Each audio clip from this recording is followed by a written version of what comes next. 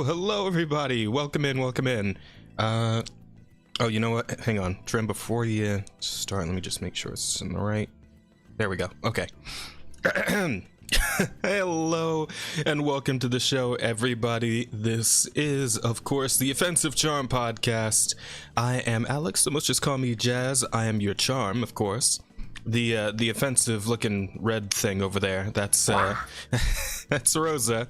Although she can't be very offensive today because she's not feeling super well, but you know, hopefully she can hopefully she can. No, it's okay. It's all right. Don't worry though, don't worry. I can also be offensive, so today could be the offensive charm. Gotcha. Also, we have the special guest today. It is Trim. I believe he is some sort of like gremlin thing. Dwarf? I'm a troll. I'm a troll. That's the one. I knew it was something along those lines. Yes, our troll friend Trim has joined us today on the show to talk about all kinds of fun stuff, which we'll be getting into momentarily. But also, Trim, if you do you have the stream up? Yeah, I do. Is it muted? Let's see, give me a second. I kind of muted the stream. You're fucking loud, so you might be hearing me. You might hear yourself. Oh, am I? Let me lower your volume. Yeah. Oh, okay, yeah, because I got myself a new interface, so I'm gonna be a bit louder than you might recall on the on the Discord side of things. But yeah, and that's a story I'll be getting into real soon. But let me actually 200. Yeah, turn it down now because that's probably not going to be necessary anymore. Is that better? Going forward. Yeah, I can't hear myself anymore, so I think we're good. But yes, everybody, welcome into episode 12 of the Offensive Charm podcast. Glad to have you all here. We're talking about a lot of what's been going on, and there has been a lot going on. As you guys probably know, I've been checking Twitter all these last couple weeks. There's been just tons of shit happening. It's crazy. Oh, yeah. That's true. I forgot I need to do that. Oh, hang on. First, let me make sure I've got the. Oh man, there's like, hang on. I gotta make sure I got like our first story up and all that stuff. You know, actually, before we get into all that, we should be going through the weeks, should we not? I believe that's typically where we start. So why don't we start there? As a matter of fact. Man, wow. We talked about a bunch of shit. Oh my god. I'll go first. Okay, go ahead. Sorry. I've been sick. Sorry. Really? I couldn't tell. I've been sick. How's that been going for you? It's better. I can actually talk. It hurts to talk, but I can talk. Yeah, I hear it. It sounds painful. I feel sorry for you, buddy. Is that still the right? Oh, that's my maybe not. Oh, where's? Oh, wait. Oh no, that's me. Don't move that. Jesus. I'll continue. I've been playing through Vampire. The game is that game's like pretty old by now, right? Yeah, it's like 6 years old. Yeah, but vampire, right? Not the Vampire the Masquerade. Yes, Vampire. Yes. With the Y instead of an I. I've been playing Vampire with the Y, and Trim's looking pixelated. I can't do anything about that. No. There's a lore explanation to this because I am. Oh, is there? There's. Essentially, when we all get our character creations in this life.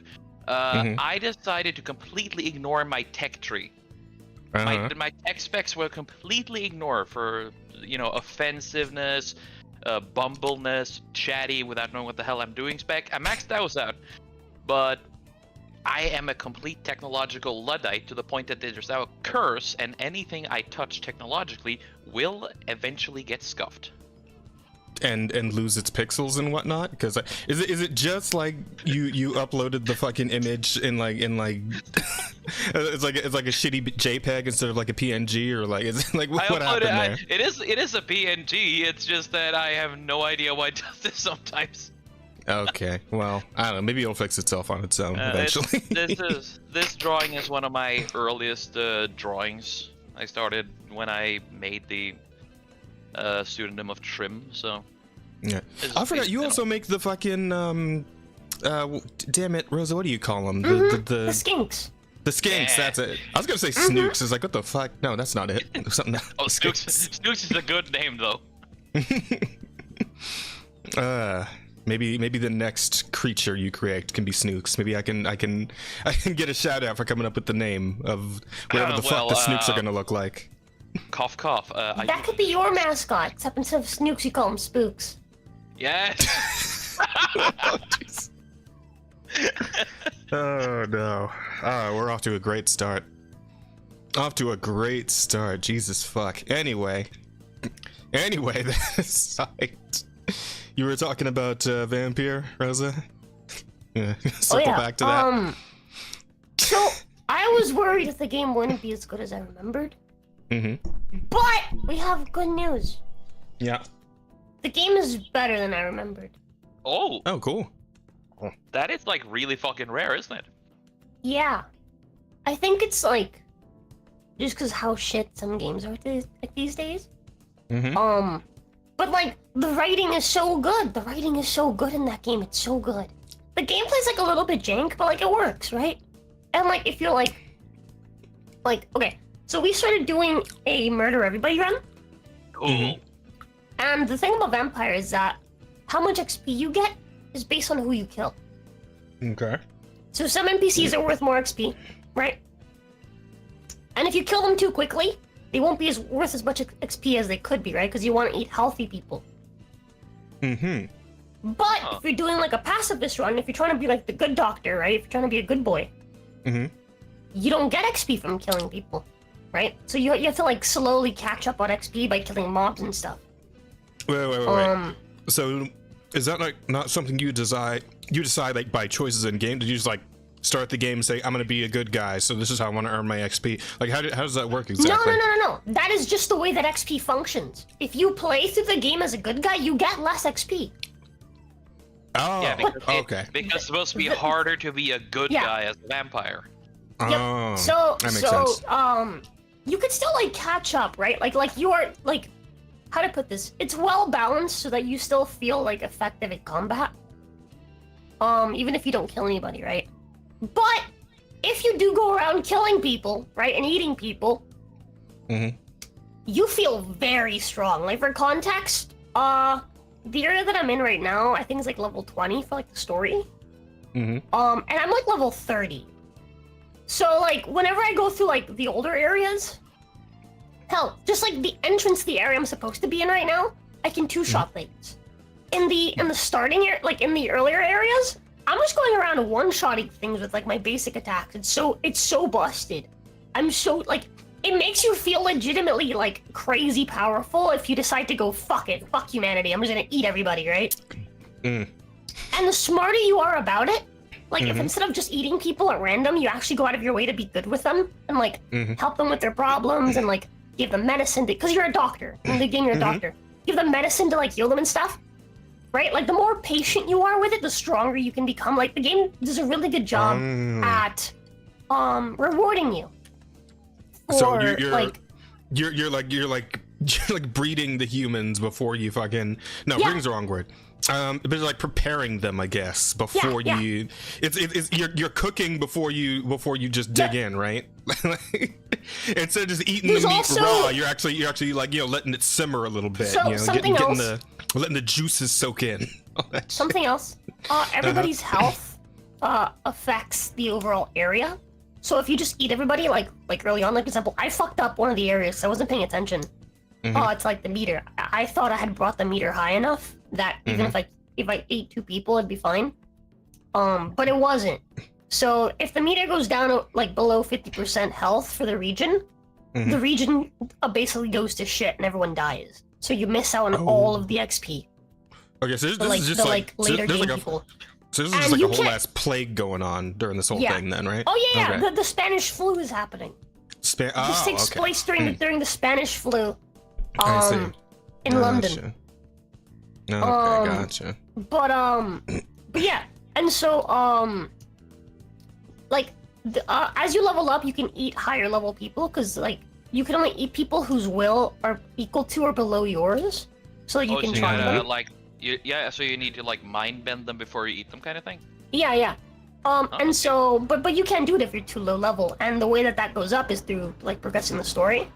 So there is like a balancing act to be had with like the health of each region, if you don't want to miss out on eating like the higher level people that give more XP.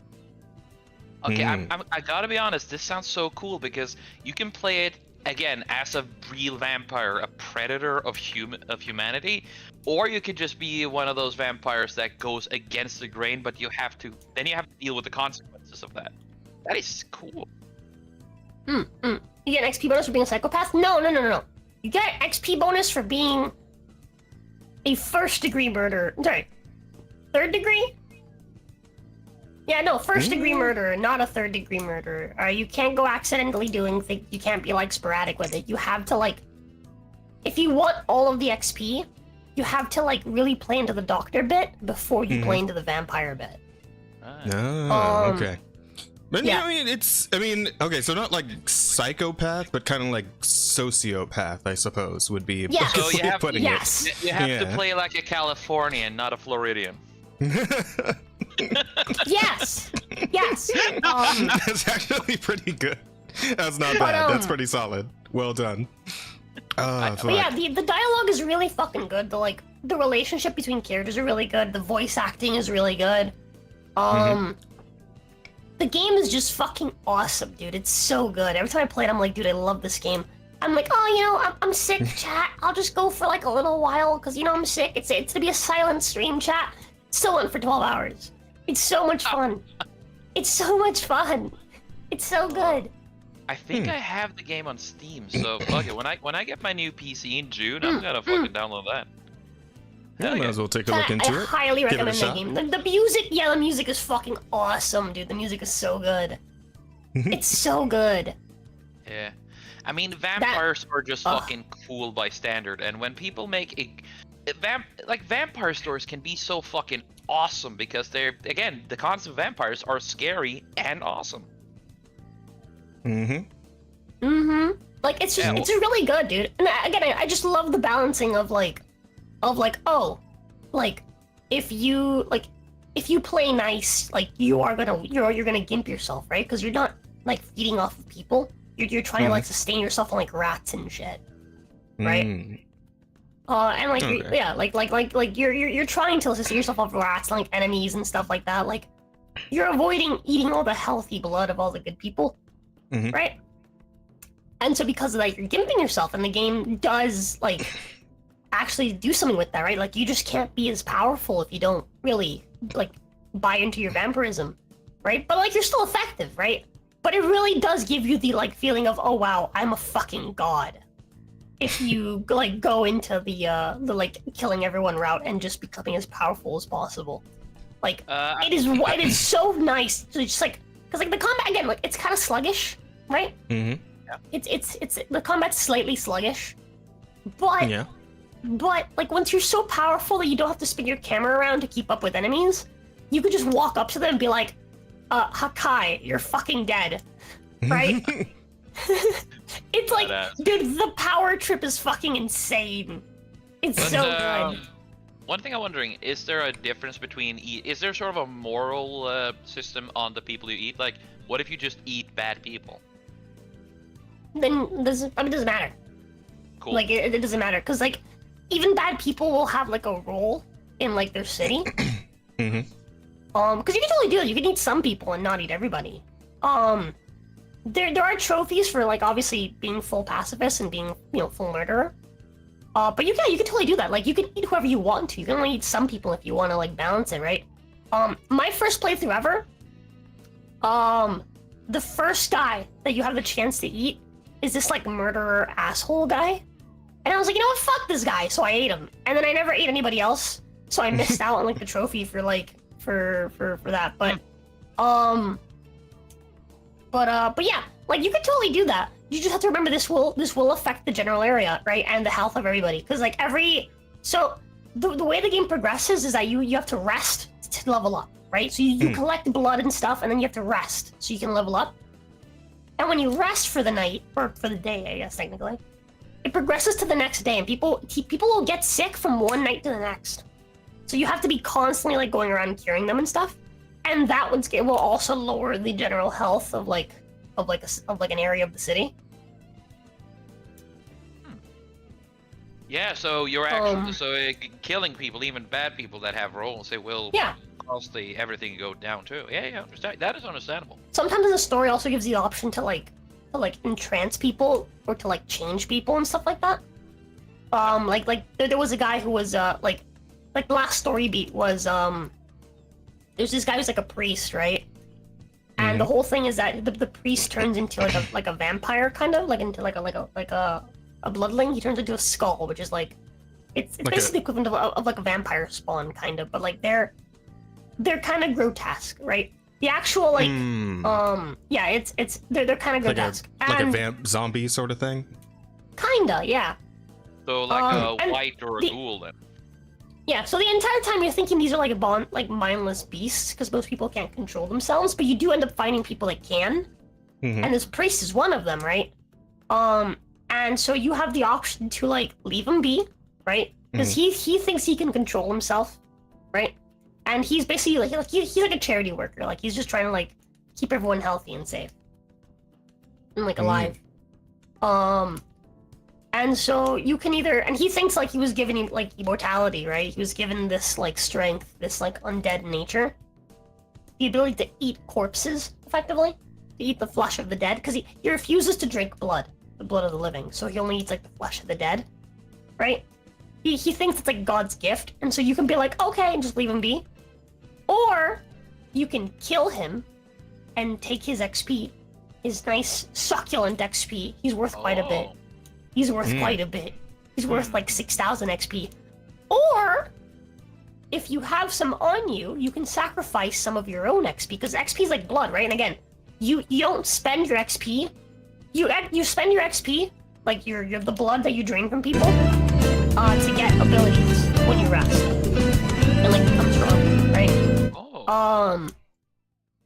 And so you can choose to sacrifice 500 XP to instead give him your blood, and then turn him from a skull to like a vampire. Wow. So there's options. I'm thinking I might do like another playthrough of this game just because it's fun. I like it.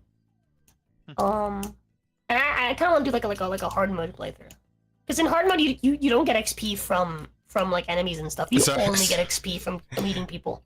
Sorry, Sir Primed. I'm fucking with a few settings in the background here, and that was an accident. My bad. That was on me. I fucked up some of the audio for a second there. I muted the stream because I'm talking directly to you, so I didn't get scared by music. Ha ha ha. Neither did I. Well, good for you guys. Yes. Hey, but yeah, this is why I need to work more on the setup before starting the stream. Well, let's be fair. It's a little bit scuffy and a little bit could do better in some things, but I'm not gonna start throwing stones here because my glass house is large and fragile. I know. Well. Yeah, hi, Helmsman and Deli. Good to see you guys. Earlier than normal, yes, it is, and that's Trim's fault. Everyone blame Trim. Yes, because here it's late as fuck. Like it's 20 minutes over 10 o'clock, like Oof. 22. Yeah. Yeah, that's fair. That's pretty late. We don't do AM and PM here. That thing confused me. We just go from 0 to 23. I got you. Yeah. All right, but yeah, Vampire. Anything else you want to talk about, or? I'm still playing the rest of the game. I don't remember how the rest of the game goes. It's been a long time, but I'm excited to play more, and I'm probably gonna do like another playthrough, like a hard mode playthrough. Because in hard mode, you don't get XP from enemies and stuff. You only get XP from killing people. So you kind of. So we're trying to do Yeah, trying to do. You could still try the pacifist run. It's just gonna be. It's really hard. Yeah, exactly. It's really hard. Kind of in the era when you had flintlock pistols and shit. Huh? Yes, there are guns. So in this game, you have melee weapons, you have guns, and you also have like abilities and stuff, right? Oh, and you have stakes. You have things you can use to like stun people. If you stun people, you can bite them. So, for example, for my build, I didn't level up my HP at all. And I'm only now leveling up my stamina. I'm level 30, right? So things can like two-shot me if they really wanted to. But they have to hit me, right? For one. Right? And you can dash pretty quick in this game. The idea is that vampires can move like so fast that you don't see them. It looks like they're teleporting. It's a fucking Wesker flash step. Yeah. Oh, that's cool. Total global and so that's how you dodge and stuff, right? But I leveled up my blood lance, so I can just shoot a blood lance that like will kill pretty much everybody in my path. I leveled up my shadow explosion, which is like the ultimate. So like if there's a guy who's like weak to so there's 4 damage types. There's shadow, blood, melee, and gun. Yes, and gun and range damage. Okay. So those are the 4 damage types, and then there's also the separate damage types, which are like stun, and I think the bite has its own damage type because no matter who I bite, regardless of their resistances, it seems to do about the same amount of like defense, like amount of damage. So I think the bite is its own thing. Interesting. But anywho, I leveled up. I maxed out my bite, so my bite does 1,400% damage. Whoa. Holy so shit. You managed to get your teeth in and they're done, essentially. Kinda. They take a big chunk of damage. Most things currently are being one-shotted whenever I bite them. I've yet to come across anything that isn't. But I'm sure there's gonna be tougher enemies that will not be one-shotted by a bite. But it does damage. On top of that, whenever you bite people, you drain some of their HP, right? So you can heal yourself. I maxed that out too. So if I bite someone, I'm back to full HP, 100%. Immediately. Biting people also gives you blood that you use for your abilities, right? Because your abilities cost blood to use. I also max that out, so I also get all of my blood back, so I can immediately start casting like blood magic if I bite someone. This feels like back when I would play League and play like an ADC, which are like the squishiest characters in the game, right? Like they're the ones who do the most fucking damage, but they're squishy as fuck, right? But they used to be there's like a stat called lifesteal in League. And it used to be that you could like just stack the shit out of that till you had like, I don't know, 40-60% or some shit, right? So like every time you actually get in a fight and take a hit, like because you have so much lifesteal and also do so much damage, you could probably heal like half of your health pool back with one hit. And by the time you get to late game, you're throwing out shots like over and over. It's fast, right? So it's like it's sort of like a glass cannon build, but it's also like a heal tank build at the same time. Like you have to get bursted. You have to get like CC'd in one shot in order to actually die, like that sort of deal.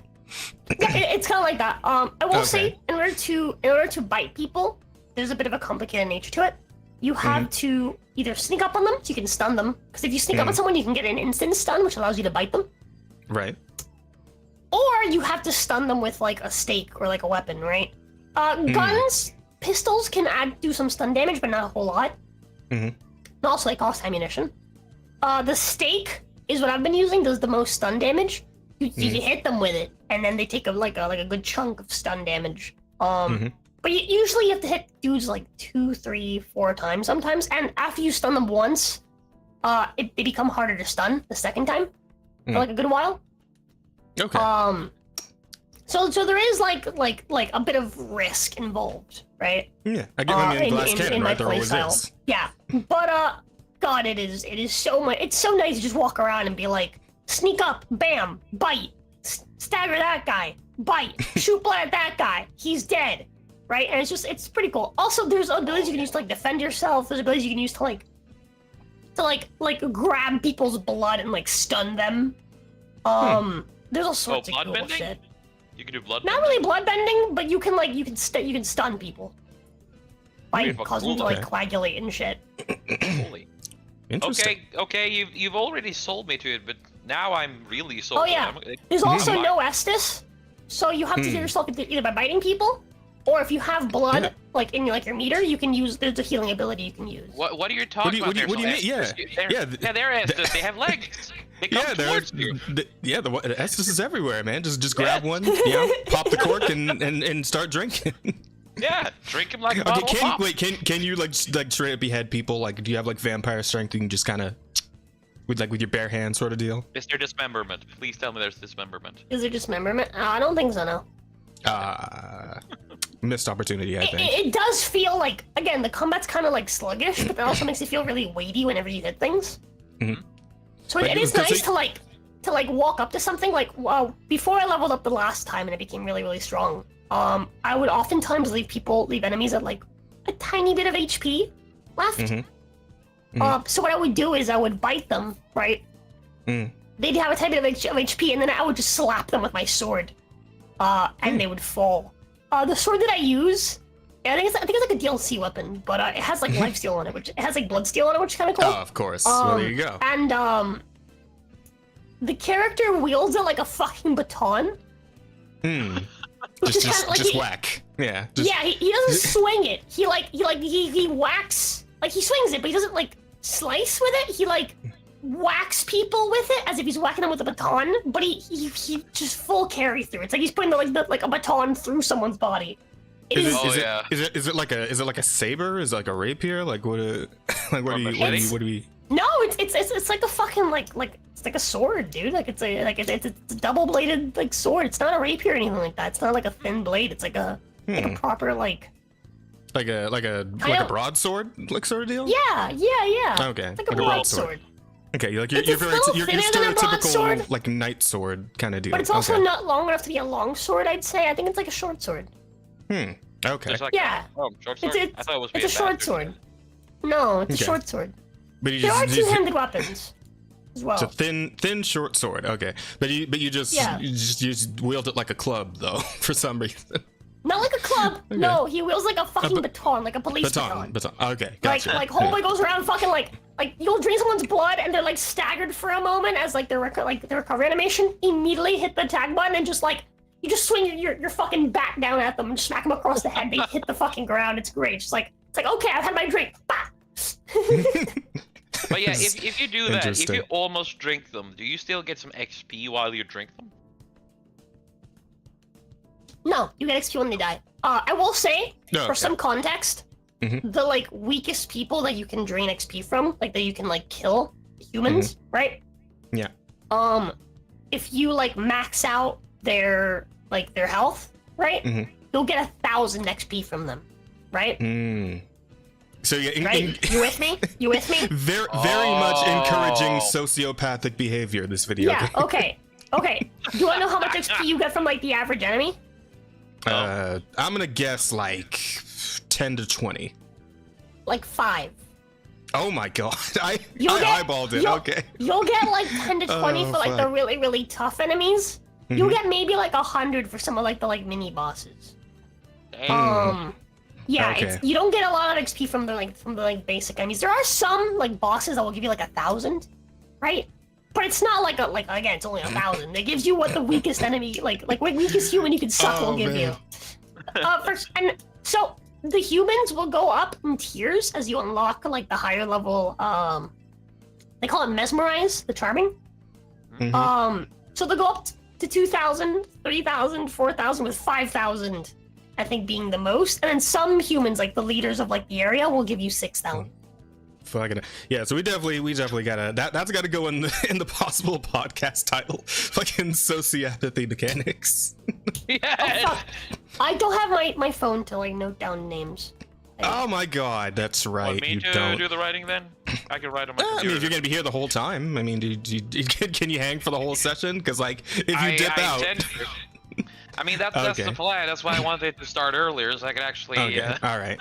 I mean, yeah, sure. Why not? We haven't had a guest do it once yet, so yeah, you'd be the first. Yeah. By all means, go ahead. All right. So we're gonna get our possible podcast house at the end from our guest Trim. Then. Oh, speaking of, as far as the podcast itself goes, guys, please feel free to. Did you set up the questions? Yep, I set up yesterday. Okay, good. Yeah, so we have the questions and answers. If you guys want to send in your questions and whatnot, we'll be answering them at the end of the stream. So please be sure to do that. Anything. What else have I been doing the last 2 weeks? Yeah, what else? I played Stellar Blade. Oh, okay. Do you want to get into that right now, or because I've also played Starlight, so I was gonna bring it up on my week. Yeah, we can get into it later. Okay, all right. Because that's I feel like that's gonna be content warning. That was fun. That was really fun. That was interesting. I have to say that because like, how to put this, the fact it's just what's it called? It's just Lethal Company, but like the added mechanic of okay, but you have to like make a cool recording out of your run. It's like that's a really interesting thing, actually. Like when you actually like do it and you're like trying to like get good clips. like we of course as like content creators we do this shit anyway, right? Like I mean more I feel like when we're like streaming, we're not really thinking about it all that much. But like when you're like going out of your way to try and like make content within a game as a content creator, it's a weird bit of, and especially since we're like streaming it too, so it's like it's definitely a weird bit of like what's the word here? What's the word I'm thinking of? Contentception? No, it's fuck. What is the word? It's strange. It's a word that means like a strange feeling. I will say the one thing I like most about it is the fact that unlike most of the fucking popular like streamer games that like do well and like it's like oh wow this game's popular, everyone loves it all of a sudden, like this is the game everyone's playing. This one doesn't make me motion sick. I can actually fucking play it. Hell yeah! That is it. Yeah, it is uncanny. I think uncanny is a good word. Uncanny is the word I'm maybe thinking of. Yeah. Yeah. I kind of want to play this game, so I hope it comes out on Steam. Jarring, yeah, jarring could be there. Yeah, that's a good word for it too. But yeah, it's just it's very strange. The last thing for me to mention on my week is that my phone broke, so I don't have a phone. And because I've been sick, Jin did his first stream on the channel, despite he hasn't debuted yet. He did his first pre-debut stream, and he DM'd for the D&D campaign. So that was the thing that happened. But I think that's it for my week. Okay. It's honestly it was a bit jarring. I did lurk a little bit on the D&D stream, and it's kind of impressive how you can go from the Rosa voice to the Jin voice, because they're. I mean, she's talented. I'm a shapeshifter. I'm a changeling. Yep. It's my natural ability. It's really convincing. Like you're a. No wait. It's not schizophrenic, or maybe you are. I don't know. Am I real to you? Am I a hallucination? Maybe it's all of us. But yeah, you're not helping the people saying you're a man, Rosa? Wait, what do you mean by not helping them? Isn't this exactly helping them? Look, I've been saying it for like a year, chat. I think he means in the context of trying to convince them that you're not a man. Like you're not helping them be able to believe that you're not a man. I think Rose is the only VTuber girl who is not trying to stop people from believing she's a 40-year-old fat guy. I keep telling people, like, all VTubers are. Yes. Yeah. It's true. Yep. Everyone on the internet is a man. Really. Sargon said it, so it must be true. Yes. Oh, by the way, do you know Sargon now is canon in Warhammer 40K? We were gonna get into that in the news, but yeah, that's pretty funny. And they made him like super fucking cool too. Dude, like he's got like he's cool. He's like a slave master in like power armor wielding two fucking like chain axes. Swords and massive fucking. No, they're chain axes. So they're even cooler than chain swords. Like fuck, he's so cool. And the image I get, right, is that he has this Vox caster. He's got this Vox thing in front of him. So imagine like this huge. Do you know who Immortan Joe is from Mad Max Fury Road? I have not seen it. Yeah, Immortan Joe is a character from a movie called Mad Max Fury Road, and the image I got was a Immortan Joe who is just buff, ripped as fuck, and enormous with chain axes. Sargon's so canon, Lamau, yeah. So one of them, you know, very leftist, fucking activist writers over at Games Workshop or affiliated with them. I don't know if they work directly under them, but you know, the content that's like, you know, just the writings and stuff, like the side stuff. for 40K. Apparently this book actually, the book in question actually came out in like 2020, and someone just now like found this and picked up on what exactly was happening, and then that post ended up going fucking viral because it's like the character's name is like Sagan Arcad or some shit. So Sagan Akkad. It's the worst fucking it's not subtle at all. It's like a 5-year-old trying to be subtle. Wow, dude, I can't believe this leftist was secretly based the whole time. Yes. He infiltrated them. What a Chad infiltrator, chat. Oh, wow, man. He's so cool. What was mean, that? He says it wasn't on purpose. He says he is a leftist. Dude, he's so good at pretending to be a leftist. Look at him, man. It's not just that. We have a man on the inside, chat. So chat. That's what you do now. You see, chat. This is the plan, okay? We every time that like one of these fucking morons or something accidentally based, you just pretend like oh yeah, I know that guy, dude. Yeah, that guy's my friend. Yeah, dude, he infiltrated them. What a Chad. He's so cool. And then like that, they'll lose their fucking jobs. Yeah, and like, but also proves you should listen to what this dude thinks about this and this. Like, oh god. But yeah, it's that he's actually a leftist. He's just dumb. No, he's just pretending to be a leftist, guys. Come on, he is dumb. Like he's obviously just pretending. Everyone knows he's pretending. I know that guy. Yeah, he's friends with Sargon. That was his plan from the beginning. What a Chad. Oh. And they'll get so mad. They'll be like, no, I'm not. It's like, yeah, you are. Look at you. You're so good at lying. You're such a good liar. It's like, no, I'm not. You're so good. Look at you. It also proves they don't know their own lore. My favorite little racist. They made him Corn, Blood and War, not Siege. I don't know how to pronounce that fucking word. Trickery and Chain. So they don't even do their own propaganda, right? No. I don't know much about 40K, so I can't speak on all that, but it is pretty funny. Though to their credit, they did. If they really wanted to make fun of Sargon, they would have called him Sargon D's. Yes. Oh Bro, my god! When I first heard of Sargon, hold on, real talk. When I first heard of Sargon, it was on stream, okay, with Arch. And I legitimately, I didn't think that was a real. They kept talking about this Sargon person. I felt like I was like, they're trying to bait me. I'm not gonna fall for it. And they're like, Rosa, like I can't remember what it was, but I was like, Sargon these nuts. Because I legitimately thought they were trying to bait me into a joke. I did not think Sargon was a real person's name. That was like the height of like that being thing. Like I was playing fucking Elden Ring still, and people would come in and try to get me with that joke. I legitimately thought they were trying to get me. That's pretty good. That's honestly pretty solid. Fucking hell. Yeah, man, it's just, but like, as the moment like Sargon D's it becomes a canon to 40K is the moment like Star Wars just goes ahead and puts like a character named Glub Shido, right? Like, just make the meme real, right?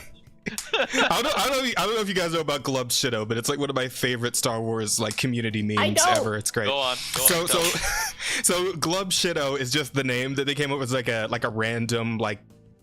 Basically like AI generated like Star Wars character name, right? Because like Star Wars characters' names are all kinds of weird, goofy, like sci-fi sounding shit, right?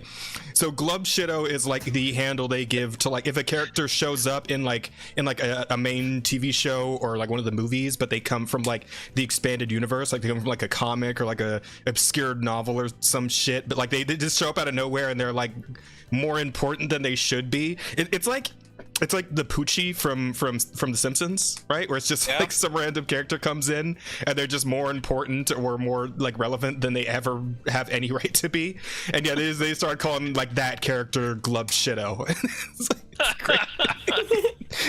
Oh, that's great. My god. I want there to actually be a Glub Shido somewhere in Star Wars. I feel like there was one guy with like whose name was like really close. Like there's a guy who's like a goofy ass sounding name. Like, I think it was the dude who had like squid tentacles on his head, the green guy from the prequel movies. Yeah, Kit. The fact that his last name is Fisto, I don't know, man. Yeah. I probably didn't laugh about it the first time I heard it because I was only like 12 or something, and I didn't have extensive deep internet knowledge as I do now. But yeah, I definitely laugh at it every time I hear it. Like nowadays, fucking Kid Fisto. I don't know. There's a lot of good names there that just oh boy. Yeah. That's pretty good. So yeah, that's congratulations to Sargon, honestly. Like what greater honor could there be? Like even if they made him a slaver, and I know also like in the book they end up like having the slaves gang up on him and like choke him to death with his own chains or whatever. He gets Jabba the Hudded. Yeah, essentially. Yeah. But like it's still pretty fucking cool that he managed to make it into 40K lore when Games Workshop like fucking hates him. Though. They made him super cool. Yeah, like there's a whole bit about like somebody tries to shoot him, but they like miss and like hit his chest plate, and he like staggers back, but he just starts walking forward again. It's like, fuck, that's a cool image. That's really fucking cool. Oh man, I miss old Star Wars. Yeah, we all do. Yeah. Shock T. Yeah, I mean Shock T is like that's an okay like. That's not like a goofy sounding like sci-fi name. Yeah. That's a pretty normal sounding sci-fi name. If it was to be a goofy, his name would be Twista. Twista. Twista. Oh, Twista. Testicular torsion. No, do you guys know what Twisted Tea is? No, I do not. What is that? Hold on. Explain. Hold on, I'm gonna go find it. Oh, okay. He's a slaver in 40K. That's like 90% of named characters. Yeah. Pretty much. Well. It's almost like it's extremely fucking weird that like leftists are trying to put leftist values into fucking 40K of all things, right? Why 40K? War is in the fucking name, man. Like, I mean, in it's 40K, not well suited. In 40K, for the Imperium of Man, the cheapest fucking thing is human lives. You don't matter in the great machine that is the Imperium, because it has to be that way. If not, we get fucking eaten by Tyranids, brutally beaten to death by orcs, who are all just essentially football hooligans on steroids. Twisted Tea became a home name like brand, right? Like everyone knows it. It does sound very familiar, actually. It does. Overnight, because of this meme. Well, because of the video of this happening, basically. Not the edit, but the actual video. Hang on. Let me jump to present.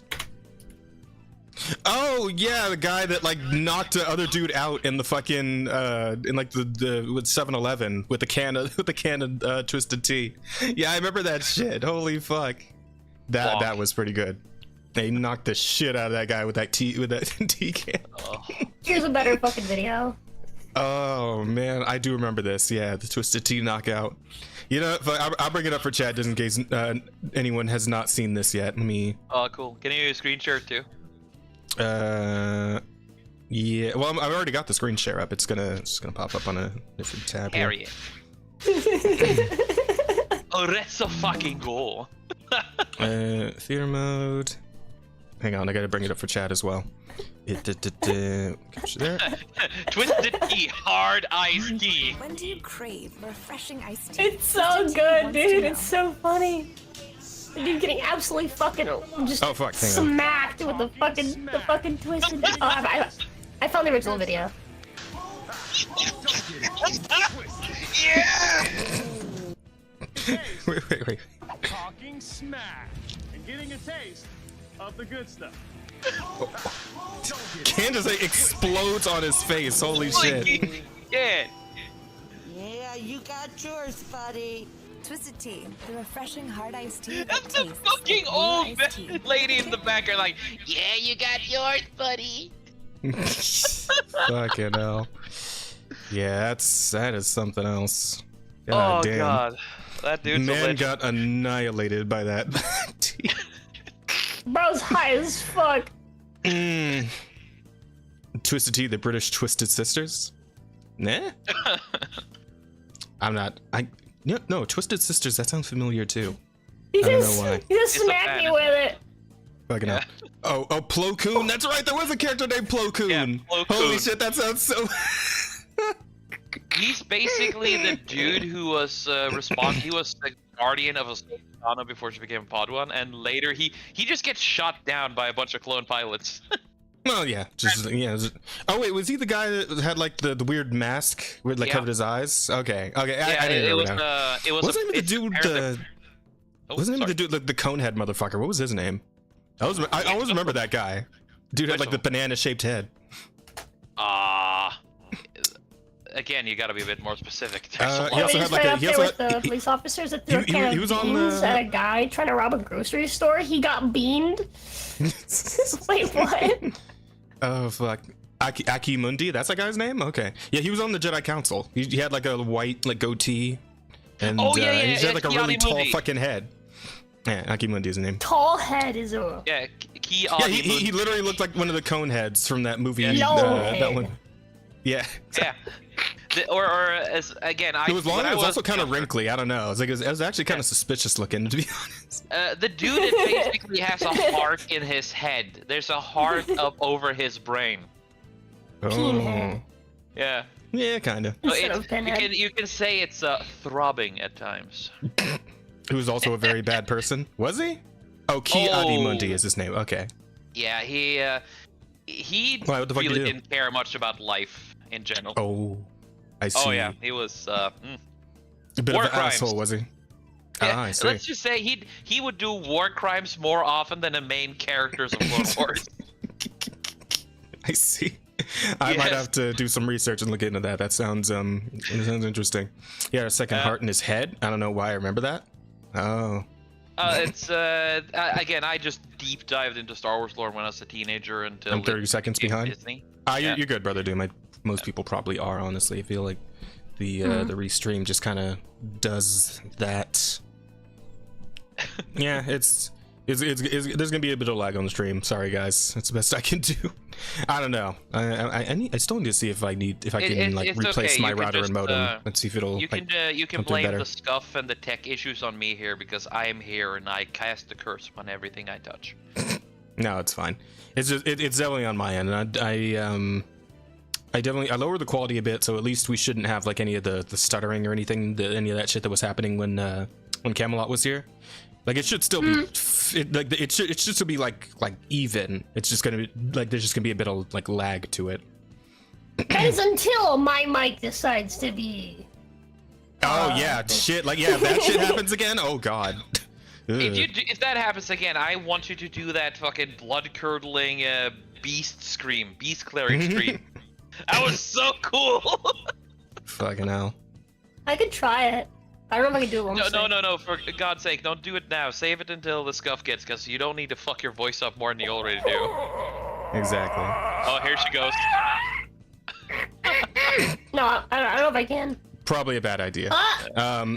Probably a bad idea. Let's not. Yeah. Trim. Why don't we move on to your week, Trim? Because you've had some stuff happen. Weeks. Yeah. Last two. Yeah. What have you been up to lately? Essentially, I've been moving to my old hometown, so I'm back home. Cool. Where's that? What's your address? Well, you see, it's Go Fuck Yourself Road in motherfucking Lane. I see. Oh, I imagine Sam L's on the same street then, or?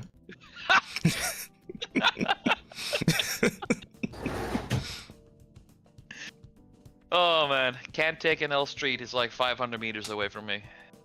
But yeah, it's been a pretty decent week. Yesterday I was doing a Transformers themed stream with Chris Everard. Yesterday, you know, the Belgian dude.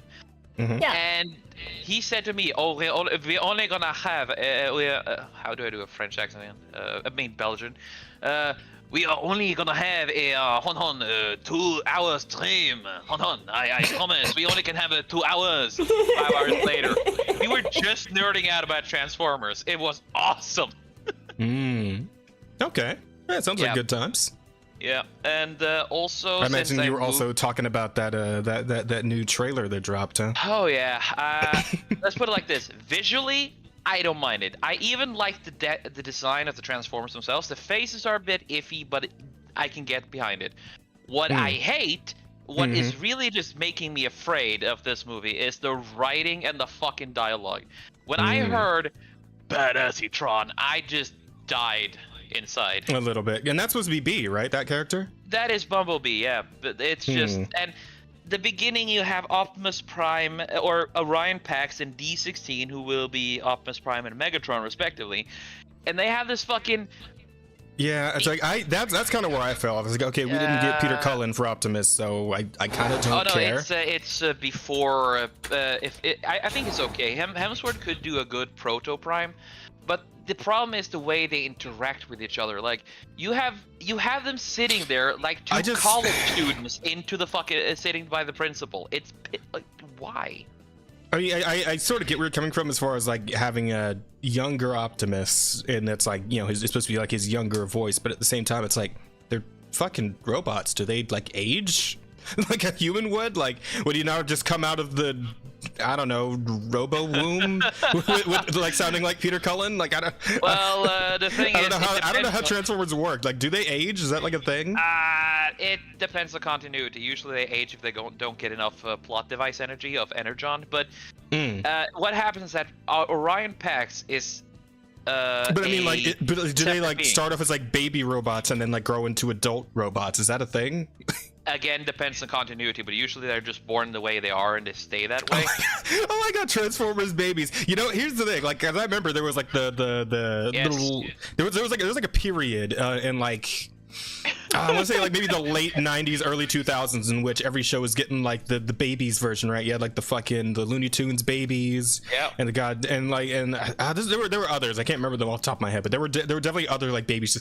Transformers babies, man. Maybe I would have watched that. I might have given that a chance. I mean, the closest thing you get to Transformers babies is Minicons, but they made that into a Pokemon parody instead. So. Oh, okay. Transformers Armada, but. Yeah, just quickly to point out, because I'm a nerd about it, I need to answer it apparently.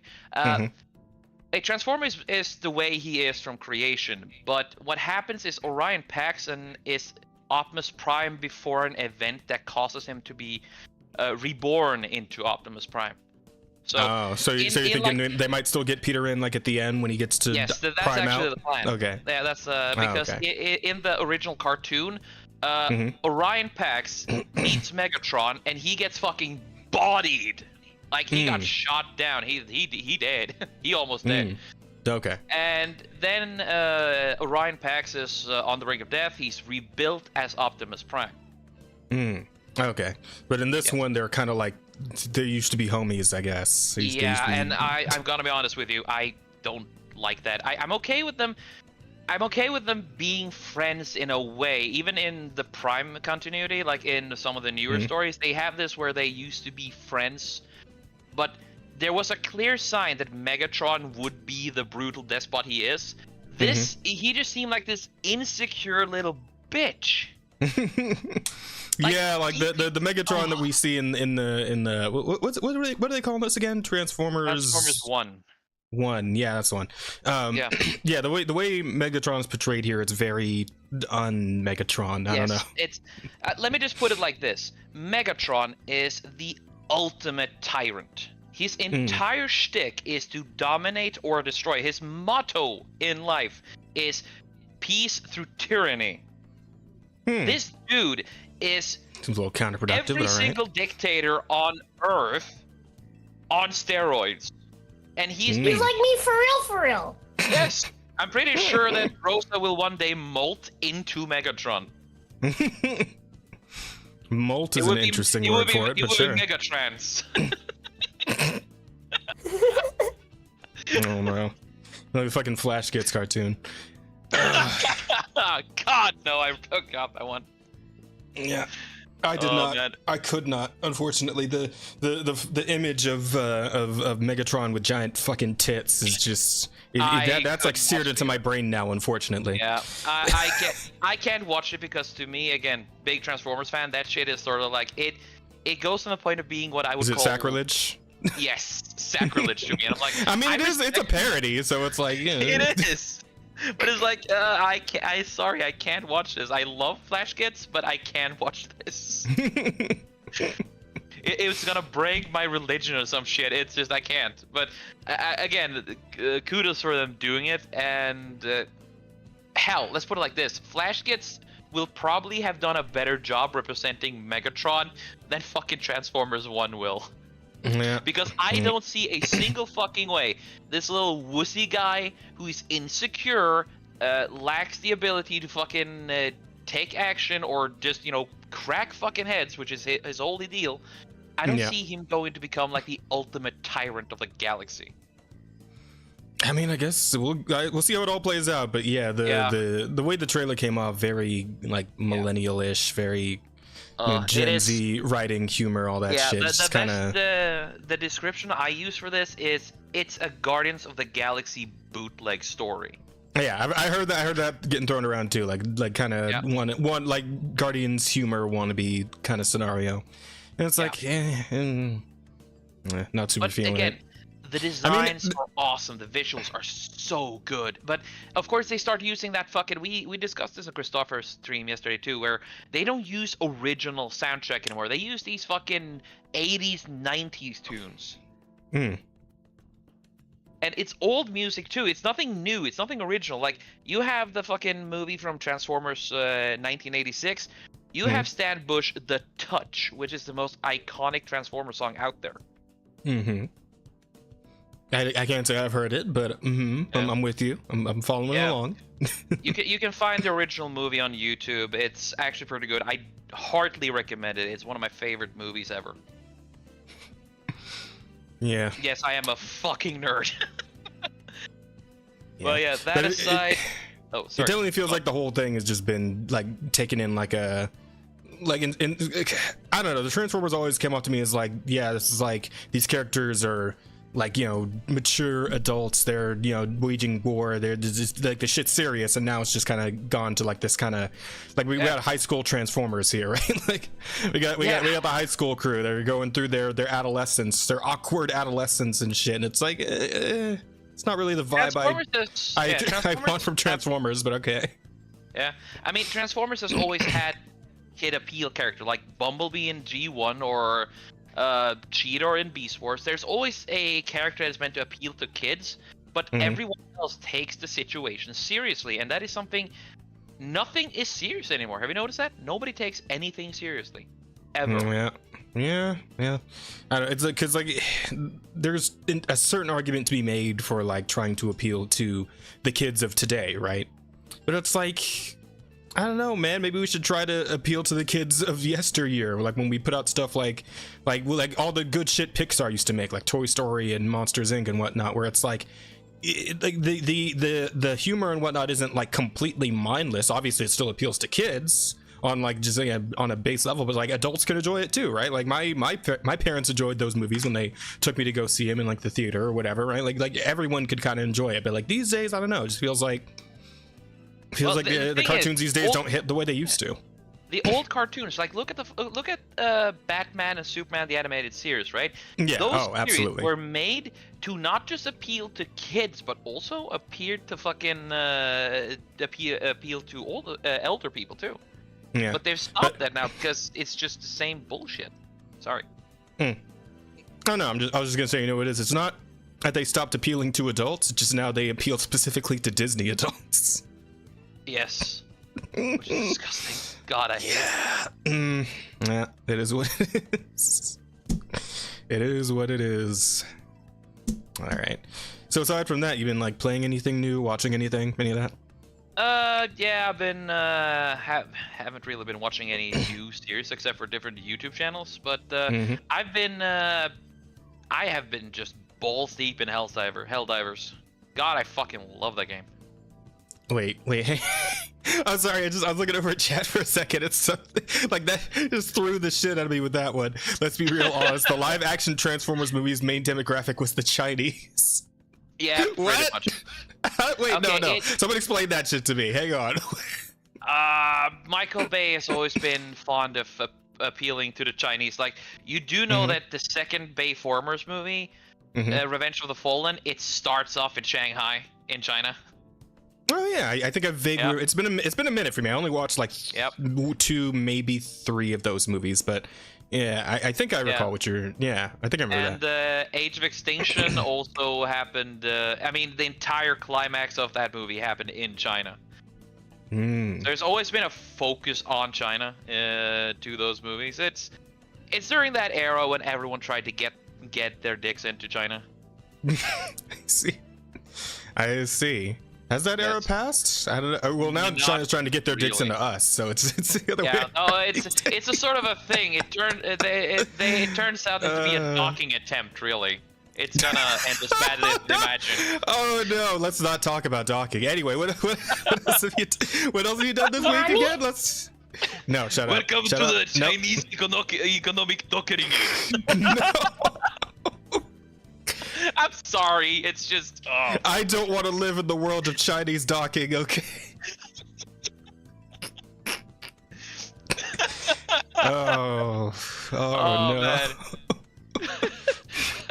Hey, maybe that's another idea for another name for this one. Chinese docking. Yeah, you're starting to get it. You're starting to get it. You gotta be clever though. You gotta figure out like a clever way to include Chinese docking into like a title. But you're getting it though. You're getting it. Yeah. Docking is an important part of bus. The saga of the Chinese docking. The dystopian future of Chinese docking. There it is. That's it. There it is. Okay, wait. What is it? The dystopian future of Chinese docking.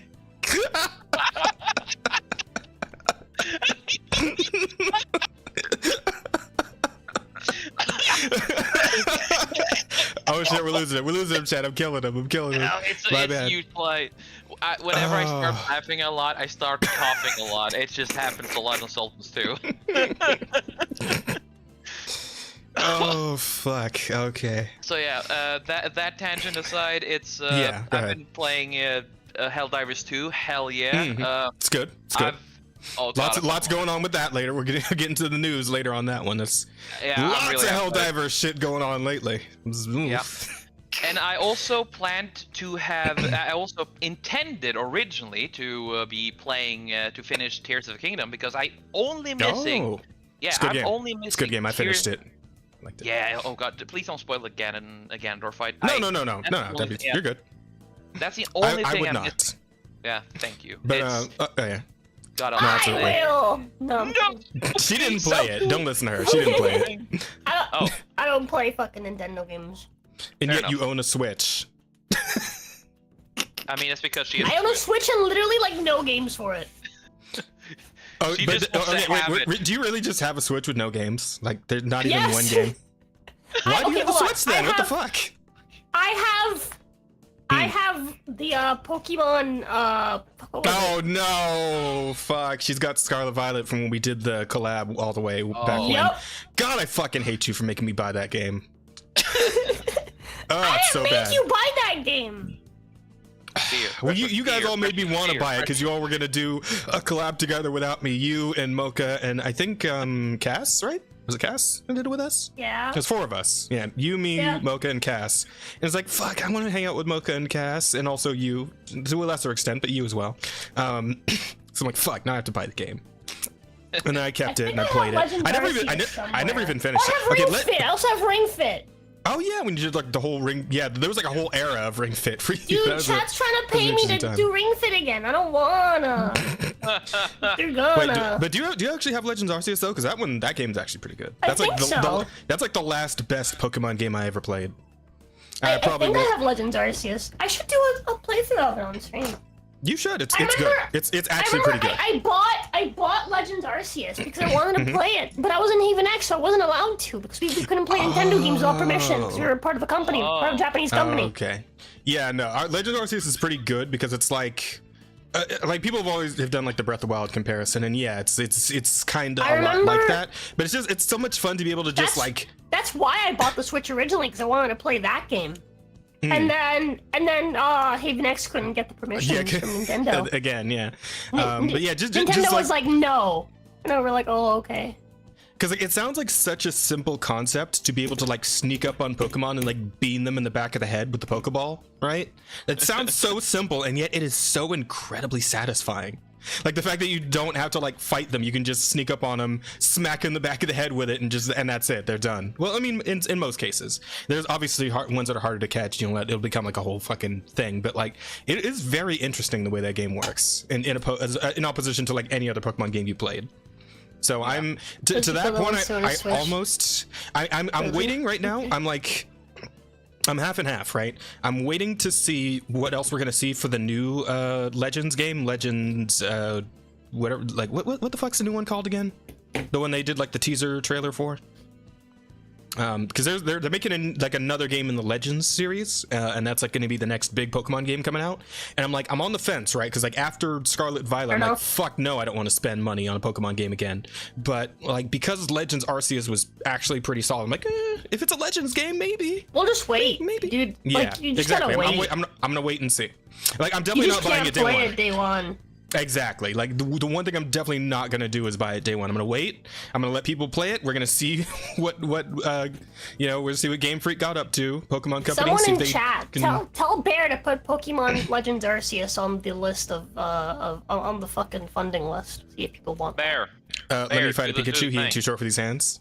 Okay, so you don't get to like actually hit Pokemon like you do in like Power World, but you can like just like you can sneak up on him and just like beat him in the back of the head with a Pokeball. So that's pretty fun. I'll that's have cool. you know that the Pokemon trainers are of a higher pedigree of owner, where they have the slave. I mean, Pokemons do the fighting for them.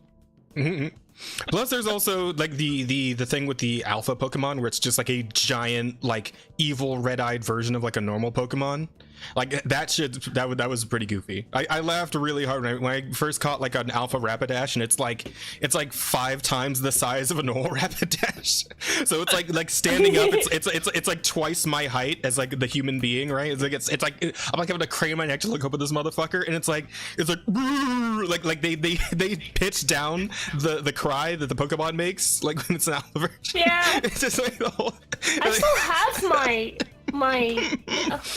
Oh man, it was really funny. I think I do. Let's see.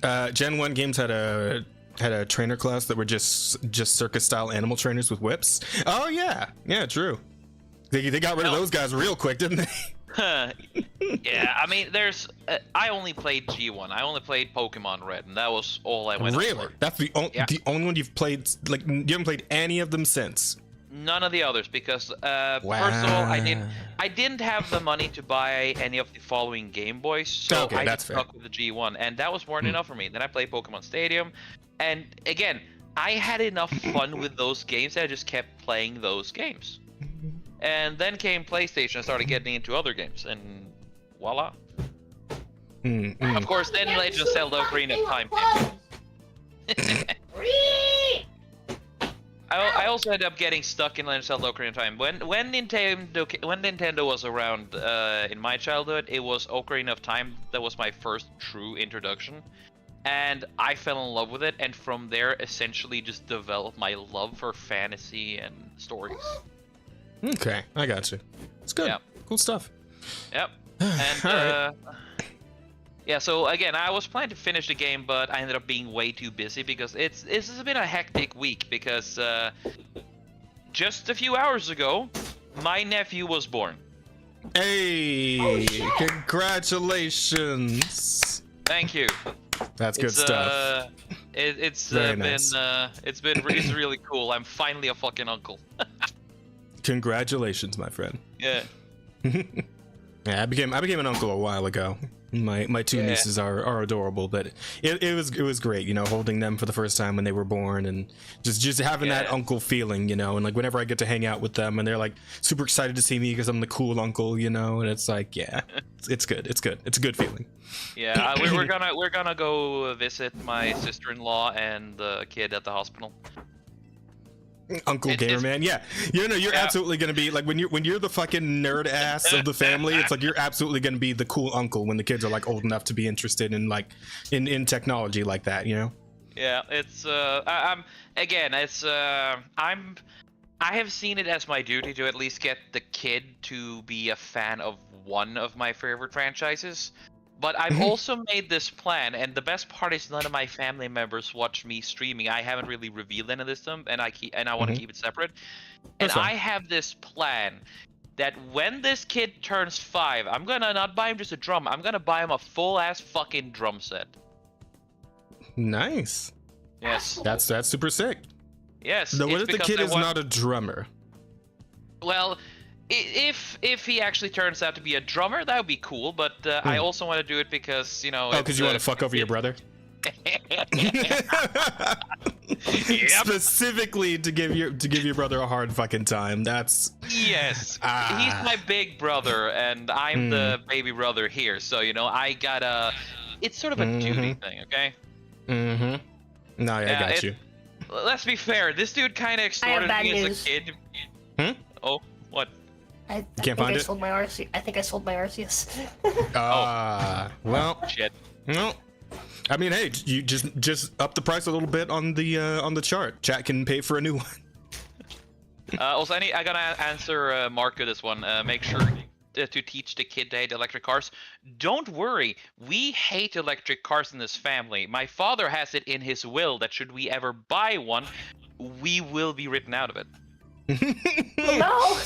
That's dad- next level. Holy shit. Oh yeah, my dad actually gives. He's one of those environmentalists who actually do care about the environment. Is like he actually started crunching the numbers because it was in discussion with someone. He just started just looking through, and he came up with a fucking sheet, like a spreadsheet, showing that it's more fucking damaging to the environment to make an electric car than you drive a fucking gasoline car.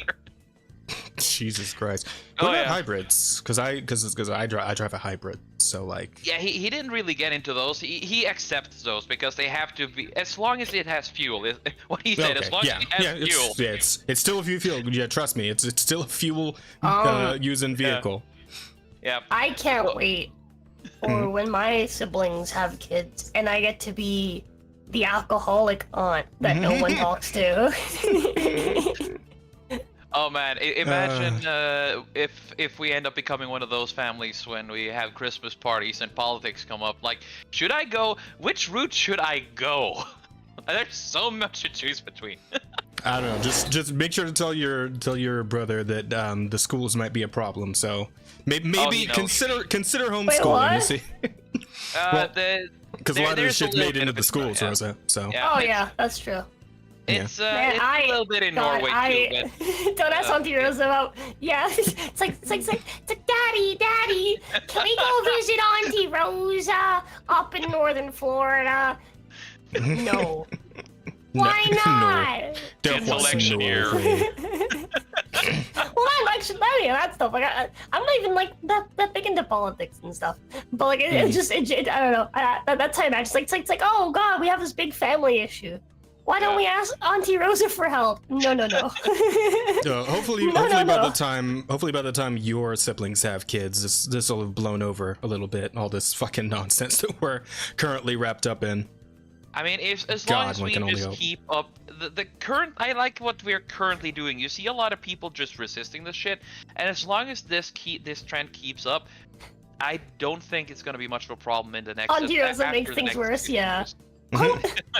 Auntie Rosa thinks that all modern problems require old school solutions. I mean, let's. I'm just gonna bring in a Sultan's classic when it comes to a certain type of person who believes that kids are on the menu. Chippers, wood chippers. Yep, wood chippers. Yep. And depending on how Auntie Rosa fixes most problems with a fucking cigar and a baseball bat. You know. Not necessarily in that order. Nope. You can get creative. You can get creative. It's I'm pretty sure I'm gonna be one of those uncles that if anybody tries to fuck around with these kids, I don't care. Let's put it like this. Fuck around with my family. Norwegian prison ain't that scary, okay? I get a 3-star hotel with education. Free It is education. European, so. I can't go to fucking Norway and like rob someone. Yeah, you'll. Oh, you but come you'll to get California and deported back rob to someone. Florida. Yeah, It's you'll basically get legal deported here. back to Florida. That is true. I could probably. Dude, if I Look, go to as long as you California, keep it under I- a certain amount of money, you're fine. yeah, I'm just gonna go building to building, collecting my taxes. Bro, it's like this is how you know I'm Paragon, right? Because like I've been thinking about this like every time I go into a store lately, where I'm like, man, I could probably just like shove these Skittles in my pocket and just walk out. They're not gonna do anything about it. They're not gonna tell anybody. What? They don't give a shit. Why But it's like, but I have put them in your pocket? Just be like, just fill the grocery bag and walk out. You know? Just yeah, like, exactly. I it's like, could. alright. I probably could if I wanted to. But I am Paragon. Even if stealing is technically legal, it's still morally wrong, and so I will abstain because Look at him, I am he's Paragon. paying. Yeah. Look at him. He's You're actually an paying money. You're an honorary. We get to the point where it's just like there's like a bunch of people in the store, and it's like I'm going to the self checkout. They all just start like taking the piss out of me because I'm actually paying for the shit before I leave. It's like, God damn it! At that point, I know I gotta leave California. Look at this, brother. Look, he paid for what he's getting. Like I died in prison. He murdered a pedo. Those Man, are fucking... I You can't murder a pedo because murder implies that you killed a person. Exactly, and We pedos. call it hunting where I come from. No, it's called pest control. Like, again, pedos are like commies. They are people shaped, but they're not really people. Exactly. Yes. Mm-hmm. Fucking hell. Oh, yeah. So what else is going on in your life, Trip? Pretty much that's it. I'm currently trying to fix my Steam setup because the new Wi-Fi in my new home, it decides that it hates the app I use to show the screen through my PC, so I can't really do recordings and streams anymore. So I've been buying a lot of fucking technical doodads with the guiding help of my... Hunting without a permit. It's I have this Australian dude called Besic, and he's my technological wrangler. So I've been following his lead on the stuff to buy, and tomorrow we're gonna see if we can wrangle this shit together, or he can make me wrangle this shit together, so we can actually do streams again. Yeah. All right. Cool. Good stuff. And that's it. All right.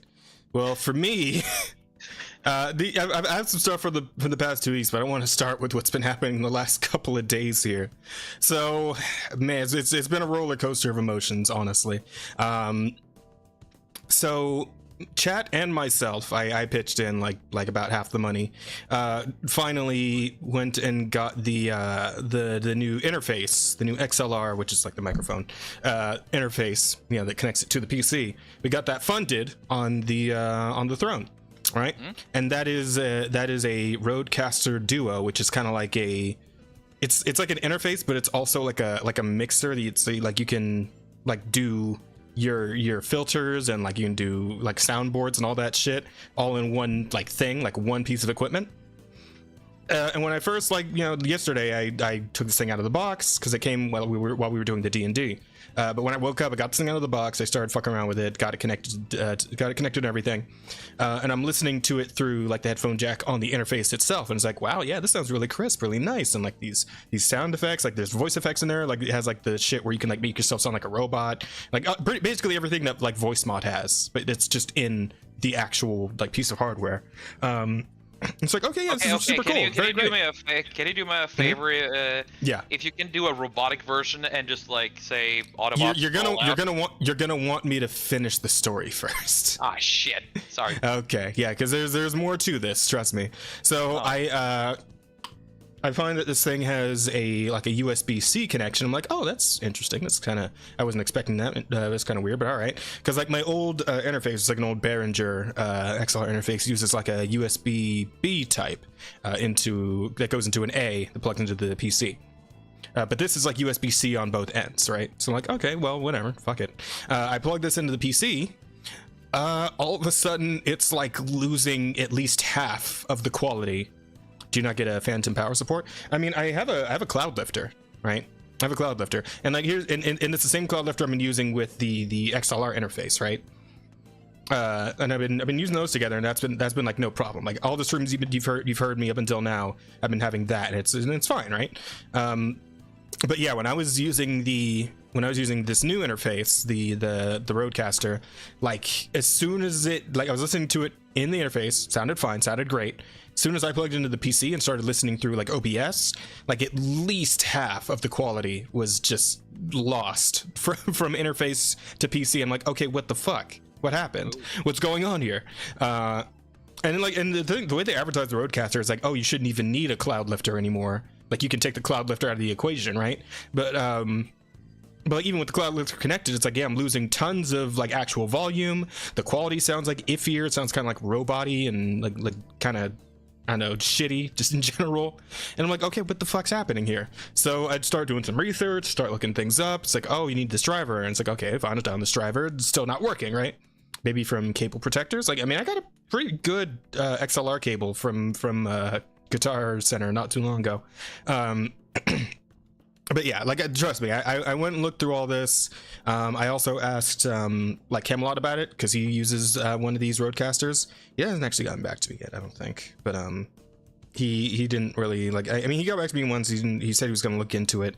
Maybe he's still doing so. I'll see if maybe there's some sort of fix for this. But as far as I can tell, it seems like one of those things is like, okay, this is like because you ever have one of those things, Rosa, you've definitely probably been here. It's like as a content creator, you usually have this come up at least once, even if you're only doing it as a hobby, or it's like you run into a fucked up technical issue and then you like narrow your eyes and you're just like, this is something I'm not going to be able to fix with my current level of technical and hardware knowledge, isn't it? Yes. And this was very much that. I say that. I think that every time. Yes. Well, I mean, there's certain things. Me in my mirror wrap. I get that. There's certain times where it's like, okay, maybe I'm just missing this piece of this thing, or I'm missing like this driver or this program. I can fix this like via the software or the hardware. Like sometimes there's something I can do, right? Like for example, when my little trigger broke in my PS5 controller, it's like, okay, let me look it up and see if there's like a way to fix this. It's like, oh yeah, dude, you can literally just open up the controller, buy these little hinges on Amazon, socket that in there, bam, you're done. And I did it, and I fixed my PS5 controller that way. This is not that. This is just fucked. Hammer fixes all. Yeah, no, I'm not. The thing's like $500. I'm not taking a hammer to it. What the fuck are you talking about? But anyway, yeah, so I tried everything I could think of. You know, I tried getting a better cable from like Best Buy, you know, like a Thunderbolt cable. It still just wasn't going through, and it's like, I don't know if maybe it was just I got a faulty unit, and it should sound better than it does. Like everything else about the unit seemed to be like fine, right? Like it sounded fine when I plugged it directly into the unit itself. It's just when it got over to the PC, that's when everything got fucked up. So I don't know. Could have just been on the hardware end. Maybe I got a faulty unit, because it seems like it does happen to some people. But I can't say for sure. On the other side, so I'm like, okay, well, fuck me then. I guess I got to do the podcast tomorrow. I need a working microphone setup. I'll just plug the Behringer back in and just do that. And then I did that. And then OBS decided it didn't want it anymore. And I'm like, what the fuck? What is happening? No! I can't even go back to my old microphone, the one that actually does work. The good interface. And so that's just like broken now. And like everything, like, I mean, it's kind of been having issues for a while anyway, where like, Rosie, you know about this, where we've done the last few D&D sessions, sometimes my voice just like falls out all of a sudden. Yeah. And I'm pretty sure that was something on the interface's end. I think it might have been the cable. I could probably like replace the cable and be fine. But I'm like, okay, but you know what? I still want to get like a better fucking interface, right? I still want a better one than the one I've been using this whole time. So I decided to get up earlier this morning. Well, early as the store is open, because apparently Guitar Center isn't open until fucking 11 a.m. But I head over there. I grab a what is it called? Focusrite? Yeah, Focusrite Scarlet Solo, which I believe is the same one that Miles uses. Like, he mentioned it to me a while ago. I do a bit of research. Seems like it's like solid overall. They're like any negative reviews are extremely rare. And I'm using it right now. Like, this is what I'm using to talk through the mic currently.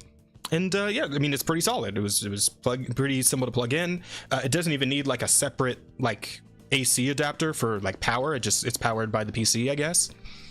which is nice. So like and it's very small. It's very compact. I can actually fit it on my desk without like having it crowd my my mouse or my keyboard or anything like that.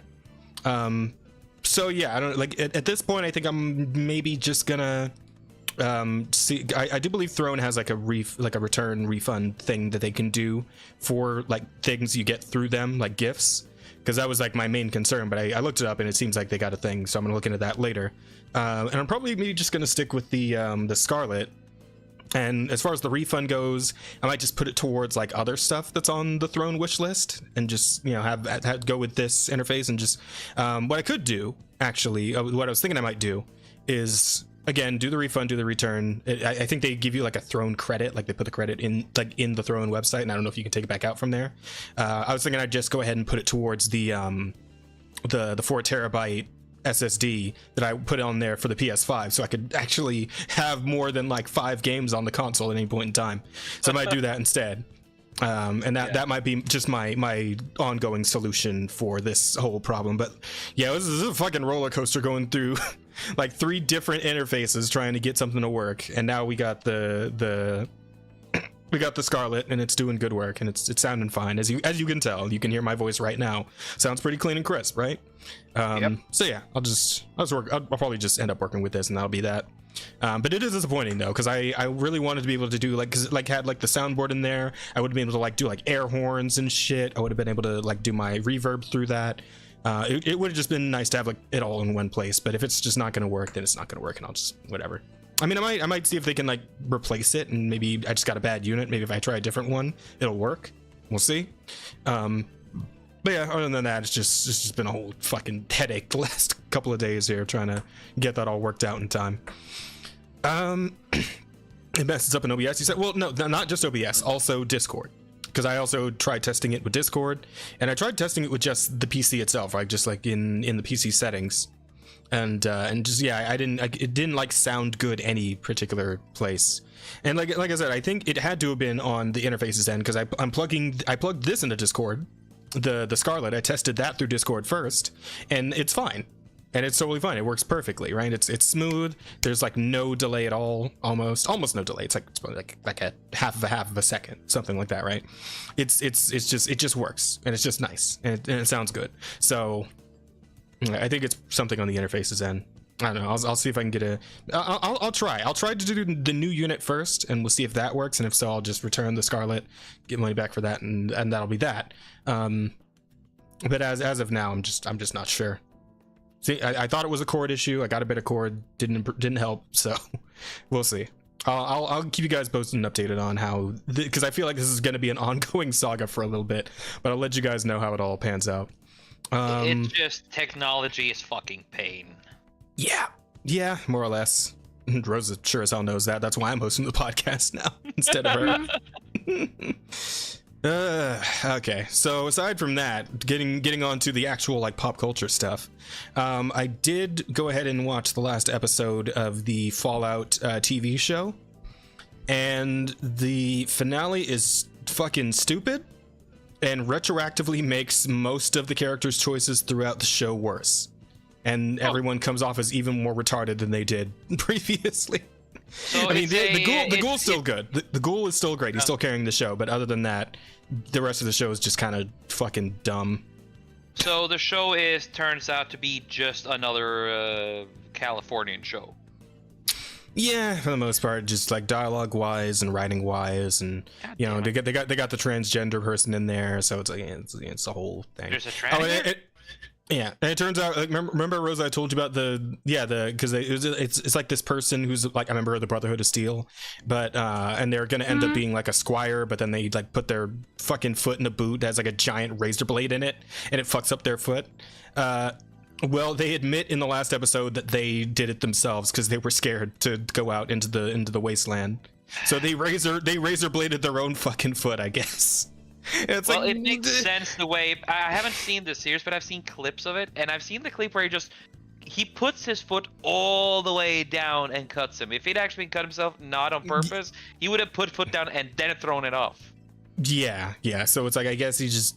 But it's like, holy shit, you feared going into the wasteland, so you like mangled your own fucking foot and ankle, and it's like, yeah, this was the plan.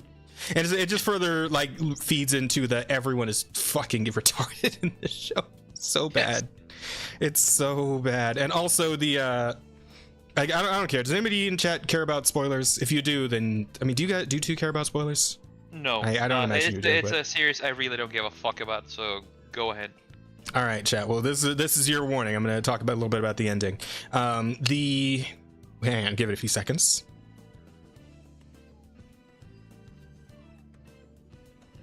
Okay, so the villain that shows up in the first episode, that like shows up in the main character's vault and like kills all the people and like kidnaps her dad and whatnot.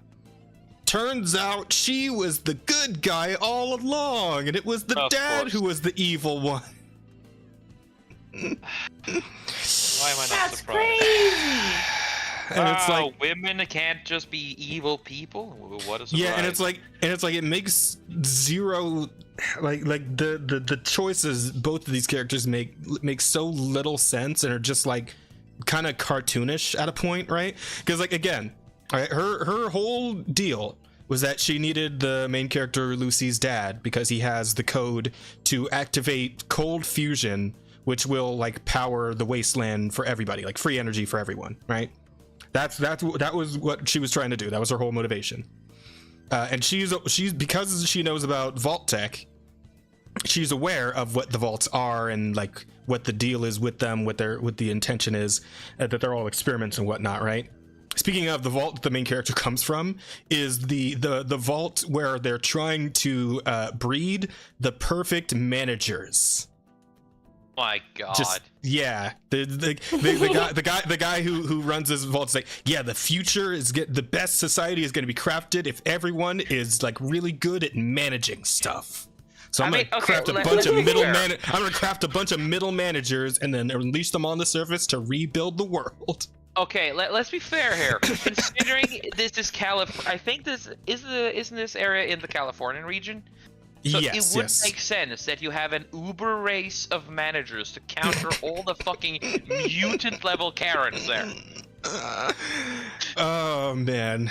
Well, anyway, but yeah. So basically, what happened with him, the reason like he is like kind of savvy of the outside world, because he left the vault once, back when Lucy was like a little girl, like a toddler, because her mom found out what was going on with the vaults and everything and decided to run away, and she ended up in Shady Sands, which at the point was run by the NCR, right, which is a different faction Fallout series, the new California Republic, I believe is what it stands for.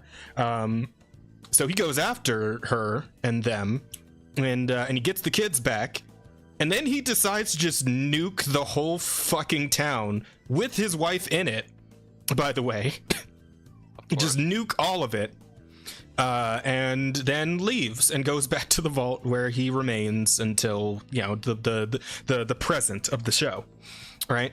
And like there's not really given an explanation of this aside from vault tech is evil, apparently cartoonishly so, because they'll just nuke a whole town for no real like there's no real motivation behind the action aside from my wife ran away and took the kids, so I'm gonna take the kids back and then murder her and everyone in like a fucking like 50-mile radius with an actual nuke. And it's like, where did he get this nuke? How did he set it off? Any of that? No, not really, I guess. I mean, here's a theory, a crackpot theory. It's the only way he could actually win the custody battle. The Raiders boss was also Lucy's mother's lesbian love interest. Of course. I mean, okay, so I would say that it, like, they could have just been friends. I don't think there was like anything explicitly implying that they were like in a lesbian thing. Like they smiled at each other, and like she like holds Lucy's mom's dead hand like at the end of the show. But it's like girls hold hands. That's just the thing girls do. Like girl friendship is kind of like that. They can do that without being lesbians. So I don't want to complete. I mean, it honestly, given the rest of it, it could have been that. But it didn't seem to me like it was like overtly, you know, implying, right? Plus, with a show like this made by fucking Amazon, if they really wanted to, they would have gone all in. They would have had him kiss or whatever, right? But yeah, so there's that, and then like the whole thing with Moldaver, I believe is her name, the antagonist in the first episode. By the way, she only appears, as far as I recall, in outside of like flashbacks, because she knows the ghoul like from before everything went to shit, and like his whole thing is like he's having flashbacks constantly leading up to the events of the show, right? Which is another thing that's hard to explain because that was like 200 years ago, and both Lucy's dad and Moldaver appear in the present almost completely the same as they did 200 years ago. Like they look like they aged maybe 10 years, but that's it. And it's not really explained how they're still alive at this point in time. Like with the ghoul, he's a fucking ghoul, right? Ghouls are just like kind of pseudo immortal. But like these two still look like normal human beings. They're somehow also pseudo immortal, I guess. But it's never explained how that is. Maybe it's that super manager gene. It just does. They don't age. No, cryogenics? Yeah? Is that how that? Did they both just go into cryo sleep? Is that what happened? Because if so, they didn't explain that at any point. I don't think they did, unless I missed it. I wasn't like completely playing. I might have been dicking around on Twitter while I was watching, so maybe like I've barely missed a scene where they showed the cryopods they were hanging out in or something. I don't know. Yeah. Like I know like cryopods exist in Fallout. I know that because of Fallout 4, the start of that game. They exist. I mean, I guess we're just supposed to assume it was cryopods or something, but yeah, I don't know. But yeah, Moldaver, like, she goes into this vault with like all these vault dwellers, like all of them aside from the guy she's after, know nothing, right? They were born here, they live here, they're doing their own thing, they're perfectly harmless, and like she just kind of lets her raiders like go to fucking town in there and like murder everybody, even though like she's supposed to be this benevolent person who's trying to bring free energy to the entire wasteland. But I mean, these completely harmless guys, we could kill the shit out of them. Why not? Why would we spare them, right? Because we're only here for the one guy to get the code out of his head. We could have waited until everyone went to sleep, grabbed him, and then left. But no, we'll just kill everybody because I mean that makes for a more interesting scene, I guess. And like it just seems like her motivations and her actions don't necessarily line up well, and also she's like the laziest fucking villain, hero, whatever, the laziest like gray antagonist that I've ever seen, because she only appears in the first and last episode, like in the modern in the current timeline of the show. Like she appears once in the beginning to fuck up that whole vault, and then in the last episode to like have the face off against the Brotherhood of Steel, and apparently like they're the end, like she's the leader of the NCR, or what's left of them. And it's like, I don't, source of energy, time to use it for war. Yeah, like that's why they were fighting off the Brotherhood of Steel, because they figured the Brotherhood would want to use it for that, while they're just trying to like give energy to everybody.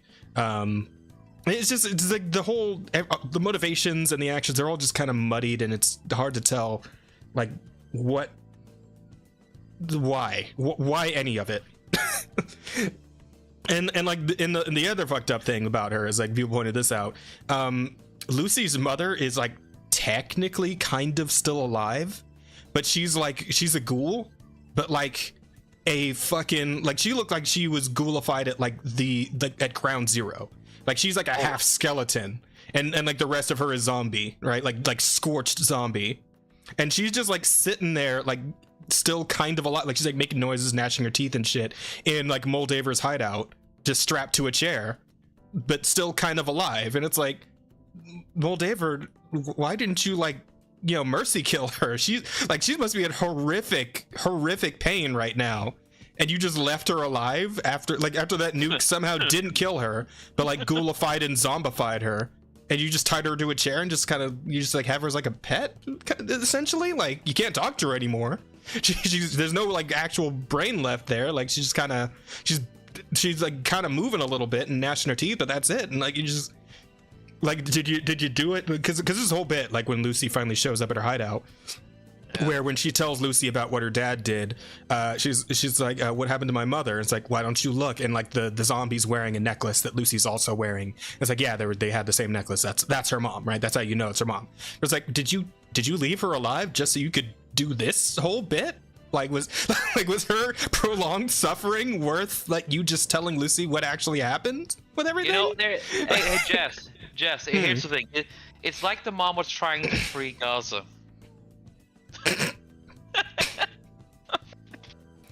I don't know, man. Nuclear fire. I don't know. It's yeah, because like you're supposed to be like, oh, Moldaver was actually a good guy all along. It's like, no, not really. Nope. No, she's kind of fucking insane also. At least she very much seems like it, the way she goes about this whole thing. And also just kind of incompetent in general. Again, like most of the stuff that happened along the way, like the moving pieces that she needed to get to her, she could have just like taken some dudes and gone and handled it herself at any point. But she decided to go sit in the fucking castle like Bowser and just wait for shit to happen. Like she had no way of knowing Lucy would make it to her. Like Lucy could have died like 5 or 10 different times trying to get to Moldaver.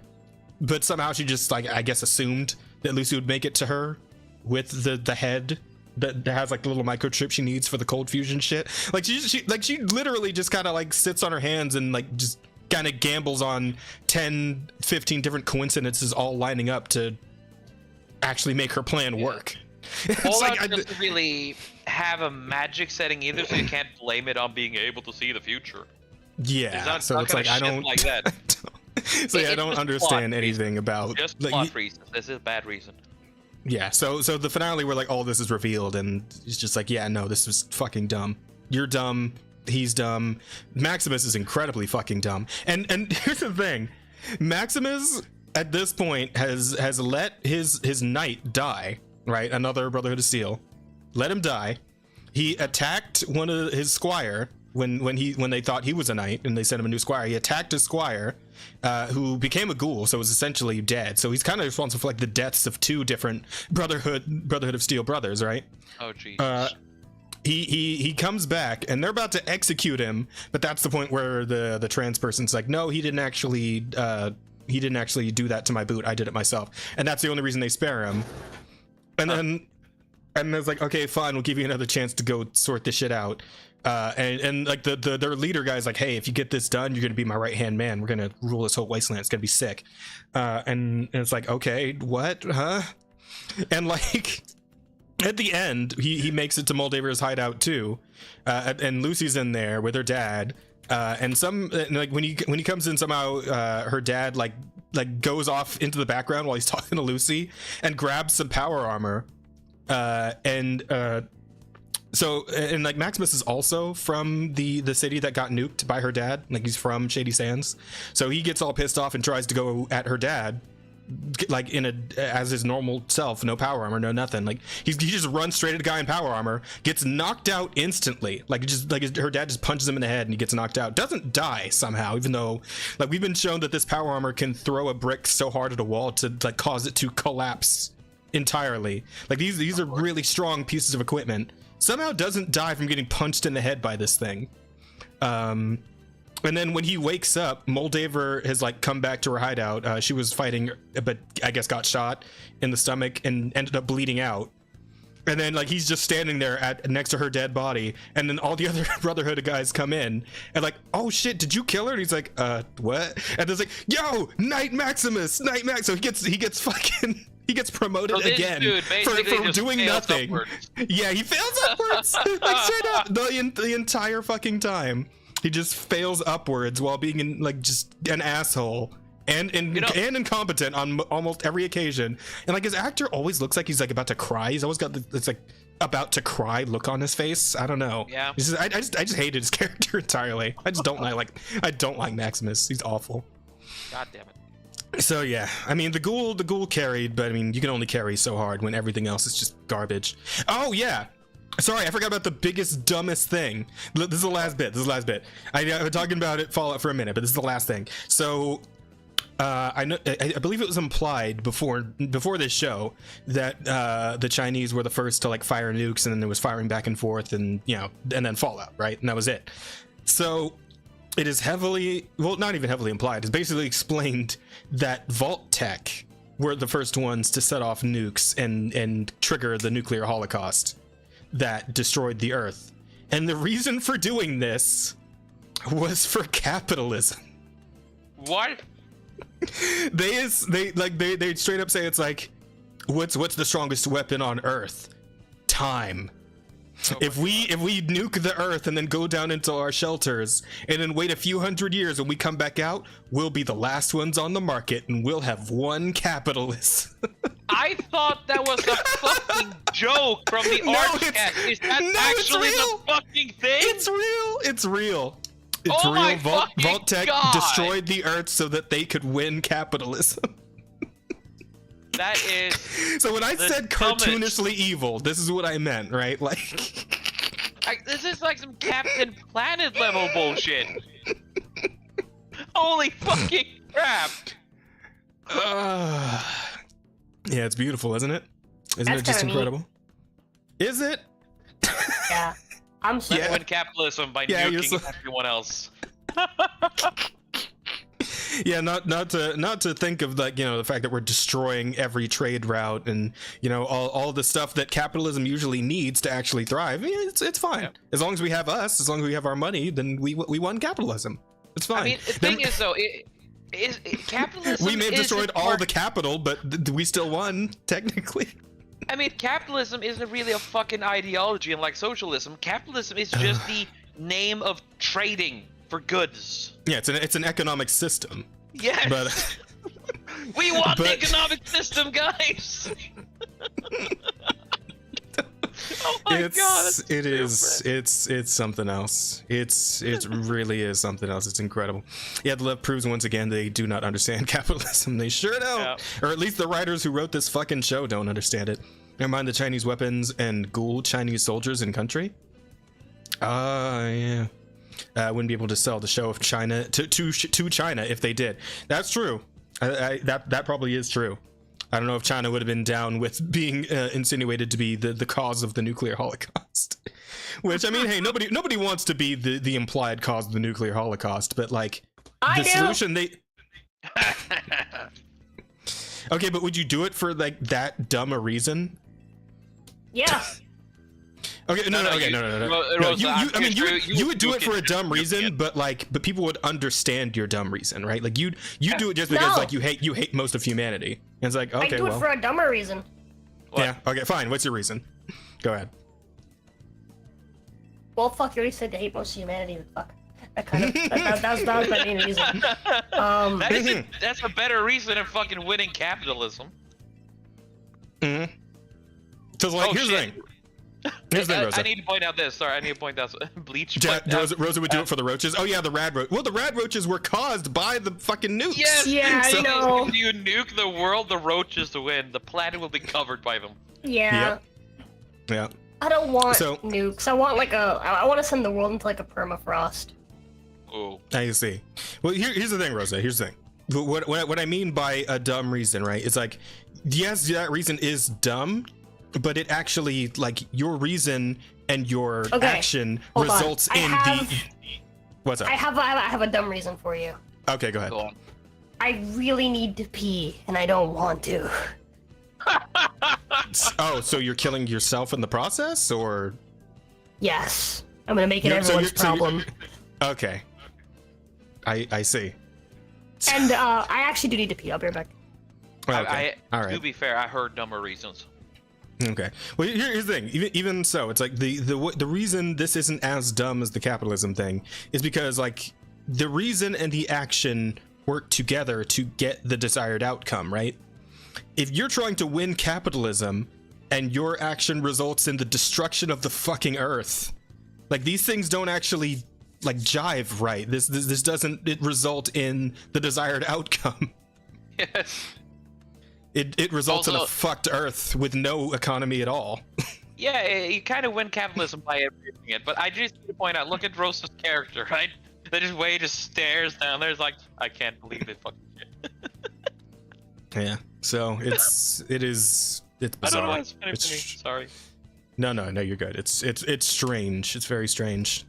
Yeah. Aside from the headache that was the Fallout show, I also finally got around to watching to completion the season 2 of Invincible, also on Amazon, and that was much more enjoyable. You know, like because like you pretty much pick up right where you left off in the last season, where Omni-Man like fucks up 2 whole cities, kicks the shit out of Mark, and then leaves the planet, right?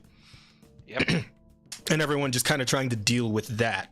So we spent a lot of time with like Mark and his mom and like how they're trying to like cope through everything that he did, and the fact that he just kind of up and left right at the end of all of it. Yeah. And it's just a completely fucked situation.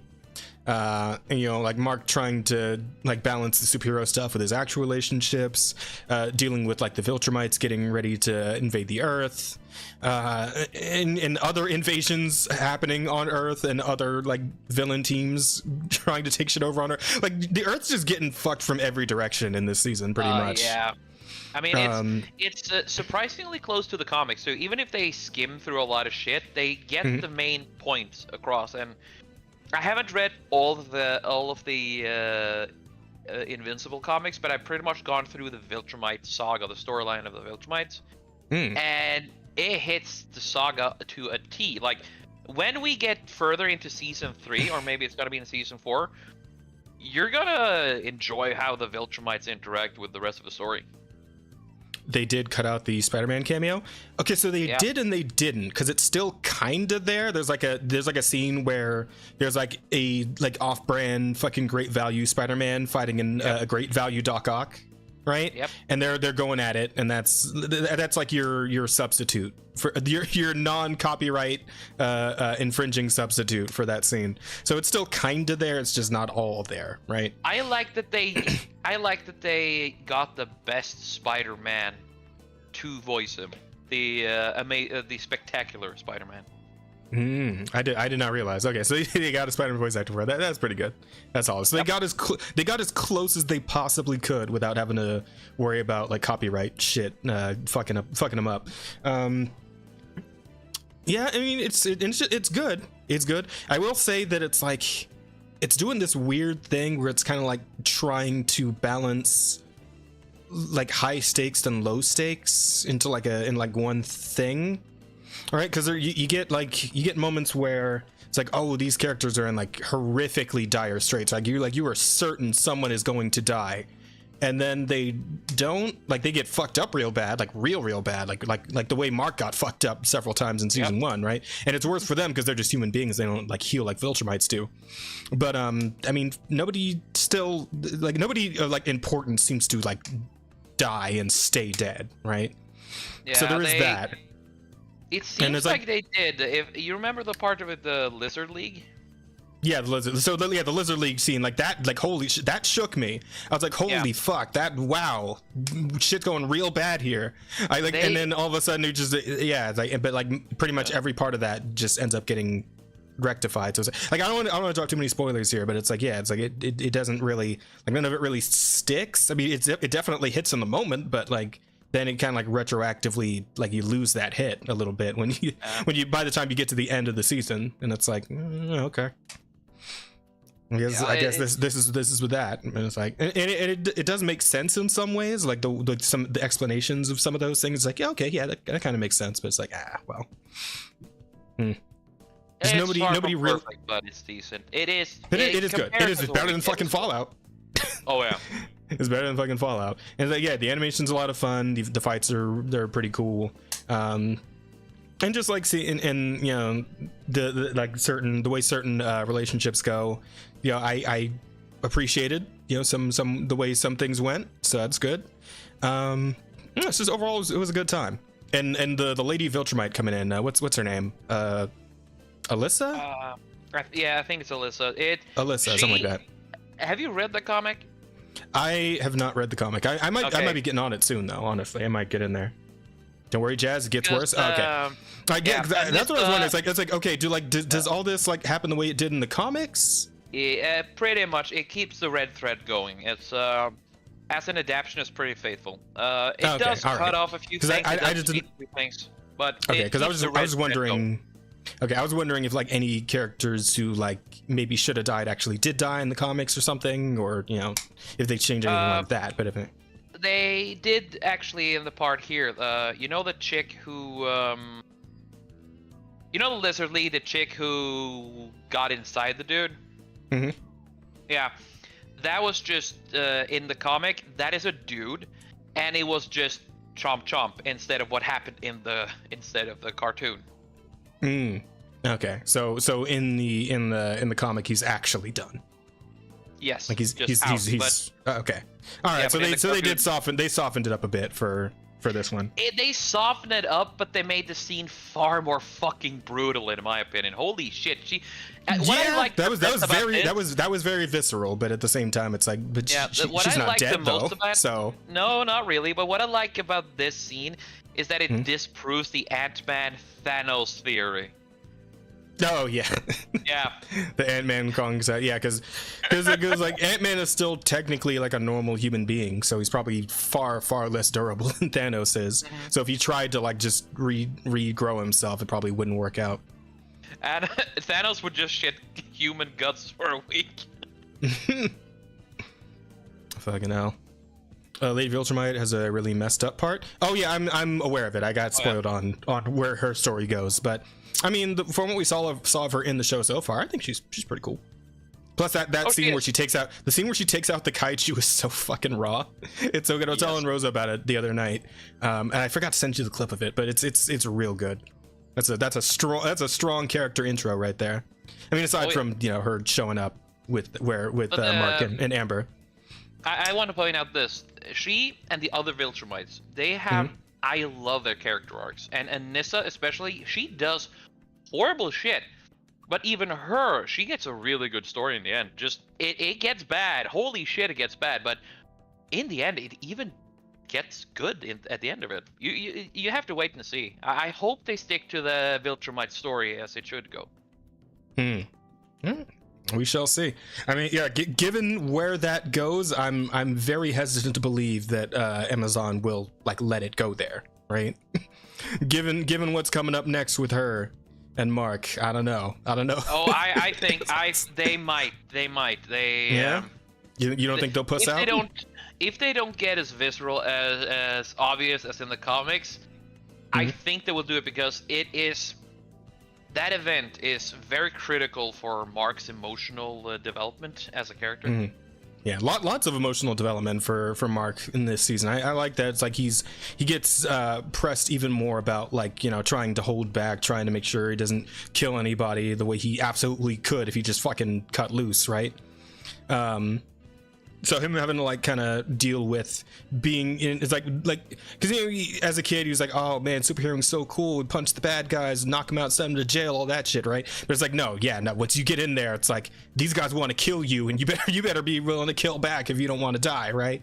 Yeah. So yeah, it's like him having to contend with all that. That's fun. I'm very interested to see where that goes because I've heard good things about where that goes in the comics. Like he kind of starts manning up a bit and stops being such a puss all the time. So I am so fucking looking forward to when Thrag arrives. He's essentially he's the final boss of the Viltrums. He is just a hardcore motherfucker. Oh, he's like the Broly of the series. Yes. Imagine if Broly wasn't a complete screaming retard and. No, he's more like a Frieza. He's more like a Frieza, to be honest. Okay. No, he's not actually like a big hulking, like giant ass dude. Okay, imagine if Frieza's personality was in Broly's body. Okay. I see. Gotcha. Interesting. Yeah, I could be down for that. That sounds like an interesting character. I like him because he's just brutal, unrepentantly evil, and doesn't really give a flying fuck. He's just, compared to the journey that Mark is going through, Thrag is essentially the opposition that the symbol of the cruelty that Mark is trying to defeat throughout the story. It's essentially Thrag is, how I saw it throughout the story, Thrag is what Mark can become if he gives in. Oh, interesting. Okay. Yes. So yeah, I mean, I enjoyed it quite a bit, and I'm looking forward to season 3 whenever we get around to that. Probably another couple of years, but I'm looking forward to it. I'll probably just start reading the comic in the meantime. Honestly, that's what I do whenever I like hit a wall in a fucking anime. It's like, oh, but there's got to be more. And like usually there is. Just got to go find that manga. So that's probably what I'm going to end up doing. So aside from that, there's one other thing I'd like to bring up is the fact that I'm playing some more indie games, right? I've been doing that more often because to have something to talk about on the podcast when it comes to the weeks. And I picked up, I've had this one for a while, but I'm just now getting around to it. I picked up a game called On Guard. And I don't know if you guys have heard of or seen this one. I'll go ahead and bring it up on the share screen. This is essentially Zorro Simulator. So like the Mask of Zorro, like if you're familiar, you know, Antonio Banderas and all that shit. This is essentially the Mask of Zorro Simulator. Let me see if I can, hang on. I like your YouTube feed. Thank you. Game. Fuck. There we go. Yeah, so. Oh. People say I'm a troublemaker. Rosa? No. I thought it was your voice. Sorry. She is a troublemaker. But yeah, as you see, it's like it's the whole thing where you kind of like do a lot of environmental stuff. You can like kick things at dudes and put like pots on their heads and whatnot. Everyone's fighting with rapiers, so it's very like parry heavy. It's like very parrying, dodging, all that sort of thing. But yeah, the art style is pretty cute. The game itself is very smooth. Like it plays really nicely. Really? All the environmental stuff is really fun. Like you see, you just bounced a fucking jar off like 4 guys' heads all like in a row. Right? Right? So there's a lot of fun stuff to do there. And yeah, it's just like it's very like the environments are really pretty. Like whole thing's kind of got like that, you know, Spain motif to it. You even got like your feather hat and shit. You know, it's very much like Spaniard coated. But it's a very interesting, cool game, and it's like I like this. Yeah. Is it out? This is out. Yeah, this is on Steam. Oh. It's a very cool game, and it's very parry heavy. And the parries, I will say, very intuitive, very clean, right? I don't know if I can. Sorry, I got a bunch of phlegm. I don't know if I can compare it to like any Dark Souls or anything, but what I can say is like it's very responsive. Like it's not like Lies of P or Stellar Blade. Like I think you'll be satisfied with how the parries feel in this game, Rosa. I think you'd enjoy it. But it's very fun. It's very good. It's got a bit of humor to it. Like it's got the bit where it's like you're not really like killing any of these guys. You're just kind of like knocking them out, and they might like say some shit when they're on the ground. It's like where it's like, oh, like I said, yeah, I said it's a Zorro simulator, like straight up. That's what this game is. This is the Zorro video game that could have been if. How much is it? I think it's like 30. It's like 30, I think. I'd have to look it up on Steam. I mean, honestly, if you want it, I'll just get it for you, because I think you'd enjoy this quite a bit, and your audience probably would too. Have you tried Hellish Court? Sword dueling game, can be played multiplayer. I have not even heard of Hellish Court, but feel free to put it over in the Discord, and I'll look into it. Because again, I'll be looking for more stuff to check out that I can talk about on the podcast. But yeah, this one's pretty cool. I can't wait to play more of it. I've only done like 2 stages so far, but it's got a good bit more going in there. And yeah. It's just a fun game. The music's really nice too. Just like the atmosphere in general is very nice. And yeah, I can appreciate the humor of it. Like again, like when you knock dudes down, they'll be like, "Oh, you only beat me because I skipped breakfast this morning and had a cramp in my leg," like shit like that, right? Like they're doing Johns from the floor. They're doing Johns from the fucking ground, right? Like cool. It's pretty funny. So yeah, it's just a very charming, very. Oh no, it's $20. Sorry, it's only 20, not 30, 20. Let's see. It's, so yeah. I need to. I just checked something, and I went through Sweet Pain being detected, and I can't find it on the list either. So yeah, you know, it's a good sign.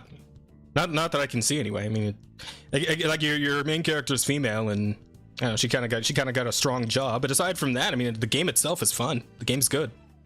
Yeah, well, that's what matters. Yeah, the game itself is fun to play. It's like there's a lot of like. I don't mind like the female main character not being like crazy hot as long as the game itself is actually fun, right? You know, I mean, it's nice if she's crazy hot, but I mean, if she's not, but the game's still good, then fuck it. I mean, good. as long as she doesn't look like a gargoyle or a freak of nature, as long as she's just okay, as long as you can look at her and not be like, ew, what the hell? Yeah, but yeah, as far as like my experience with the game so far, I've been having a great time with it. I'll be playing more most likely. But it's all. I saw JFJ played it. Who? Oh, he's essentially a streamer whose avatar is a sock. He makes a lot of fun content. Really, he streams a lot.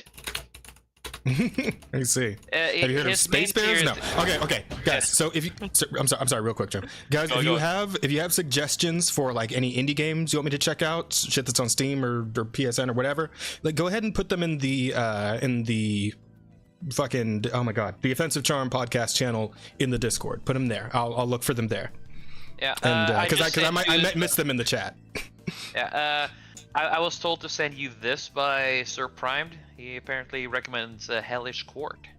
Yeah, I did see that one in the chat, but yeah. Yep. If you guys have those, it should be much more convenient if you could put them all in one place. So yeah, drop them in the and I'll look for them in the Offensive Charm podcast channel. But yeah, as far as this one goes, I like it a good bit. Rosa, I think you probably like it too. Again, very Spain coded.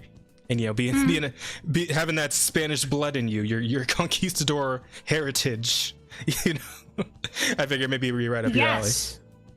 Yeah, it's good. It's good. I mean, you're mostly fighting like the conquistadors, right? Because again, it's Zorro Simulator, so you're doing like the hero of the people bit, right?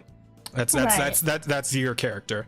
But you know, it's still fun. Still has that whole vibe going, and again, the music's great. Like, you know, a lot of Spanish guitar in there, a lot of very fast Spanish guitar. You know, that Spanish guitar fight music, right? That sort of shit. Like almost like boot, right? Exactly. Like I was thinking that, like El Tigre, all that sort of shit. Oh man, I wish El Tigre. Does it have the trumpet as well? Does it have the? Yes, I'm pretty sure there's some trumpet in there too. Yeah, absolutely.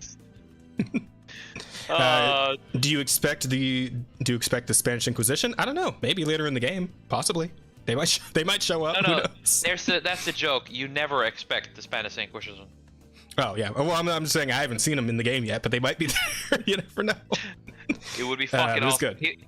If they do a Monty Python reference there, then I'm gonna buy this game just because of that. That would be absolutely. She doesn't have to be hot, just not ugly. Yeah. She's serviceable. She's fine. I forgot her name. But yeah, she's cool. So yeah, that's what I've been up to as far as my week goes. And oh wait, I almost forgot. I've been playing Stellar Blade. Rosa, have you also been playing some Stellar Blade? A bit, yeah. I played it twice. Yeah. How you feeling about Stellar Blade? It's okay. Yeah, I'd say so too. I mean, I've been enjoying it quite a bit in terms of just the fact that it has this feel about it, right? Like it feels like an older adventure game from like the PS2, PS3 era. And it's definitely like heavily fucking like Nier coded.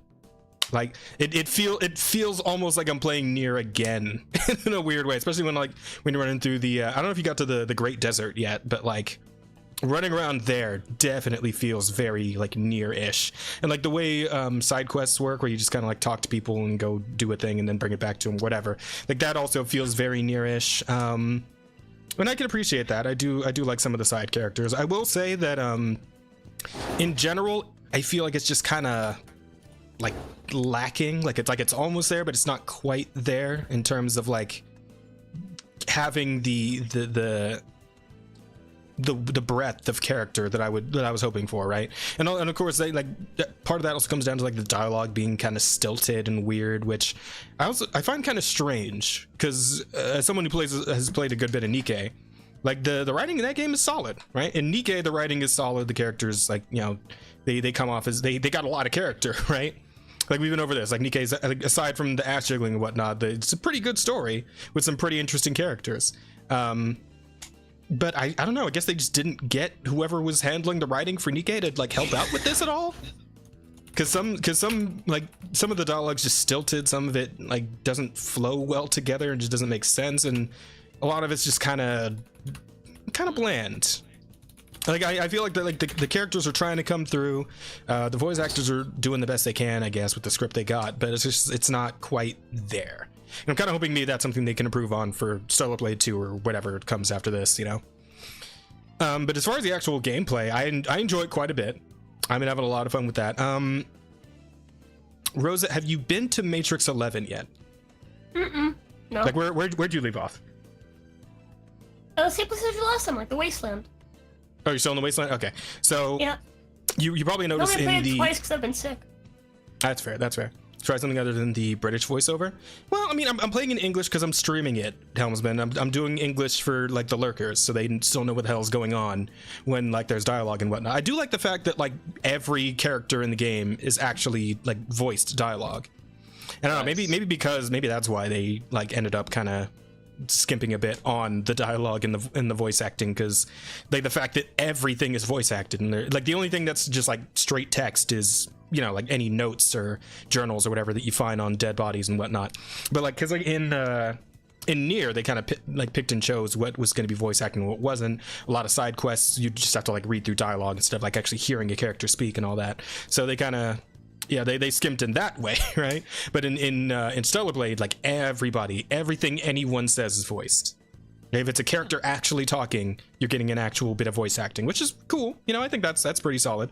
For a game like this, might have been especially for their first game like this, might have been a little ambitious, a little bit over ambitious. Maybe they could have like focused in on just getting some really good takes with just like less dialogue, right? That might have helped the situation overall. I don't know, couldn't say, but it is what it is. The game itself, though, is actually still pretty fun. There's a lot. I know that like your issue with it is that like when you first start the game, you don't really have a whole lot to work with. You know, filling out your skill tree definitely mitigates that a fair bit. Especially the ones that like have to do with, you know, it's not that I don't have a whole lot to work with. What I don't like is that the things I have to work with are shit. If like the basic gameplay feels like shit, and rather than like attaining new skills, it feels like I'm working towards making the basic gameplay function, which is just not fun. Yeah, I mean, So that's a problem. I think From a demo, then. if they made the basic gameplay, here's the thing, right? Because like right off the bat, you have all the combos and stuff unlocked. All the combos for the combat. If they did it the other way around, if they were like, hey, you have to unlock the combos, right? But you do start with like the basic, you know, like attack, parry, like dodging. You start with all of that functioning as best as it can and actually feeling like good. I wouldn't have an issue with it. But the issue is that they gave you like most of your abilities right off the bat, so you have them. So it's like, cool, I can land all these fucking combos. But the key focus of the combat is the parrying. So... And all that feels like shit. It feels like absolute shit. And then when you level up, it feels decent. It doesn't feel good, it feels decent. It goes from shit to decent rather than from decent to good. Well, and that's my issue. I will say that it can get to like a really, really good point where, because like where I'm at right now currently feels really, really good because like I maxed out all of the like defense traits like right off the bat. That was the first thing I focused on was like parrying and stuff.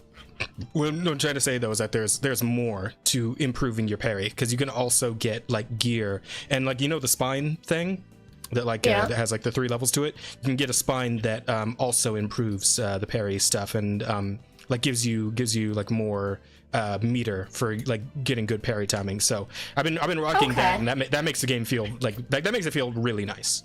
The parry feels really nice at that point. So there is that, and that'll help a good bit. Again, the same thing I said during the fucking demo. I'm not a fan of when people are like, hey, you'll really like this anime, it gets good in season 3. Yeah. Okay, that's what this is. Saying. That is fair. Like, yeah, okay, cool, I'm glad it like redeems itself later, but it's like, you know? Well, I'm seeing it from like that doesn't mean that it's good, right? That doesn't mean it's good design. It just means that they you know, eventually it feels okay, but it's like, dude, by that point I've played through a significant portion of the game. Most people, if this was a big issue to them, would have given up. If not for the fact that I really want to just support Shift Up, I wouldn't be playing this game. Okay, so where I'm coming from is from a perspective, it's like, I really liked like the Jack series and like Ratchet and Clank growing up, right? And with those games, it's like you start off with basic, I mean, you can jump and strafe and all that shit, but like your guns that you start with, because like both the games have like guns that you can use, usually kind of shit, kind of garbage, just like a basic pea shooter type type shit like that. But then once you by the time like you're at the end of a Jack game or a Ratchet and Clank game, you got like massive cannons that destroy planets and shit, right? Like all that so I'm kind of seeing it from that perspective. Like that's where I'm coming from with it. Because I'm also coming from that perspective, right? But the issue is that what you're talking about right now is like the like active elements of the gameplay, right? In every single fucking game, you're gonna upgrade your weapons, you're gonna like get stronger, etc. That's fine, right? The issue is that the problem here isn't the active elements of the combat; it's the passive elements of the combat. It's the reactive elements of the combat when you talk about like parrying and like defensive stuff, right? The dodging, the basic fucking movement. It feels like shit. That's my issue, right? Like again, I don't mind if they don't do the way around and you have to like unlock the combos or like if you unlock better weapons or etc. Like yeah, there's ways to make. Obviously, you want combat to feel like there's a progression, like you're getting stronger, right? I'm not saying you want to be. I want to like, I want my character to be good right off the start. Like no, that's not what I'm saying. I'm saying I want the basic elements of the combat, like the essentials, right? Because I can't imagine like you're talking about how like oh the guns get better, but like does the dodging get like significantly better? And like, by the dodging, I mean like the basic dodge. I don't mean like oh they give you like another dodge or something, right? Because that's like a whole other thing, right? Again, it's one thing if the basics are already decent, and then they give you cool stuff to make it even better. Kind of like DMC5 then. Yeah, like Devil May Cry 5. Oh, yeah, I see what you're saying. Yeah, like it's I don't have a problem with like oh, you know the like you have all the basics, right? And then they give you cool stuff that gets better, right? I have a problem with the basics being complete dog shit. Like, it feels bad. It feels sluggish, slow, and unfun to play the game when you start.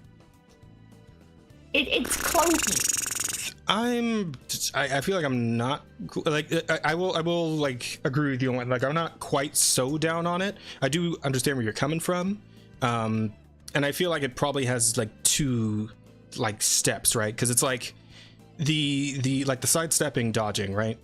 That's you're probably like we're hoping for more of like a Bloodborne feeling sidestep, right? No. Because again, I'm aware of the fact that this game's focus is the parrying, right? Yeah.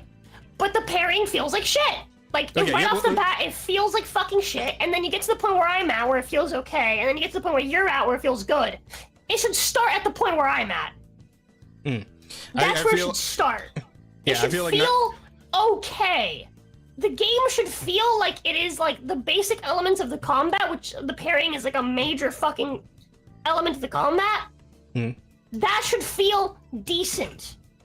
I feel like 90% of this would be mitigated if not for like that minor bit of like start lag on getting your guard up, because I feel like that's probably most, because like most things that have like a parry involved usually have like zero start lag on getting your fucking sword in front of you to actually so you can time them perfectly. But I do notice that like Celebrate has just like this slightest bit of like which is have that in honestly, the demo. Did it not? I thought it no, I'm pretty sure it did. They added that to increase the window, but all they did was shift the window back a little bit. It didn't have that in the demo. I'm positive of that. Because I remember in the demo, I was like, wow, this sucks. And then when I started playing the new one, I was like, oh, okay, that felt like it was easy to land. And I realized the reason why it was easy to land was because I mistimed it the first time. And it gave it to me anyway, because I timed it like a second early. And then later on, when I was timing it perfectly, it wasn't giving it to me anymore until I upgraded the thing. And then it expanded the window not only back, but forward. Yeah, because like I feel like the parry you're used to, and like me as well, in some like with something like the Souls games or Elden Ring or Bloodborne or whatever, like you're like where you're aiming to put that parry, like the input, you're aiming to get like right before that actually hits you, right? Well, whereas in Stellar Blade, you're kind of aiming for like a little bit after. You're aiming for a window, right? Because there's a like. Stellar Blade is kind of like Lies of P, right? Where like you have the parry like when you hit the button, right? Kind of like Sekiro, rather than being like Dark Souls where there's like an animation, right? You prepare to parry and then you do the animation and then that's when the window actually is during the animation, right? These games function more like Sekiro, where it's when you hit the button, character blocks and does the thing, right? There's again in an attempt to expand the window, so it feels less like shit. I remember that was one of the things they did in like the day one patch. They expanded it forward, so the window is now ever so slightly. It's like you're saying, it's like a little bit delayed. Like it's ever so slightly before the attack hits you, when you're supposed to do it, rather than actually when it hits you, and which makes it feel like I guess a little better if you're like aware of it and you're like okay, but like it's still weird. Yeah, I know, I get that. It takes some getting once used you to get for to the sure. point where you expand the window, right, and you build up the like stats and stuff, it Mm-hmm. feels okay, right? Yeah. But I had to like upgrade stuff. I had to be aware of the fact that the pairing sucks and that I can't upgrade it, right? So like I had to like, instead of going straight for damage things, which I think is what most people do, I had to go straight for defense things because I knew that this was gonna be an issue for me. So you have to build into that, right? You have to build all of your like early points into that to get to there, to get to that point where it feels decent, right? And it's just like, dude, that's where it should start. It should start feeling decent. It should like the game should feel like it is decent enough to play. Like the basic controls are decent enough to play, and then you're upgrading, rather than feeling like you're starting at a negative and then making your way up to 0. Can I ask you something? I know your feeling about the Lies of P. What do you think is the best one between Lies of P or Stellar Blade? Stellar Blade, way better. Yeah. Lies of P is like the window's fucking tiny, and then this game also has the issue with like sporadic like enemy attacks, right? I feel like they're definitely a little more telegraphed than they are in Lies of P. It's no, I wouldn't say they're more telegraphed. There's a lot of enemies that are just like, oh, this dude's gonna attack you instantaneously, right? There's also a lot of enemies that have like the rhino dudes have like their telegraphing is so fucking weird because they're hitting you with like their like horns and they're just kind of swinging their head around. But Yeah. it's not very well telegraphed, so they're just kind of like moving a little bit. Because like a lot of the enemies also only have like 2 or 3 different attack that's the animations, so thing, I feel though. like you kind of that's just what you can makes just it feel like okay. you just memorize it and then you're good, right? Yeah, and it's just Because I had the same issue with the horse head guy that you're having, or I had it like with like the I first think time I it's fought it, just- where I'm like, what the fuck is happening? But then as I studied it a little bit and like I was like, oh, so them, and then as think- soon as I got it down, it's like bam, bam, bam. I'm I parrying think like the nothing. reason why it feels okay is because I've gotten pretty decent at the pairing at this point, and I think the reason why it feels okay is because even though it's not rhythm based like Sekiro, the window to actually trigger the parry is really small. Unlike Lies of P, where you can't just spam the fucking parry button and hope that it lands on the right pattern. Right, and this one you kind of can because the parry and like recovery from blocking animation is pretty quick, kind of like Sekiro. So you could just tap the button around like vaguely around the time that you think the attacks are coming, and it's and coming, there's a good and like again the window is decent enough where you don't have to land it perfectly. And again, that once you upgrade it, like you could do that.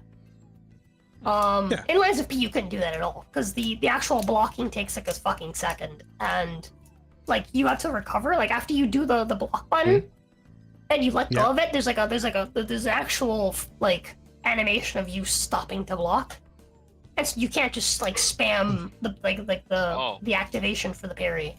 You have to time it. On top of the fact that it's a really tiny window and there's absolutely no rhythm to it. Yeah. So you again, would recommend Stellar Blade for someone, for example, like me, because I do like a decent fighting game, and also it's I still do good. like eye candy. And like what I wanted to talk about The real game's quick still is good.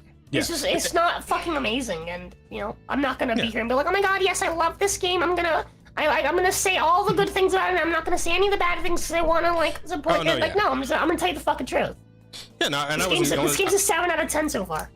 Yeah, I wasn't going to be coming out like that either, but I definitely say that I'm enjoying it in the way that I enjoyed like older games, right? Like I said earlier, it's just like it invokes that feeling of like a PS2 or PS3, just like a classic style adventure game, you know, having fun, talking to the characters, the combat's interesting, the exploration's pretty good. You know, the fact that I can just unlock all the costumes in game by playing the game, that's fantastic. I'm up to like I think 22 or so outfits at this point. So I got a good amount of them. I think there's 41 different outfits altogether in the game. And I don't know, I don't remember that does or does not include. Yeah, I don't remember that does or does not include. There's one outfit that is apparently exclusive to New Game Plus, but I don't know if that includes that outfit. But yeah, I mean, I'm just having a good time with it, and like a simple good time with it, right? Like it's not like a whole thing where I'm worried about oh man, is there gonna be some ESG or DEI around the corner? Is there gonna be like this, that, or the other? It's like, no, it's just a simple, like, there's no DLC, there's no microtransactions. Yeah, no DLC, no microtransactions, none of that goofy shit. You're just playing a single player adventure game, and it's just a good time, and that's it. That's all there is to it. The same joy so I when enjoy you it for played that. Armored Core. Yeah, God, I love absolutely, that game. absolutely. And I will say, but Rosa isn't here yet, so I don't want to completely give this away.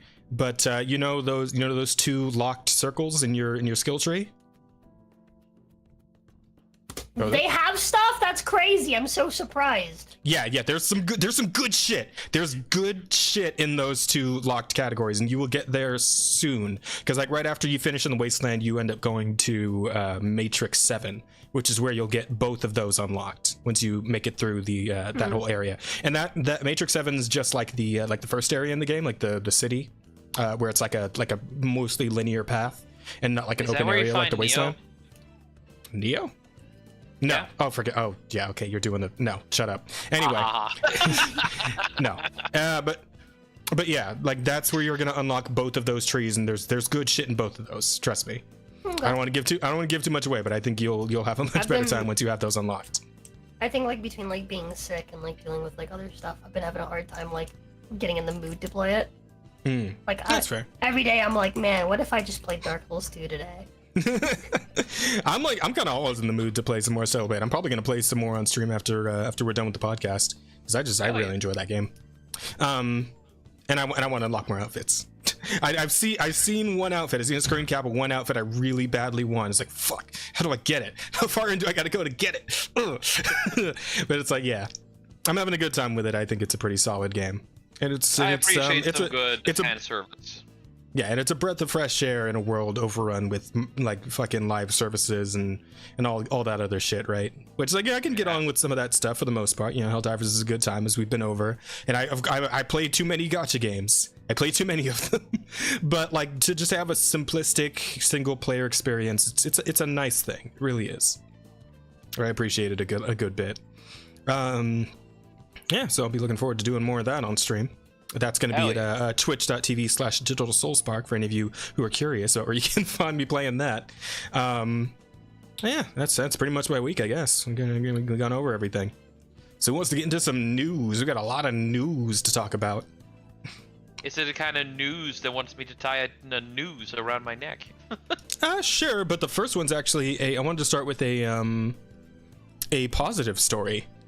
Really? Well, I know it's one that Rosa is very much going to appreciate. So we have some news from the Crewbie about Ruby, the future of, and it sounds like it's going in a positive direction. So why don't we all listen to it together real quick? Why don't we all see what's going on? But 2, right off the bat, we know there's going to be a lot of questions about stuff. We have a pseudo update that I think we wanted you to say. To kind of pseudo update, wink to make sure that the entire chat was just not one question the whole time, and we can have fun and we can move on and look back at the things that we've actually done. So Jeff, please take it away. I can do that. Hey, so I'm sure some people are wondering what's going on with Ruby Volume 10 and what's going on with Ruby as a whole, and is there any information around that? We're not going to share any concrete news today, but what we can say is that conversations are going very well to find Ruby a new home. We cannot share who just yet, but we have identified some great partners that would be great homes for it, and we hope to share some news in the very near future, like in the next coming week. So it won't be waiting for too long. Yeah. And we have all kinds of exciting stuff to talk about. It's been like 2 weeks. It's been like 2 weeks. Do we have news? Do we know? Do we know? Relax.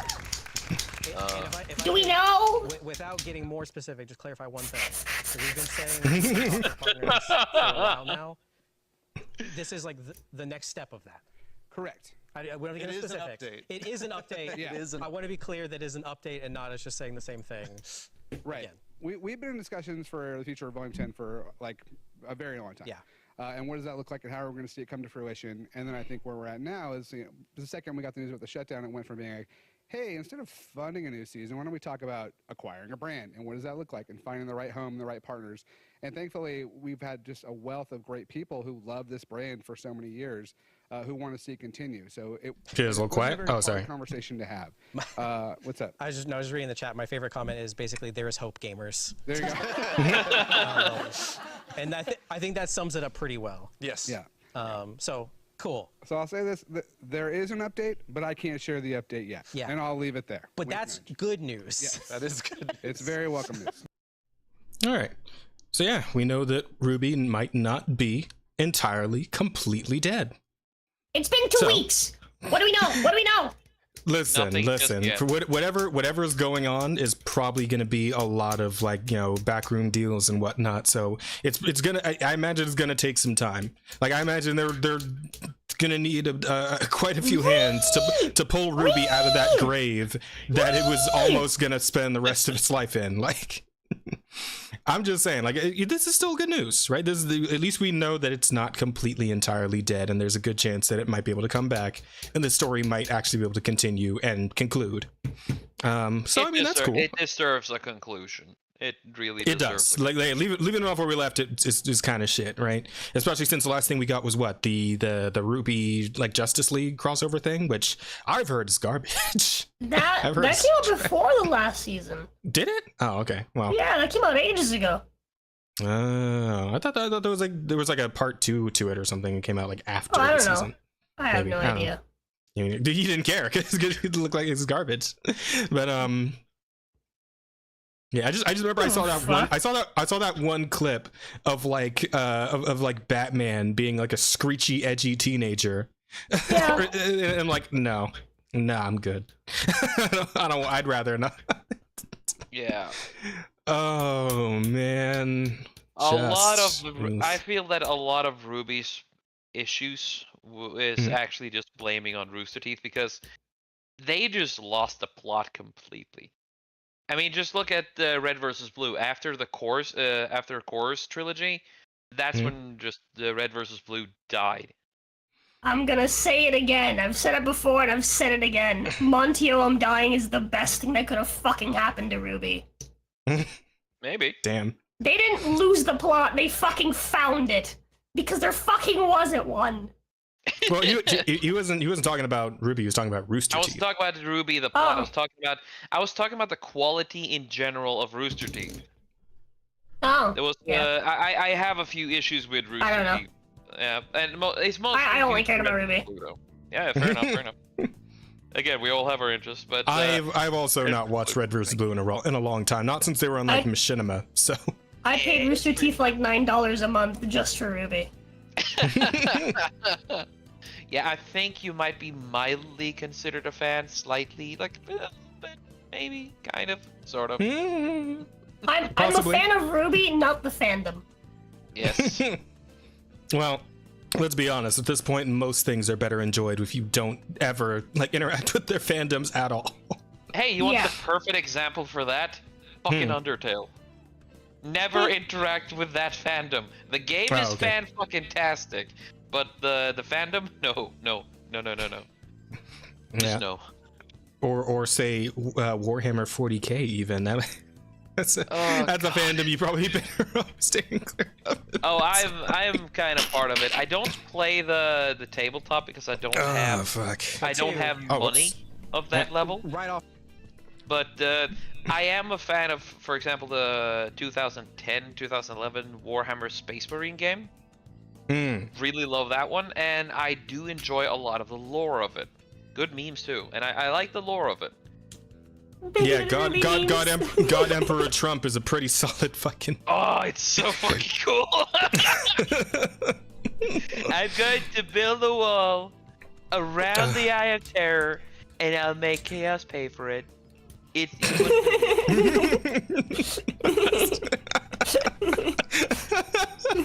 Oh god, when I saw that that would get me into Warhammer. No, there's another possible title. Chaos will pay for the wall. Yes, there you go. But also, here's the funny thing. A dumbass, the dumbass in charge of the Games Workshop, the Tyranids will pay Twitter, for right? There you fucking go. Oh no, wait, no. Tyranids is StarCraft, isn't it? Or is that No, Warhammer? No, Tyranids are Warhammer. The That's Zerg Warhammer? Okay. are based upon the Zerg Nids. is StarCraft. Okay, Yeah. that's why. Okay, that was the disconnect. Got it. Yes. Got it. Oh god, there's so much fucking awesome shit in Warhammer, dude. And but like you have now I lost the plot. Oh, sorry. No, you were talking. We were talking about the Oh, yeah. God Emperor Trump memes. Some dumbass on the Games Workshop Warhammer Twitter, in their official one, tweeted, "Everything is canon. So, my friends, it means that God Emperor Trump is canon." That's man. Why would you Why would you ever make a statement of any like? If you're somebody who's supposed to be like shepherding the fucking lore, right? The universe of anything. Why the fuck would you ever say everything is canon? That is the worst thing you could ever possibly say. Because you know there's some obscure, weird book somewhere where that like it's gonna fuck up your entire like main lore, like your mainstream lore, completely fucked by whatever weird like. And if there side wasn't book. ones that had to be made. Exactly. Oh, yeah. Yeah. Like if you say everything is canon, the fanfic writers are just gonna start going nuts. I mean, they already have. They Well, have. yeah, but I mean, like, floating, and they have trans sisters of battle. So you have misters of battle, my friend. I did hear about the I apparently hate the more that. recent books are we're getting the trans stuff. Apparently we're also getting some pedophilic content. Yeah, sure. In one of the new books. Yeah, apparently there's like a bit where like one of the knights of whichever faction is like getting all like starry-eyed over what I believe the word boy was used specifically. So it better not I was be watching, a fucking salamander. It better not be a fucking salamander. I don't remember the exact details, but I saw I was watching one of Endymion's videos, like his newest one actually. I think he put it out today. He was talking about some of the weird stuff going on in the Warhammer like books now. So there's some. You also have the Archcast from previous. You know when Razor Fist was an Archcast, and they talked about both Warhammer and BattleTech because they mirror each other. And I recently got into BattleTech through a friend of mine, and it's really fucking cool and has a lot of meme potential too. But both of them are open to this infestation by the tourist and the anti-fan. And Arch came up with gave a good definition of what a tourist and an anti-fan is. It is people who prioritize their politics over the hobby. And they're the kind of people you need to get rid of. Well, that's the way it goes. That's the way it goes. But yeah, we'll just have to see how. Galactic wood chipper, yeah. Yeah. Dude, I think that like, bro, Go on. God, No, go ahead. What you got? Grr, I'm angry. I'm angry that like we as a society haven't just been like, yeah, no, anything even remotely close to pedophilia, you just get shot. Yeah. Like, how fucking hard is that? How? Like, what? Okay, wait a minute. Wait a minute, because we can't start shooting lolicons. I think. Hold on. Okay, go ahead. Hold on. It's got to be real pedophilia. Because here's the fucking thing. Lolicons are just fucking maps. They're just fucking maps, bro. Fuck off. It's the same fuck. Yeah, we can't call the maps pedophiles because they haven't touched a kid yet. Fucking same thing with lolicons. Fuck you. They're each side of the fucking. Lolicons are just fucking rhinoid maps. That's all they fucking are. Florida made it get the death penalty. Oh yeah, I heard about that. Where's that? Yeah. Base Florida, dude. I love it here so fucking much. But yeah, like here's the thing. Because I've had people be like, oh my god, Rose, you're anti-lolicon? What a normie, what a tourist. Look, if your thing is the like 1,000-year-old fucking lolly, right? And you're like, oh, yeah, she's small, but like she's an adult and like she has adult qualities and blah blah blah. Whatever, dude. I don't fucking care.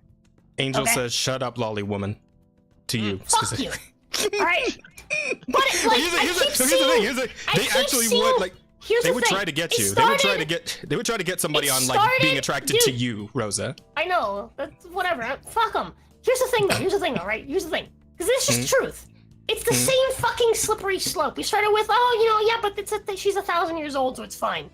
right? And now I keep seeing these posts. Everyone's like, yeah, dude, this is normal. Everyone loves this in the lolicon community. It was just like, no, okay, fine. She's not 1,000 years old. She's a kid, but she's not real, so it's fine, right? And so it's just like, dude, I'm sorry, but I'm not going to be for the normalization of pedophilia in any sort of fucking medium. I'm not going to be towards the normalization of being sexually attracted to kids, whether or not they're fucking fake.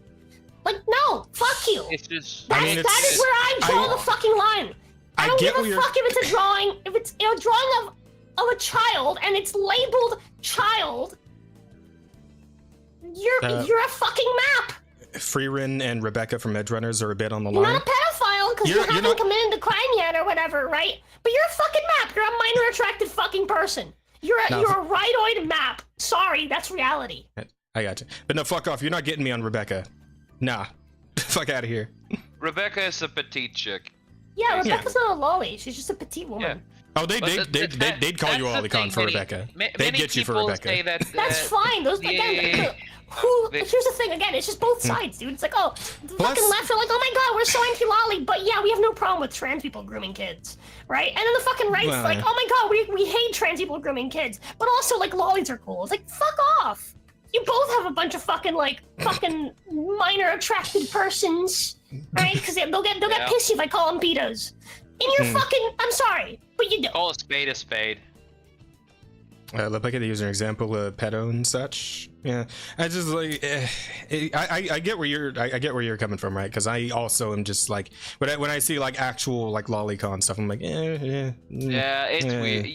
It's weird, but like we can't really get like the like all the VTuber stuff is like so heavily inundated with lolicons and shit. Though it's like the most popular VTuber ever. As of speaking, it's still Gargura, right? Like she's still like the most popular of us. Yeah, she's a lolly, right? And a lolicon, I believe. I believe she's like actually been like So it's like I don't know what we do at this point. Right? I feel like there is like a definition needed, right? Between people that are like, oh yeah, I really like the like small childlike person, but they're an adult, right? And because I don't have a problem with that. That's your fucking thing. Whatever, dude. I don't fucking care. Yeah. Right?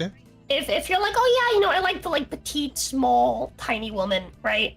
But like, she's like, she's like me, right? She's like a fucking like cursing sailor, like whatever, right? Yeah. She acts like a fucking adult, right?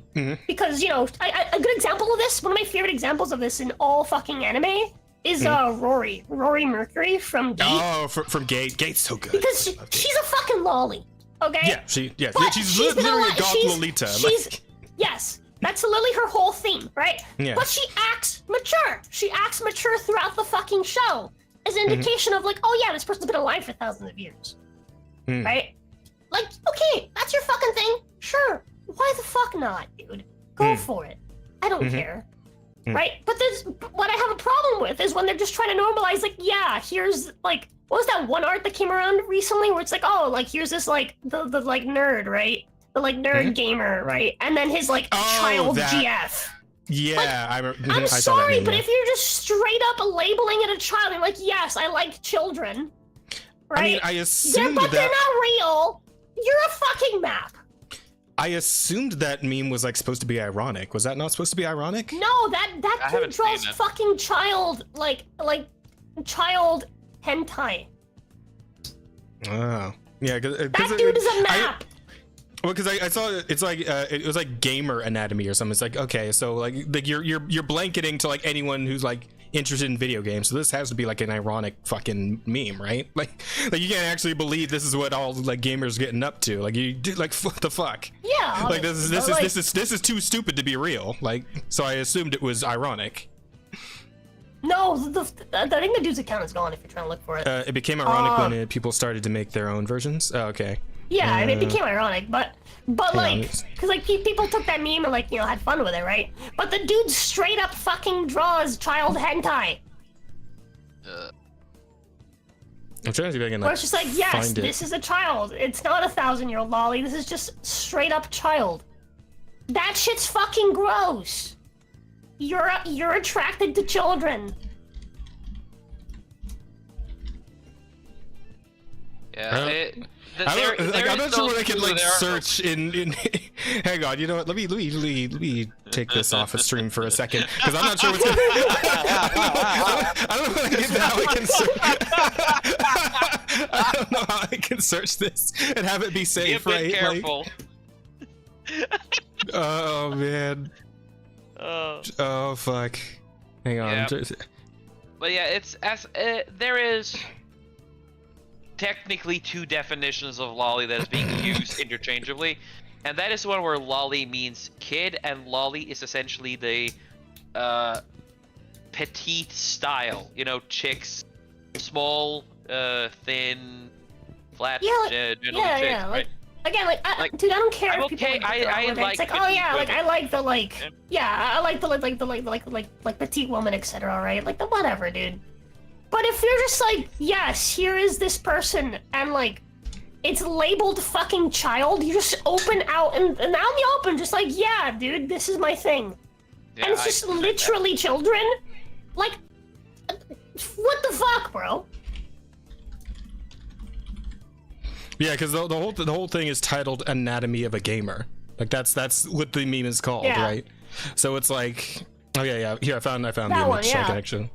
Yeah, this is what we're talking about, Trim. Literally, like, if you're going to literally label this tiny female human being that's like waist height, child, and girlfriend in one fucking sentence, you're a fucking map. Yeah, but it's like here's what I'm saying. Like this has to have been like an attempt at humor, like just an ironic fucking thing. If this is backpack filled with Doritos, right? Again. Like come on. This person. Come on. This person draws child hentai. Okay, all right. Like I didn't fucking investigate the motherfucker who originated this, but all right. Well, yeah, that is off. Then that is weird. I don't know. It's a weird thing. Because like it's so muddied because like obviously if you're talking about like some like a character that actually looks like this, right, like this short, like this literally looks like a 6-year-old, right? But like they'll try to come after you for liking like something like Senran Kagura, and I'm like, fuck, I like Senran Kagura. Come on. If you want to have the character fucking look like that and be like, oh yes, this is like this 1,000-year-old creature, right? And like it's like, oh, she's like super like mature or like whatever, right? Whatever, dude. Have your fucking fun, all right? Here's the one for me. Here we go. It's all fantasy. It's all drawings. That's fine. Who cares? But the second you're like, yeah, this is my kink, and you're labeling it as a fucking child, like you're actively choosing to be like, no, there's no like, I'm just out in the open. This is a child, and I'm into this. You're a fucking map. Okay. That's where I draw the line. That's where the slippery slope. I put my fucking foot down on it. Okay, you know what? That's fair. I'm not giving you that, and I never will, and you're not going to convince me otherwise. No, I get you. I totally get you. It's just like it all gets so muddied because like then you start talking about like the height of consent and all that shit. Yeah, when that was going around, it's like now we're just being stupid, right? So it's like what are we doing? Hey, didn't the dumbass who invented the height just of as fucking consent? retarded. Isn't she technically a child by her own standards? Probably. Yeah, they did the measurements on her and she fell short. Yeah, so it's a whole stupid thing. It is retarded. Oy vey. All right, so wait, what news story? Okay, so we started here.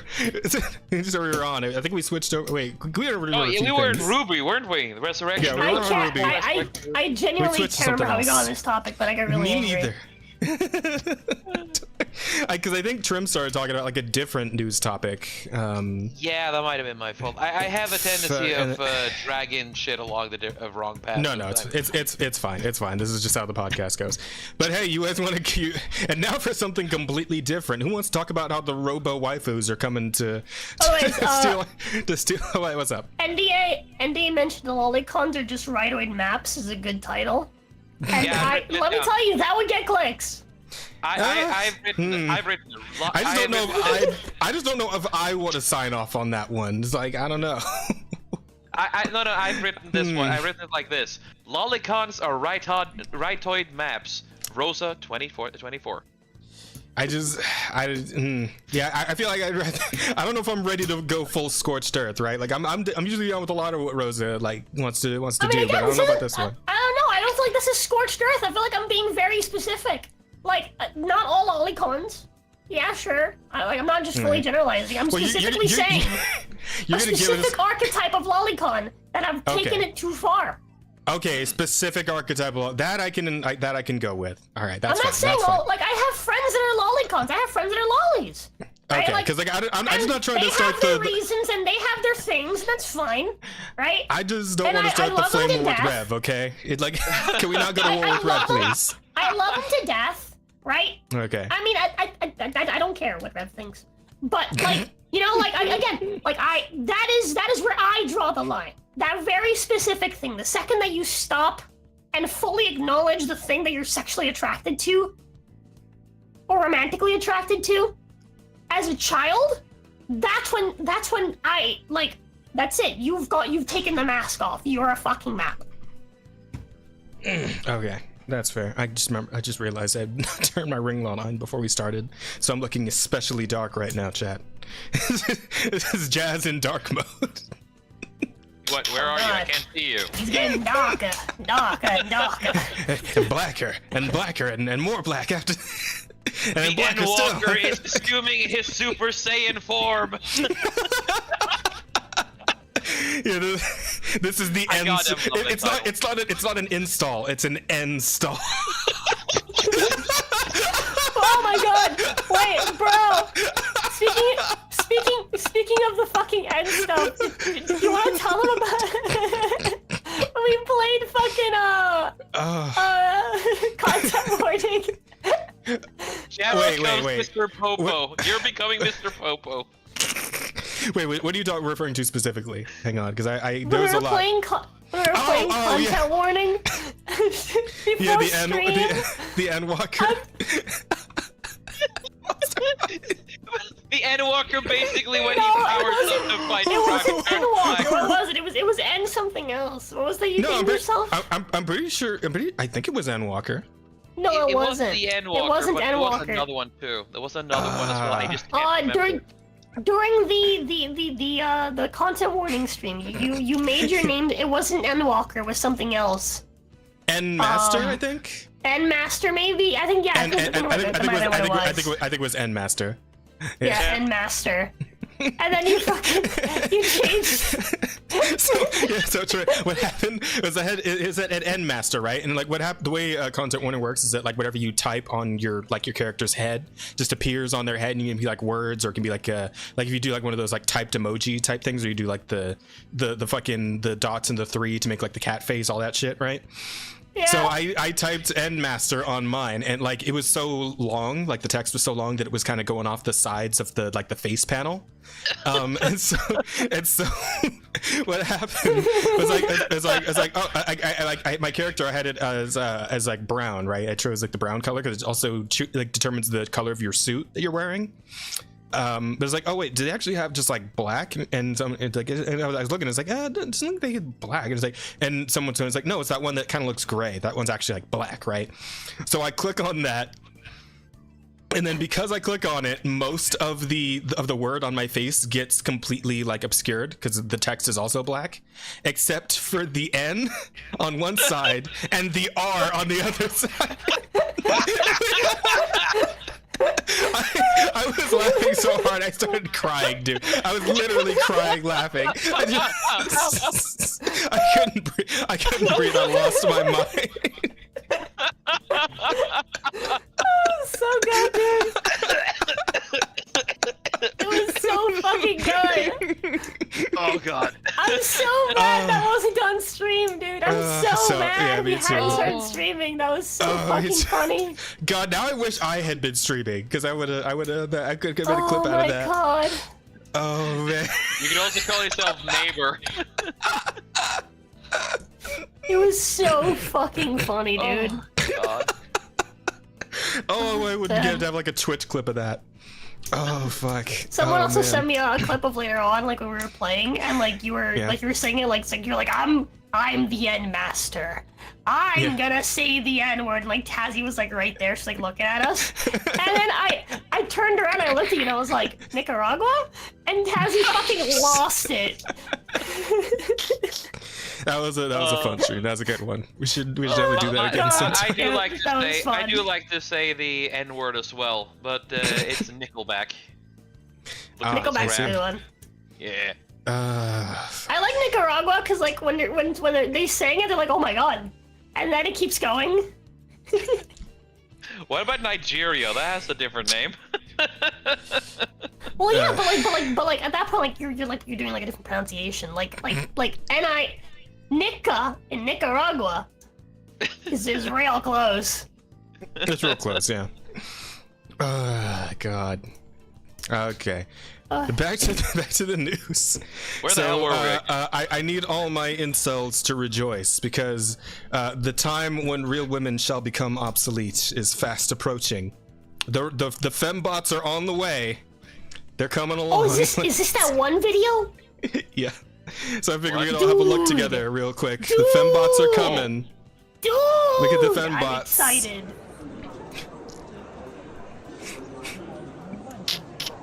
I just like how she kind of like she looks like fucking like from the neck down. That's an Autobot. Like yeah. Aside from the head and the hands, that's a fucking Transformer, right? Like yeah. Yep. She just has like a fucking like a fucking like engine exhaust like the front. Yeah. Okay, I gotta admit, I like. Okay, you have. I'm just saying, you put a blonde wig on her, you give her some blue eyes. Right, that sounds racist, but there's a very specific reason for it. Right? Yeah. You Taco Bell fucking uniform, Rosa. Yeah, you need to just have that as a fucking outfit swap on your actual. Oh god. Oh my god, I'm crying. Faces. I'm fucking crying. But yeah, I gotta say though, when I see this robot, I'm like, oh yeah, pretty face, but it's like. I'm a big fan of mechs, robots and shit like. I'm like, oh, this is fucking cool. Bro, zoom in. Oh, like full screen that shit. Look at the eyes.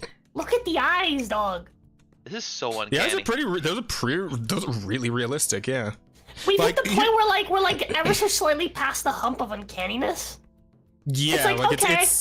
We're going to get to the point where you're not going to be able to tell. We're gonna get to Detroit Become Human. Bro, if you obscured the background, you'd be like, okay, yeah, this is like from like a video game. Like you would think this is like from a video game. You'd be like, okay, yeah. This is like graphics. this is still kind of in that like that animatronic no, it's still like that Disneyland animatronic like on the Small World ride sort of thing, right? Where the movements are very robotic, but like I feel like it's definitely like leaning a little more towards being a little more believable than like your typical animatronic, right? She's like, a cooler in her chest for my beer.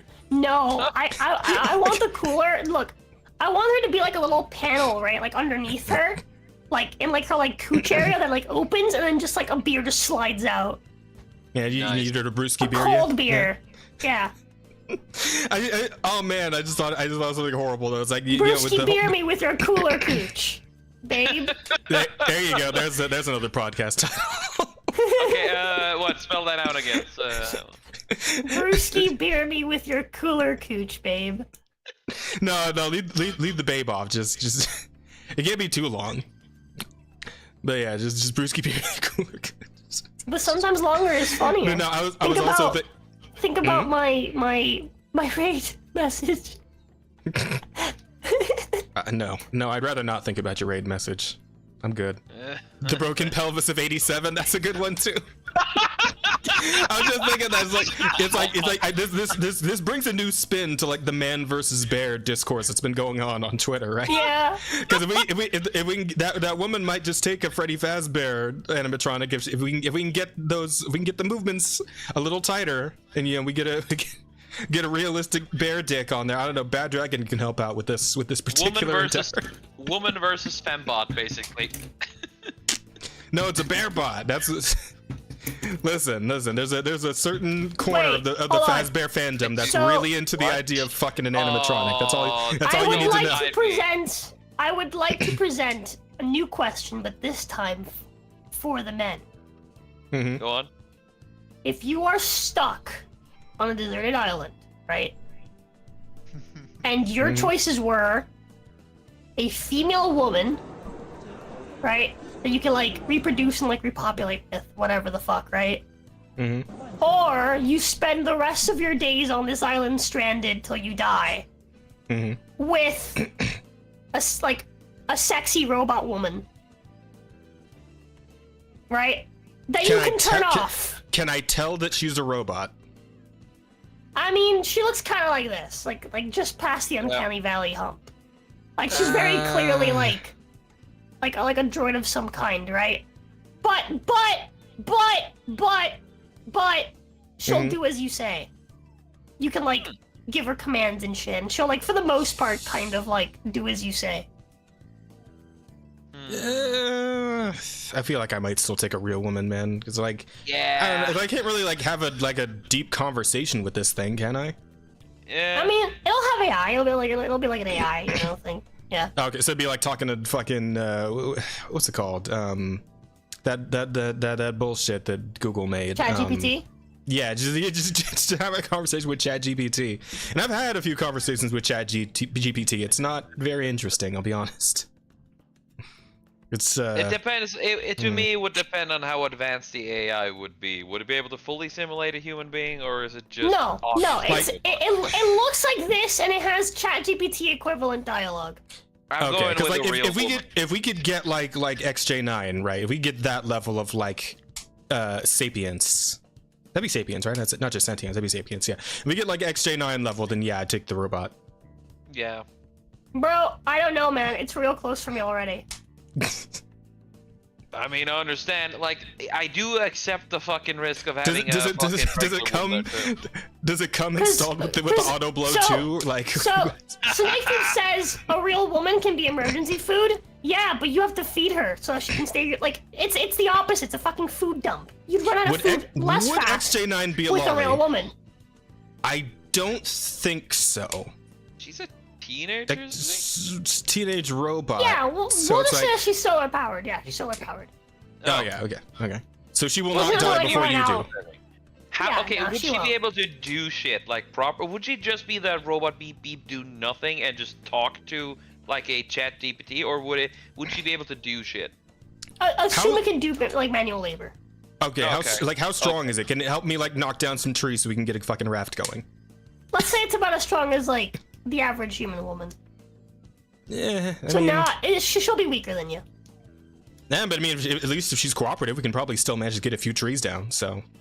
Works for me. Unlike human women, she won't be like tired and stuff. She'll just keep going. Well, it's the thing though. Many people disregard this, and I'm sorry to break the bubble, but machines break down faster than actual human beings do. That is true. Typically, yeah. Yep. So you would have to do maintenance. Maybe a year. Yeah, you would have her for maybe a year if you were lucky. Yeah. That is true. It's gonna be a minute before we can make like a self-sustaining android that can. The more I think about it, like even if it was just a head, like no body, I'd take it. Yeah, you know, just full on Wilson type shit. Yeah. Cause again, like Sinks is saying the thing like, oh, you know, like woman's emergency food. Yeah, but it's not just emergency food. It's also a food dump. You have to feed that thing. Right? Yeah, but if there's enough food, you said to like repopulate. If we look away from the Alabama implications here, there would be enough food on the island, right? Yeah, there's enough food on the island. There's no shortage of finding food. It's just you obviously have to scavenge for it. You have to like rebuild everything on your own, etc. I think it would be easier when you have a fellow human being, because if there's only two of you, you would be able to work together. I mean, if not, you would just, you know, have more meat for a few weeks at least. Oh man, I'm just no. You know what? I'm actually glad now that you, Rose, are here instead of Jin, because if Jin was here, this conversation would look a whole lot worse on everyone involved. The broadcast where men are being misogynist. Let's go. Yeah, that's why I gotten Camelot back in on this one, right? This is what we should have been talking about with Camelot last time. I think Camelot would have picked the woman. You think so? You don't think he would have picked the robot? So. No, I don't. Yeah, as basic bitch as it makes me, as Norby as it makes me, I would go for the woman. That's why he's not top 10 misogynists at A. That's why. That's why he's not on the. That's why he can't even make the global leaderboard.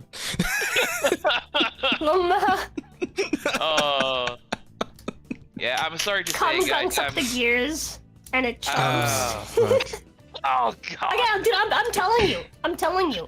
Mm-hmm. It could just be a fucking head. Yeah, Rosa just sticks her tail in the mouth when no Camelot's one's looking. biggest dream is sex robot. What are you talking about? You think Camelot would take the robot? Maybe. Maybe. Maybe. We'll Also ask came him. with realistic tasting meat curtains. Like I said, like Yeah, just install an auto blow between the legs, right, and you're good to go. just shove an auto blow 2 up there, and you're good. Dude, I still think the funniest shit ever was the one time I saw it was like, in some deep internet places. It was like a fucking whole video in which like they got a porn star in like a boxing ring with an auto blow 2, and they're both just going at it on like some random dudes, and the auto blow keeps winning. Wait. It's literally what like is a this? John Henry. I don't know. It was like a random video. This is from forever ago. I could probably not find it if you asked me to. It was an auto blow. Is like it's already like a fucking pocket pussy, but it's like Chat, robotic. It's like find this automated. for me, please. Oh yeah, Yeah. you're talking about that Japanese cum extractor, right? For semen donation. Possibly, I don't know, but it's like all I can think of is like John Henry versus the steam engine, but it's fucking porn. Chat, find this for me, please. Look, I need to know. So they put one of these machines against the average glory hole service guy. Well, she was doing like she was blowing him, right? Like so it wasn't like vag versus the machine. It was like mouth versus the machine. So, Yeah. because it's an auto blow, right? So it's Mouth versus machine, the greatest battle of our time. I'm writing that as a title. You can't stop me. mouth versus machine. Oh man.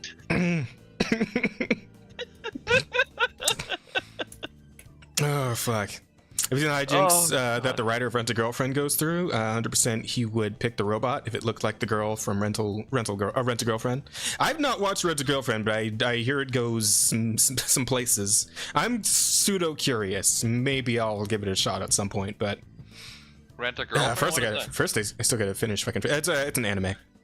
Oh right. Yeah. I still remember when you were talking about Dog Ninja, because I listen to your podcast while I'm working at times. So when I'm cleaning up the buffet after the guests have completely decimated the entire restaurant and I have to clean up everything, I listen to you guys because I find it funny. And you guys were just going all in on that Dog Ninja thing. I know it's called something different, but I'm being courteous. So, and I was just listening to that shit, laughing my ass off. And the cleaning lady and the other waitresses are looking at me. What the hell are you talking about? What the hell are you doing? It was You definitely mean a trip dog to read it. Nicaraguan? Huh? Oh, for God's sake. So at this point, it hasn't gotten an update in like several weeks. So I don't know what's going on with it, but it was certainly a trip to read while it lasted. I don't know if that guy's going to come back at some point. We'll see. Maybe it's on hiatus. I mean, just look at the fucking Berserk readers. Dude. Yeah, exactly. Yeah, Berserk. Exactly. Every time he's talking about Berserk. Oh, fuck. I still don't think anybody's going to be able to touch. Well, I mean, especially not now. Not now. All things considered. You know. I'm a little surprised Berserk didn't go on permanent hiatus, to be honest. I mean, I'm glad it's still continuing. That's nice. But yeah. I want rest to in peace. catch up. be concluded. Where'd you leave off? Casca woke up and like her and Guts are about to like interact. Or no, I think they just interacted for the first time, and she was kind of like standoffish.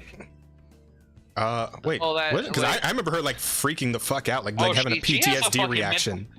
She has a straight up. She sees him and like goes full PTSD. But she's a woman. That's just kind of standoffish for them. Man, see where Guts fucked up is he didn't put on his bear costume first. Then she would have been completely at ease. Jesus. Is that the new strat for like picking up chicks at like the mall or like a bar or something? You just go up in there to fucking just roll up in there in a fucking bear costume and just... Oh my god, this shit explains the fucking FNAF hentai so much. Wait, isn't this like a thing in like fucking like fuck, what's that one thing? Dude, I remember someone saw me a fucking video once. It was like a fucking like porn thing. It was a fucking porn thing with the dudes in like a bear costume. It's a bunch of like women in, like a hen party. I can't remember what the fucking thing was.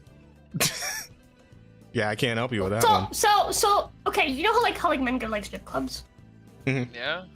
So there's also male strippers for like strip shows and stuff like that, and that's like their whole thing is that they like dress up as something, right? So for men, usually they'll dress up as like use like a fireman, like a sexy. Or... Yeah. So what I was getting at was right. So like for men, like female strippers typically dress up as like she's like a nurse, right? She's a this, she's a that, right? Yeah. She's a policewoman, right? All these different things, right? They're always human. But for women, it's all those things, right? It's like the fireman, the doctor, police right? All these officer, things. whatever. Yeah. Every time. Wait, hang on, you cut out for a second there. Like rewind to the start of that sentence you just said. The police officer part from there. Okay. For women, right? It'll be like the fireman, the doctor, right? And then there's just a dude in a bear costume. like a giant teddy bear costume. Yeah. Just like a onesie with like a head, you know? Okay. Oh, okay. So straight up like the fucking like Stellar Blade, right? Oh, sorry. I guess I spelled one of the costumes. One of the costumes is just a giant teddy bear outfit. Like if you were going to Build-A-Bear and they had like a mascot like pointing the way in or something. It's straight up like a onesie. It's a teddy bear costume. With the fucking teddy bear like head thing that looks like what's his face from Afro Samurai, right? Like that shit. Yeah. That's just the thing. And here that I women are thought into. chicks preferred dogs instead of bears, but you know. Is Rosa talking about the Dancing Bear website? I don't fucking know. Maybe. I don't know. I don't frequent these things. It was just sent to me. Yeah. See, as you have to remember that as a lesbian, Rose is not really a big fan of men, so. That's so my favorite bit from the April Fool's Day stream. Oh fuck, it was so good. Oh my god. My nephew is just born, and I'm sitting there talking about how chicks want to fuck bears. Your nephew's coming to a rough world. Listen. He needs to know what he's getting into, right? He needs to know what he's coming in for. He needs the debrief before he gets hot dropped into. Dancing Bear's been around since 2010 or so. Holy shit! Listen, you know what? Listen. Would you not want the dossier before you drop into Nom? You right? know This what? is essentially the same shit, right? You know, when this kid turns like 18, I'm just gonna bring with me like, hey, nephew, follow me. The night you were born, I did this, and I'll just play this. The podcast, yeah. Yeah. Happy 18th birthday! Happy 18th birthday! Happy whatever 18th your name birthday, is, kiddo. And also, I don't know his name yet. Since I actually made you look through this, I will either buy you a cheap-ass fucking car or a motorcycle. It depends on how poor or rich I am. Lord. And I hope the drum set went well. Man's making big promises. Big promises. Hey, if I'm dead in 18 years, I don't have to fill it in, you know. Noted. Going down the same the same kind of road of real women being replaced in the future. We also have this new interesting bar with a very interesting gimmick. I don't know if you guys have seen this. Dude, but it's so cool. This bar popped up. Hang on. It's so cool. Oh yeah, this is fucking awesome. It's a bar in Japan where you can have a drink with a VTuber. Bro, okay. So I'm unironically considering asking my dad if he'd be down to open a bar. And just set it up as I think this would pop off, dude. You gotta ask Alistair about it. See if you guys can like I have talked with Alistair about it. Because here's the thing. Actually, that is not a like as far as ideas of like trying to get like if you're like creating a new VTuber group and you're trying to get it off the ground, simultaneously launching a fucking bar in which those VTubers are available to like talk to when they're off stream. That's a strong fucking gimmick. That is insane, That is dude. strong. That is strong. Insane. People will be talking about that shit. Yeah, for We can sure. make this work, man. That's what I was thinking, dude. That's what I was thinking, bro. V2 bar. So, That's pretty good. That's So hold on. So yeah. I did talk about this with Alistair. We didn't have a meeting this week because I've been sick, and I was like, I'm not really planning much this week aside from like the D&D and like the podcast. So like I'm pushing all the collabs I had. I'm pushing them to next week or whatever. I'll sort it out later when I have my phone. Okay. But we did talk about it during the last meeting last week. All right. And he had some ideas, which I don't know if anything came out of them. But since then, I've also had some ideas because my dad's been trying to get me to start like a business of some kind for a while, right? So this could fucking work, dude. This could work in like Florida City, right? Or like That would be somewhere so like Miami. Well, and here's the thing, right? So like I've had conversations with my dad about like starting businesses for years, because that's his thing, right? Like he started his own like tire shop, whatever, and like we've talked about like what sort of stuff tends to work. And usually the things that work are things that like are permanent necessities, right? Things that people are always gonna need, like tires, right? He does tires, that's his thing, right? And so people are always gonna fucking need tires. People need to fucking go places, all right? Before you go to the hospital, before you go do anything, before you go do literally anything in life, right? Anything important, you're gonna go fix your fucking tire. If you have a broken tire and like, I don't know, like a broken leg, you're gonna go fix that fucking tire. And so that's kind of his thing, right? And it's like, I hate to break it to you guys, but beer's a fucking necessity, okay? Alcohol's a necessity, all right?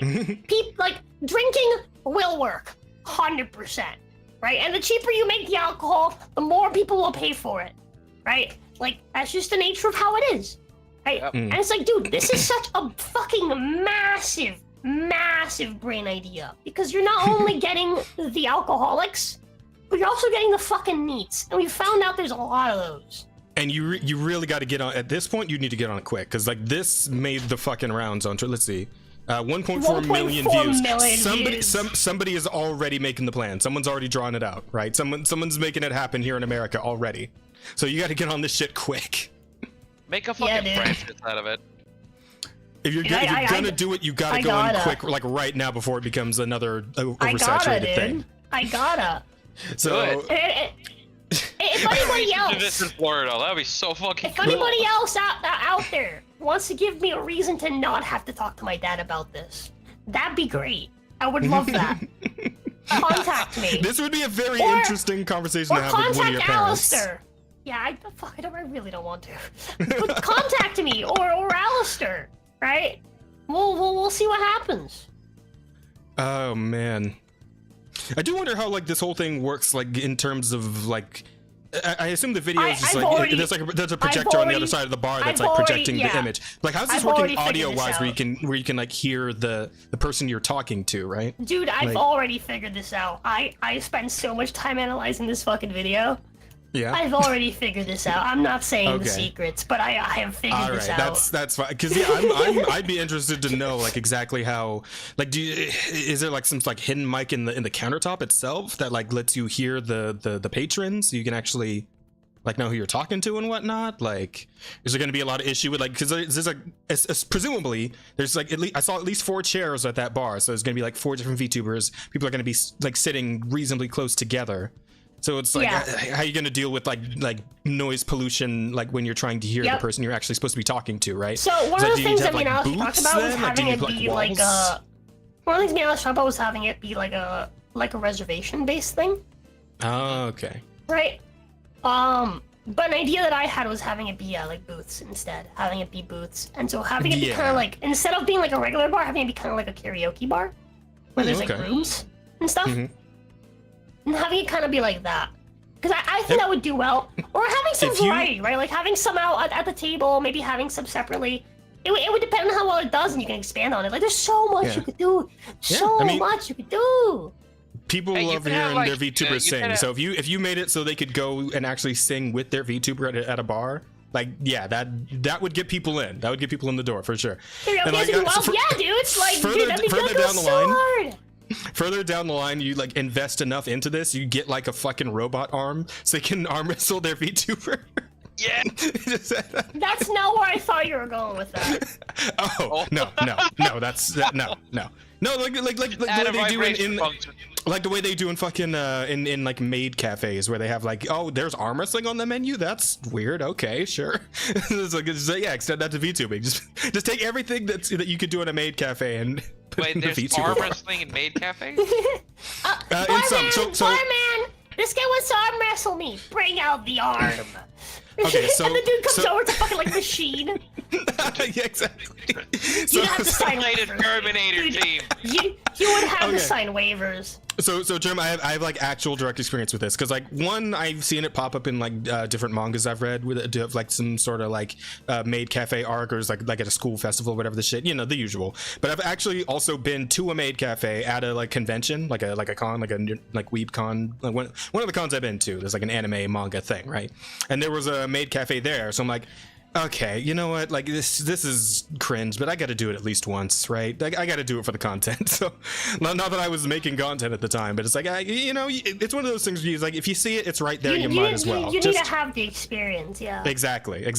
So, so I went up in there, and it's like I they had like fucking omurice and shit, and it's like omurice is actually pretty good. It was solid. But I saw like arm wrestling on the menu, and I like it's like this. It was I think this was like my first time encountering it. Like this is before I'd like seen it in any mangas in particular. I'm just looking at it. By the way, I look at the waitress. Angel Yeah, said what's that up? he drew Jazz as Mr. Popo. It's bad. I want to see Amazing. it. Send it to me. Just put it in one of the discords. I'll look at it after the fact. But Yes, Mr. Popo. He knows the pecking order. fucking hell. But yeah, like I was looking on the menu, and like the maid was right there, like while I was looking at it. I was like, and I said out loud, like, it's like, wait, arm wrestling? It's like, yeah, arm wrestle. Here, come on, I'll do it with you right now. It's like, oh, I wasn't saying I wanted. Okay, I guess we're doing it. And so we do it, and Did you win? No, it was a tie. It was a tie. We were deadlocked because this girl was like a kayaker. Like that. Oh, this was like shit. her whole deal was like she was in the fucking kayaking clubs. Yeah, so she was kind of beefy. Oh. She had beefy fucking arms. Like she had strong fucking arms because she did kayaking every fucking weekend. So yeah, she was for real. So I ended up like we were just at a standstill. We were stuck at neutral for like a good 30 seconds, and at a point we're just like, okay, I don't think either of us is taking this one. So we just like on three, just like go. So it was actually pretty funny. It was cool. Yeah. By the way, I need to ask: are you gonna cover the designs in Hades too? So I think we talked about that last time with Alyssa Mercanti. I'm pretty sure we talked. There's a new Alyssa Mercanti story, but we did. I'm pretty sure we talked about that. Yeah, Are you talking about the? Umbra sent me something. Umbra sent me something that's fucking magical. It is beautiful. What is it related to this, or is it something else entirely? Oh, it's literally okay. It is what Trim just sent. It is what Trim just sent. Okay, yeah, because I did see that the Hestia design was dropped in. Oh god. Let me see What does the original look like? Original Looks Hestia. worse It in looks like Ruckus. No. Like what does she look like? Like show me. Oh, the original Hestia. Let me see. I could probably just bring it up on the. Let's see. Hestia. What is the design that dropped? Because it is not what Trim sent. Yeah, No. it's like she's kind of like a grandmotherly looking. Like this is a fan art. Let me see. Where's the Ruckus actual? looks better though. Yeah, here we go. This is what Hestia looks like in Hades 2. That is so disgusting. I mean, I can give it credit for being Hestia, a pretty. Hestia is supposed to be a house mother. Yeah, and it's like I think that's what they're going for. Like, well, they're going for like a house grandma, I think, more than a mother, right? Go for like the truck. Yeah, if you're going to Grammy's house and you walk into this, right? And it's like, yeah, I mean, this is still supposed to be a goddess, though, right? So it's like, Yeah, she got the this looks like a vitiligo fucking Jemima. Yeah, vitiligo This on looks Jemima like a is what fucking I'm racist seeing. stereotype, dude. Yes. Kind of does. She has the like white powdered lips. Well, that's supposed to be part of her vitiligo, right? Because I it's know, also but on her that eyes. is not that is a weird choice of a place to do it. Yeah. And she has like the like rosy cheeks as well, like oh no. Yeah, and like her earrings are the little fucking like the what do you call those? The little grill things, the barbecue pit things. This ain't good. This no Everybody bueno. Yeah. So she's been. Now look at what I'm Trim gonna say said. what I always. I'm always gonna say what I'm gonna say what I always say in these cases. It's the anti-racist who are the most fucking racist people. Yep. Now pull up. Now pull up the dungeon. What Trim said. What Trim said. Wait, what Trim said? What'd you send? The Hang on. Uncle Ruckus one. Oh God, hang on. Also, Oh no. that is also like in a natural like ashy gray black that they went for. True. Oh, This looks less no, racist. shit. Yes, it does. Does it? It Are does. we sure?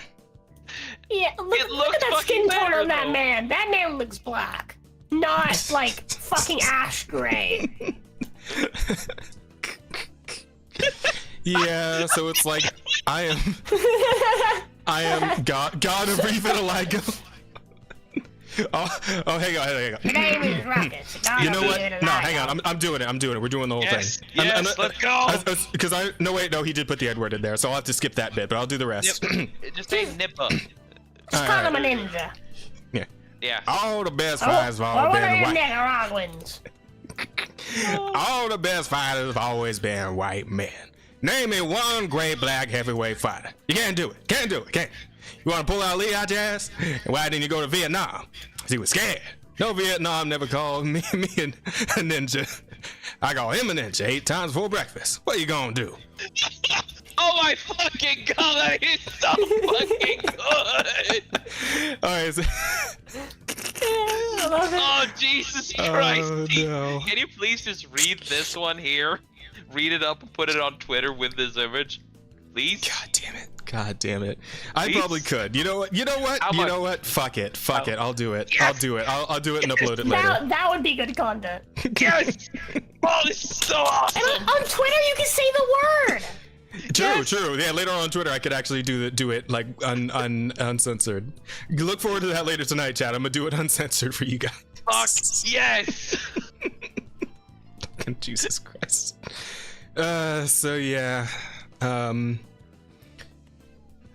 Oh, and V's gotten in on this shit too. So Oh, yeah, because this is the Hestia we have from anime, from the dungeon. Yeah. Is it wrong to pick girls in the dungeon anime, right? This is the Hestia we get on that front, and like.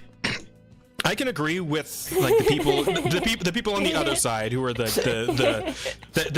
Hades Hestia defenders point out that she's just a generic looking anime girl, and honestly I can agree with that.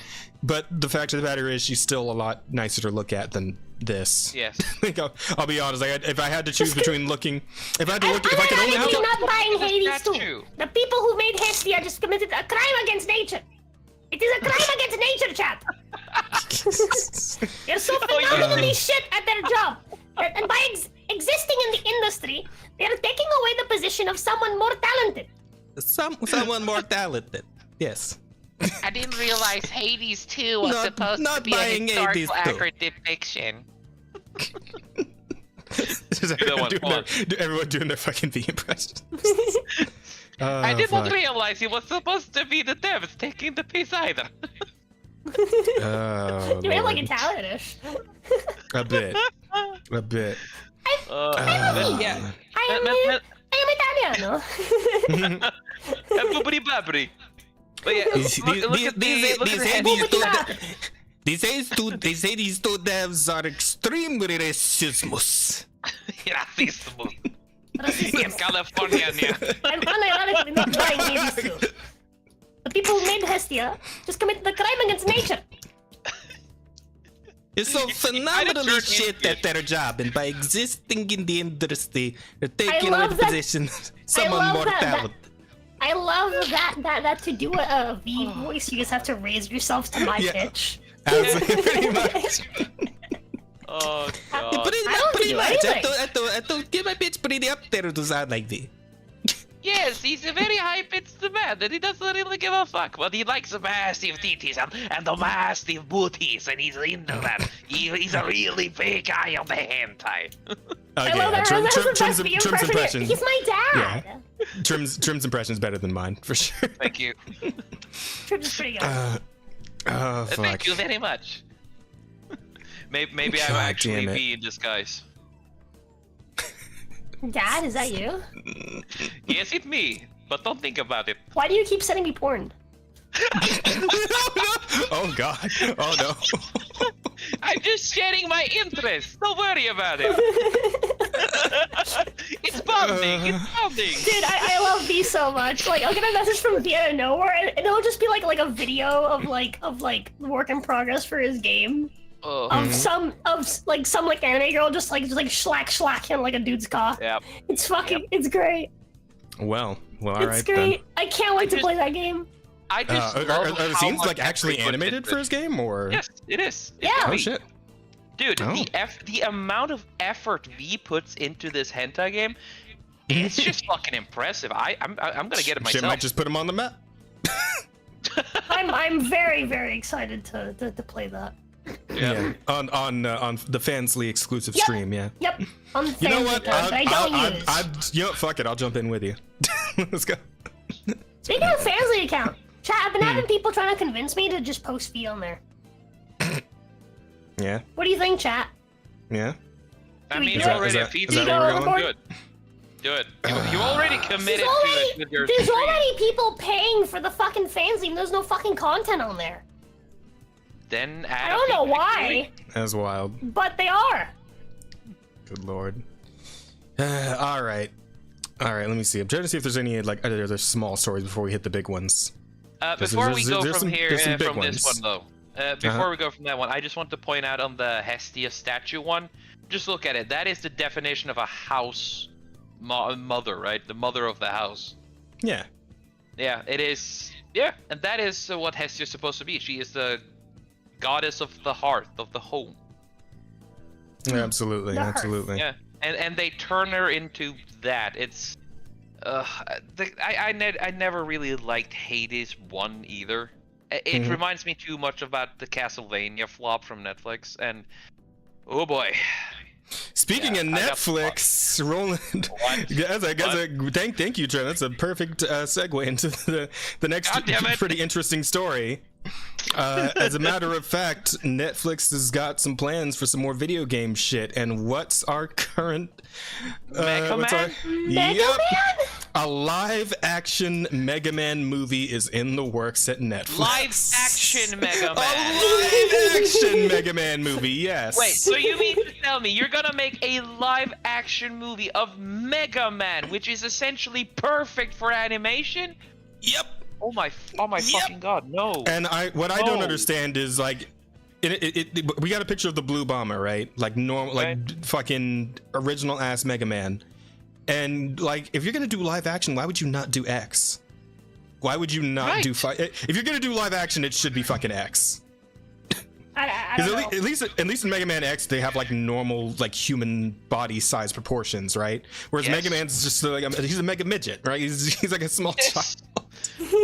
So it's like I don't know. It feels like boy. I mean, Like, there's every is it chance it Krillin? could be. There's every chance that it could be X and not like, I mean, and they're just using the you do picture have the 90s because this is discussing cartoon. film. You do have a 90s cartoon of Mega Man. Oh yeah, where he's kind of got like the. It's Yeah. weird, but it's kind of cool. Of course, they turn Cutman into a Mexican. Jesus Christ! No, Yes, because I'm thinking of that Nines Good talking about the American made one, and it's like like Mega Okay, Man's like back, way what's he taller. doing? He's got like a normal sick. human build, and it's just like, I don't know. It's It weird. doesn't It's weird work. looking. Mega Man, he needs to be to his style. I mean, I agree. If they're gonna make a live action, it has to be X. Especially, it fits the mood as well because it's Mega Man is a very cartoony thing. It has to be because I mean, Wily Yeah. the Robot Masters. If you want to fucking make a live action with some kind of more adult themes, Mega Man X would be fucking perfect. I mean, you got Wily, you got Vile, and you got Sigma, right? Yeah, and you also got you got Zero, and you got fucking. Hell yeah. What's his name with the 2 guns? Is it X?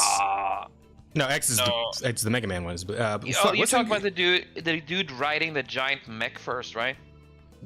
No, that's Vile. That's it's Vile. No, the like the third like protagonist, who like aside from X and Zero, there was a guy with the 2 guns.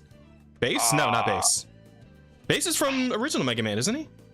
Is he from X? I thought Base was from like this Mega Man, like the one we're looking at now, the original one. Are you talking about the dude who has the black wings? No, he's got like orange hair, like orange spiky hair coming out of like the back of his helmet. And it's like he has like black armor. That is. Fuck. Sigma? No. This is a protagonist character. It's a hero character. He's a Maverick Hunter. Fuck, what's his name? No. Zero's got the long blonde hair with the beam sword. Oh yeah, fuck. This guy has 2 guns, like 2 like pistols, like not even arm cannons, they're like pistols. Only Mega Man X game I truly know is the first Mega Man X. I don't really know much farther than that, sadly. Okay, yeah, because like the way the game I know this guy from was like it was actually like 3D 2D platformer type game. It wasn't. It might have been Zero Mission or something. No, Zero Mission was a 2D one as well. Is that the game where I've seen gameplay of this one where there's a hyena you fight that uses fires? I'm gonna look this shit up. Mega Man X protagonists. God, I love the fucking Wily casting. This guy on the oh shit! Wait, hang on. There's an image of just him. This guy. What? There. What's this guy's name? Yeah, I don't know this guy, sadly. Oh, you never seen this one? Axel, nope. That's his name. His name's Axel. Yeah, but yeah, Axel's in. You get Axel in there in the show, like. You know, that's like him, X, and Zero. The people would be expecting to see, but like, I'm also thinking there's the possibility that they might go the fucking like the Sonic movie route, where like most characters are just like normal human beings and actors and whatnot, and then like Mega Man is like a little like CGI guy. Oh, that would that would be cool. That would actually work. That could work. Yeah. I'd be fine with that, but it's like it's just a weird announcement. It is. I would have made Mega Man like basic Rockman would have been an animated one for me. Like you could do 2D, 3D, but it would be an animated one. A 3D animated thing for sure, like on the level of like say like what they do for Smash Bros. Like when they do the animated cutscenes for that. But Mega Man, that would have been sick. I would have been down for that. While I was getting this piece of ham, I was thinking about what you said, Jazz. Yeah. Why is he called Mega Man? If he is a midget man. Well, to be fair, his original name is Rock. Yeah. Like Rock or Rockman. And Mega Man was the name that he got when he got like brought over to like the Americas, right? Yes. That's his American name. But technically speaking, his original Japanese name was Rock, because like obviously roll is in the game as well, and that's like, it was supposed to be the fucking rock like, and roll. the pun, rock and roll. Yep. I think. But why? Well, it was. Why did they call him Mega Man? Because it's Mega and it's cool. It's localization, basically. Well, I think maybe to go along with the fact that he's got the Mega Buster, because I think the Mega Buster is still called the Mega Buster either way, right? Like either in Japan, either in Japan or America. I'm pretty sure it's still called a Mega Buster. So maybe they were trying to go with that instead of. But it's funny though, because even in like the American side of things, like roll's still roll. And bass is still bass, and like all the other like music related shit is still what it is, right? Mega Man's the only one who had to be called Mega Man. I liked Mega Man, but calling him Rockman would be cool too. It would have been cool, but maybe they wanted to avoid like confusion of like it's like no, this isn't like a music related. Like this isn't actually like we're not actually he's not like swinging around a guitar or anything. Because at the time like rock would have been pretty big at the guys because that would have been what like the like the late 80s, early 90s when Mega Man first came out in the West. I mean, another. This is a crackpot theory though, so I'm pulling this one out of my ass. You have Ultraman, you have Superman, so maybe they just went. The dude who did the name was like, okay, this could be Mega Man. Yeah, well, I mean, Superman was American, but Ultraman was also Japanese, wasn't he? Yeah, but Ultraman was Japanese, and Superman was. He was also American. popular in Japan too. He was American, but also popular in Japan too. One of those like global kind of things, yeah. Yeah, but again, if the change was done in America, they did know of Ultraman too back in the day. So I think that it's kind of based on that, the naming convention of the time. The other thing that doesn't really make sense is like the dog, right? The dog that like, is your little springboard sometimes, and like you can ride on him sometimes. His name's Rush. So it's Rock, Roll, and Rush, and it's like, yeah, that one doesn't quite jive with the pun, does it? Rush? Possibly. Maybe, yeah, could be. I mean, it's a Japanese game. References is half the fucking game. Yeah, fun. Possibly. But yeah, so that's what Netflix is up to, and I guess we'll see like when they finally end up dropping a trailer. I'm iffy about it, right? Because like they fucked this up, and they've North also American box for the first Mega Man game had Mega Man with a Glock. Is that real? Yeah, like the American box art had like a weird like adult man looking Mega Man. A fat middle-aged dude with a weird suit holding a gun. Yeah, and it's funny because they harkened back to him when they did Street Fighter Cross Tekken, I think it was. Yes. Where they actually put Mega Man in the roster, but they put that version of him in, where it's just a dude in. It's like a grown adult man, like a 40-year-old looking dude in a fucking Mega Man like cosplay, pretty much. Yeah. And that was pretty funny. Can you find the image? Oh, a picture of him? Yeah, hang on. Yes. Mega Man, let's see if I can, the American poster, probably. Yeah. I bet. It was right there in the search suggestions. American box art design. Go back. Was Go it? ahead. Oh, whoops. Yeah, you don't read? Whoops, hang on. What is reading? I was just looking at my keyboard. I wasn't looking at the... Yep, there it is. There. Can I make this like bigger? Oh, he's just holding a fucking gun. That is not a Glock. Yeah, it's like a fucking laser pistol a la like Star Trek type shit, right? Wily's design though. Holy shit! Yeah, like Dr. Wily is like all like cyborged out and shit. It's like that's fucking cool. And this weird buzzsaw hand robot in the background. It's like the fucking anime wasn't. This is very 80s. Very this is Mega Man 9. You gotta find the Mega Man 8 one, Mega Man 1 one. I mean. Oh, Mega Man 1? Oh, yeah, hang on. Yeah, that's the one where he looks like a middle-aged fat dude. Where is it? Oh, is it this one right here? Yes, there's the one. This goofy shit? Yeah, stupid shit. Like the fucking helmet's like lopsided. The helmet's like lopsided too. Like, yeah. It's like off center. Holy shit. Yeah, they put this guy in Street Fighter X Tekken as a joke. It was great. Now I'm trying to understand why AIR was so bad to begin with. It was trained off of this era. Yeah. Jesus. Oh fuck. Lord. Yeah, it would be fun having a game based something. upon this dude, though. Not gonna lie. Yeah, so if live action Mega Man comes out on Netflix and it's this shit, like I don't know if everyone's gonna hate it or love it. Like it depends on how like straight they play it, right? You know what? The best. I hope if they make a live action one, they make a reference to this dude. You just see him in the background or some shit, just pulling out a gun to start shooting at the robots. Pow pow pow. Like he looks more RoboCop than fucking Mega Man, right? Just kinda, yeah. Huh. Maybe that could be a part of the inspiration too. No, possibly, honestly, because I think Mini-Man, I, Mega Man, will save you. Oh man, well here's the thing: they could absolutely like do like normal Mega Man, and they go the Sonic route where he's like a little CGI Mega Man and just like hanging out in the human world or whatever. But then they just have like this shit show. Like they have a guy in like a Mega Man cosplay wearing this exact outfit Yes. It'd be like in the first Sonic movie where they had the drawing of Sonic by the crazy guy, and it's just the fucking Sonic drawing. Yeah. Well, no, it's the Sonic. It's like specifically the Sonic drawing where he's got like the weird noodle arms and he's got like the weird like head. It looks like it's drawn by like a 6-year-old, right? Like that shit. Oh well, yeah. You can do something similar with hair, like so. Absolutely. You say, this is the person who assaulted you. Yeah.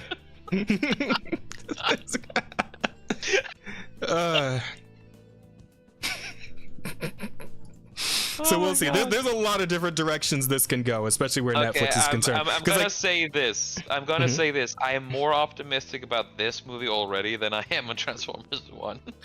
Fair. And it's like That reminds me. Wait. When are we doing the watch along of the Sonic movies? The recent ones? Yeah, because I haven't watched them. Oh, I mean, when do you want to? Do it today. Fine, I'll play Stellar Blade tomorrow. Yeah. All right, sure, I'm good with that. All right, so we'll do that then.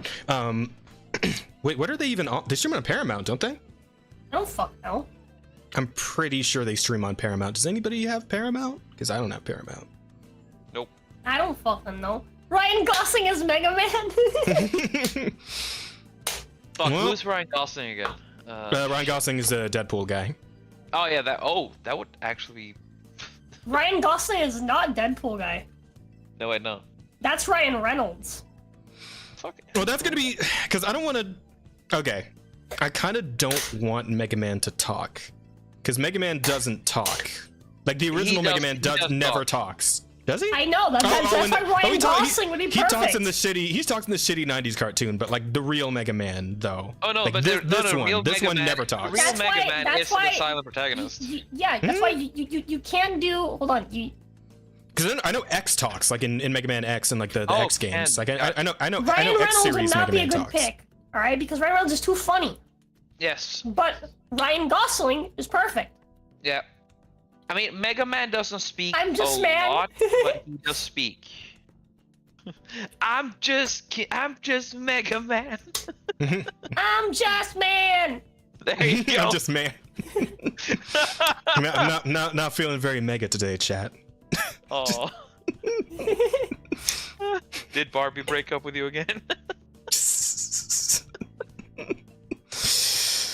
Fuck, that's a meme format right there. Pride? Just am I not hot when I'm in my mini man?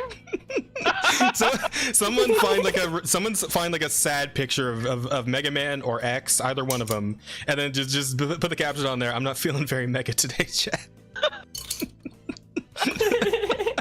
Save that. Have it ready for if they drop the trailer for the Mega Man live action series and it looks like ass. Just save it. I'm half and half, right? Because like the Castlevania series was fine in like seasons 1 and 2, and then it dropped off a cliff. And like, what's it called? The One Piece show was fantastic. Actually, it was actually really fucking good. But at the same time, they had Oda like pointing a gun to their head, making sure that they made exact. Oh, you're good. Making sure that they made exactly what they wanted him to make. I don't know how involved whoever the fuck came up with Mega Man. I guess Nintendo? No. Fuck. What? Who? No, it's fuck. Is it Sega? Is it Sega? Is it Namco? Who the what? Where did Mega Man come from initially? Is it Atari? It wasn't the NES, was it? Was Roll his sister? I mean, I think technically, because Roll is also a robot, but she was also created by Dr. Light, so technically, they have the same father, you know, in the context they were created by the same person. So yeah, I guess they would be brother and sister to a point. How that works with Mega Man Legends, I'm not super sure, because there's like a little bit of implied romance between the two of them there, but I think in Legends, they're not strictly robots, like they're humans wearing like robo suits or something. I believe that's how it works in Mega Man Legends. Isn't he Capcom? He is Capcom. Yeah, shit. Wow, I'm stupid. Yeah, he's Capcom. That's right. So I don't know how much Capcom is involved in the creating of this Netflix. I would assume a good bit, but I don't know, they might be, depending on how hands-on or hands-off they are, this could go in myriad different directions. This could be anything right now. All we know is that it's happening. We'll have to wait and see as to what they put out and what that looks like. Right? I still think, like, it says live action, right? So we know that. I still think, knowing that it's got live action in some way, shape, or form, the best bet they have is to go the Sonic movie route and just CGI him. That's the best thing they could do in terms of live action. Because if you get a fucking kid in a Mega Man suit, it's just, I don't think it's gonna hit. It's not gonna look anything but stupid. I'm sorry, it's just not. That's where I'm at. I agree. Well, they could do something really funny and just get the fucking is it Dead Rising I'm thinking of? I think it's Dead Rising. Do the Dead Rising DLC and just get Frank West in the fucking Mega Man suit with a working Mega Buster. Just put Frank West in the suit and just let him shoot some zombies or something. I don't know. I covered Wars, you know. Oh fuck, that'd be good. I'd tune in for that. God, I would love a Dead Rising movie. That'd be fucking cool. That would be cool. But they have to lean into like. Have you played the third game? Have you played the third game? I did not play. I played the first and second. It'd be pretty good if they leaned into like this stupid bullshit, like sticking a bunch of Bowie knives and some boxing gloves, or like putting like a crystal in a flashlight and making a lightsaber. Like just like you have to do the stupid shit if you're gonna make a movie. But here's the thing though about the the third Dead Rising game. It's serviceable. It's not perfect. The chainsaws on the boat paddle, right? Yeah, that's pretty fucking cool. But here's another thing. You have in Dead Rising 3, the entire fucking epidemic there is caused by the fucking government, by people who are chipped with vaccines. Ah. Oh yeah, that shit gets. You can get a lot of topical jokes out of that one. Oh, absolutely.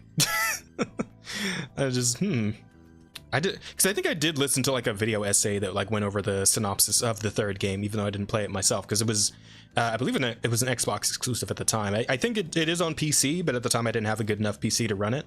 I might go back and play it because I definitely have a good enough PC now, so maybe I'll do that at some point. Mega Man, we need your help in the Capcom multiverse. Meet Claire Redfield. Okay, yeah, this could be leaning into like another multiverse thing, because I know,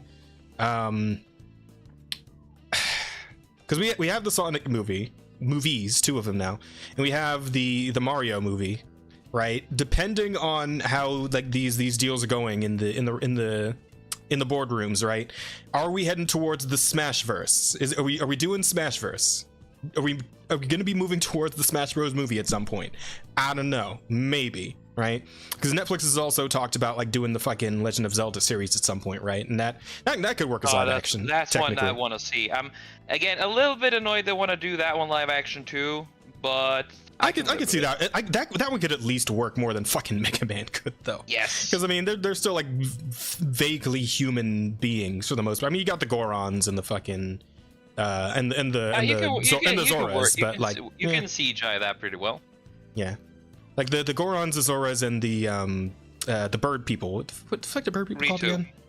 Yeah, the Rito. Like the three of those three, that might get a little weird with some CGI and some face paint and all that shit. But I mean, it's still doable mostly in live action. I think. I feel like the biggest thing is going to be like the environments, right? Because like how you make like Hyrule work in a live action on like a reasonable budget. Like that's a lot of, you got like Death Mountain, you got the fucking I just want to know Farron Woods, all kinds of crazy locations and shit. So it's like no. I just want to see if they're gonna do Ocarina of Time or the original Zelda game. I might as well start it. I think they start with Ocarina, right? Because I feel like that's where, like, I mean, the old Zelda games are popular, but I feel like Ocarina is where it like really popped off as a series. Yep. I think, yeah. Live action Animal Crossing is the same style as the new Lion King. I meant to fucking watch the new Lion King trailer before we did the podcast. I can't play it on stream, obviously, because we'll get fucking copyrighted into the dirt by Disney. But yeah, I heard it got ratioed to shit on YouTube. So. Also, Jazz, I made you something. Yeah. Oh, you did? What's up? What are we at? Check the. In the fuck? Oh wait, let me this over here. Jump down to present. Every time I jump to present, I lose where I'm at. We're trying to get the not feeling all that and make it right now. That's good. That's good. Wow, you drew that up quick too. That was solid. You should post that on. You can post that on Twitter. That's good shit, man. Thanks. Yeah, wait. Chat can't see it. Let me. There we go. Chat. Trim's latest masterpiece. I know it's a little cropped on the TV screen. It's just a little weird. Hang on. This one. There we go. There you go, chat. That's good stuff. That's fucking solid. Fucking might as well do something with this. Doing God's work, Trim. But yeah, in a similar vein, the Mufasa origin story got its first debut trailer, and got fucking ratioed straight into the ground. So, yeah, is what it is. Awesome. Yeah, like like Simba's dad. It's like a Lion King. Wait, they're making a movie about Simba's dad now. Yeah, because they made the live action remake of the Lion King, and now they're doing a live action prequel movie for Mufasa, and it's just like, not terribly interested. I didn't like the live action remake at all. No. I was not a fan. I don't know if you saw it, but it was not good, in my opinion. That was essentially the movie that made me swear off all live action Disney movies, or live action version of classic Disney movies. Gotcha. Oh, this is kind of a fun one. So this game kind of. I'm not a fan of the live action 30 on 30. So this kind of came and went, but there was a game that popped up called Zhao, right? Z-A-U, Zhao. Is this bit right here? And of course, Mighty Keith had some shit to say about it. A black man made a game themed in his Kenyan culture, and people in the comments are saying things like DEI. So what I mean when I say people just say shit they hear others say without having any idea what the word means, I'm getting the game just to spite these weirdos. So this whole thing started because Kabrutus, who was the guy who made the Sweet Baby Inc. Detected, added this game to the list of Sweet Baby Inc. Detected. And technically speaking, Sweet Baby isn't like directly involved, but Grum's managed to dig up some stuff about this game and about the people behind it, so I thought it was kind of interesting. The narrative fix is in. Dimian's video on this one. Yeah, he talked about this too. So on blast for Sweet Baby Inc. game Zhao. Claim teen critics are just racists, of course, you know, the typical defense, that Zhao was made by a Kenyan man who just wanted to promote his culture. And you know what? That would be fine. That would be okay. Although apparently this game only got like 5,000 sales on Steam. It's dead on. It was dead on arrival. It was dead on arrival. Yeah, did not get any support from the from the social justice crowd, unfortunately. As we know, here's the thing. They don't really buy shit. Yeah.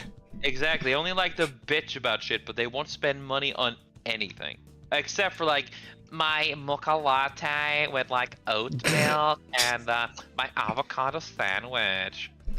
Fucking hell. So claims teen critics, but Zhao creator Abubakar Salim, that means a cool name, honestly.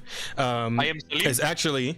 Is an SBI insider. The real reason that Zhao worked with Sweet Baby Inc. is because Abubakar Salim co-directed a company called Bebe Sucre, which translates not to Secret Baby. Apparently, it translates to Sugar Baby. Yeah. Oh my god! With the founders of SBI, Kim Belair and David Bedard, and SBI writer Amy Leigh Shaw. So it's just a Sweet Baby offshoot called Sugar Baby, which is. God, who is naming these fucking companies, man? Like, we're on the fucking nose. Sugar Baby. Why would you name your fucking anything Sugar Babies? Yeah. So Zhao the game isn't just a detected game. It might as well be a direct Sweet Baby Inc. game. Made directly by, like a game just straight up made by Sweet Baby Inc. Not consulted on, just made, directed, produced. So yeah, that's the deal with Zhao. But as we've seen, the game just completely cratered the moment it came out. So didn't it do it worse is what than it is. Suicide Squad? Probably. I mean, if we can go check concurrent players on Zhao right now and see how it's going. Why don't we? Let's have a quick check. ZAU Zhao. See if it'll actually come up here. Yeah. That seems to be acting a little demicky. Might have to hang on. Repop it.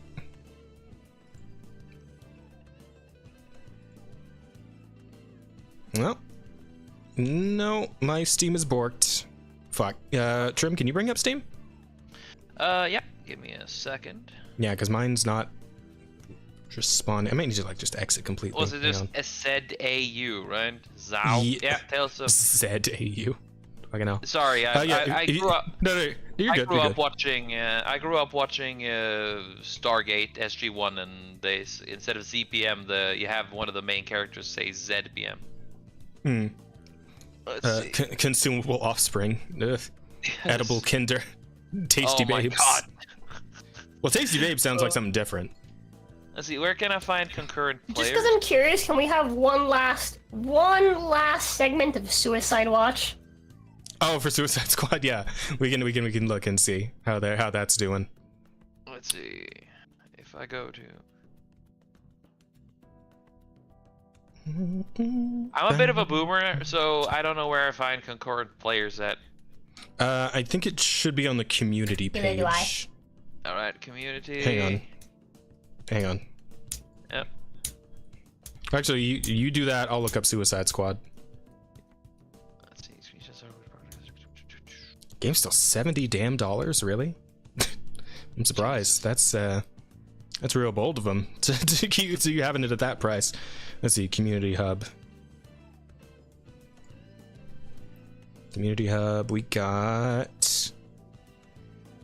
I'm not even seeing it. Usually it's right at the top of the community page. Perhaps they hid it for obvious They reasons. might, possibly. View stats. Oh, there we go. Global achievements. I'm seeing 12 in group chat. That's all it's showing me.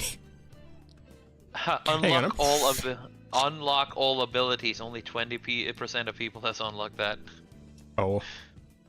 Wow. See. So the people who bought it didn't even play the whole fucking thing.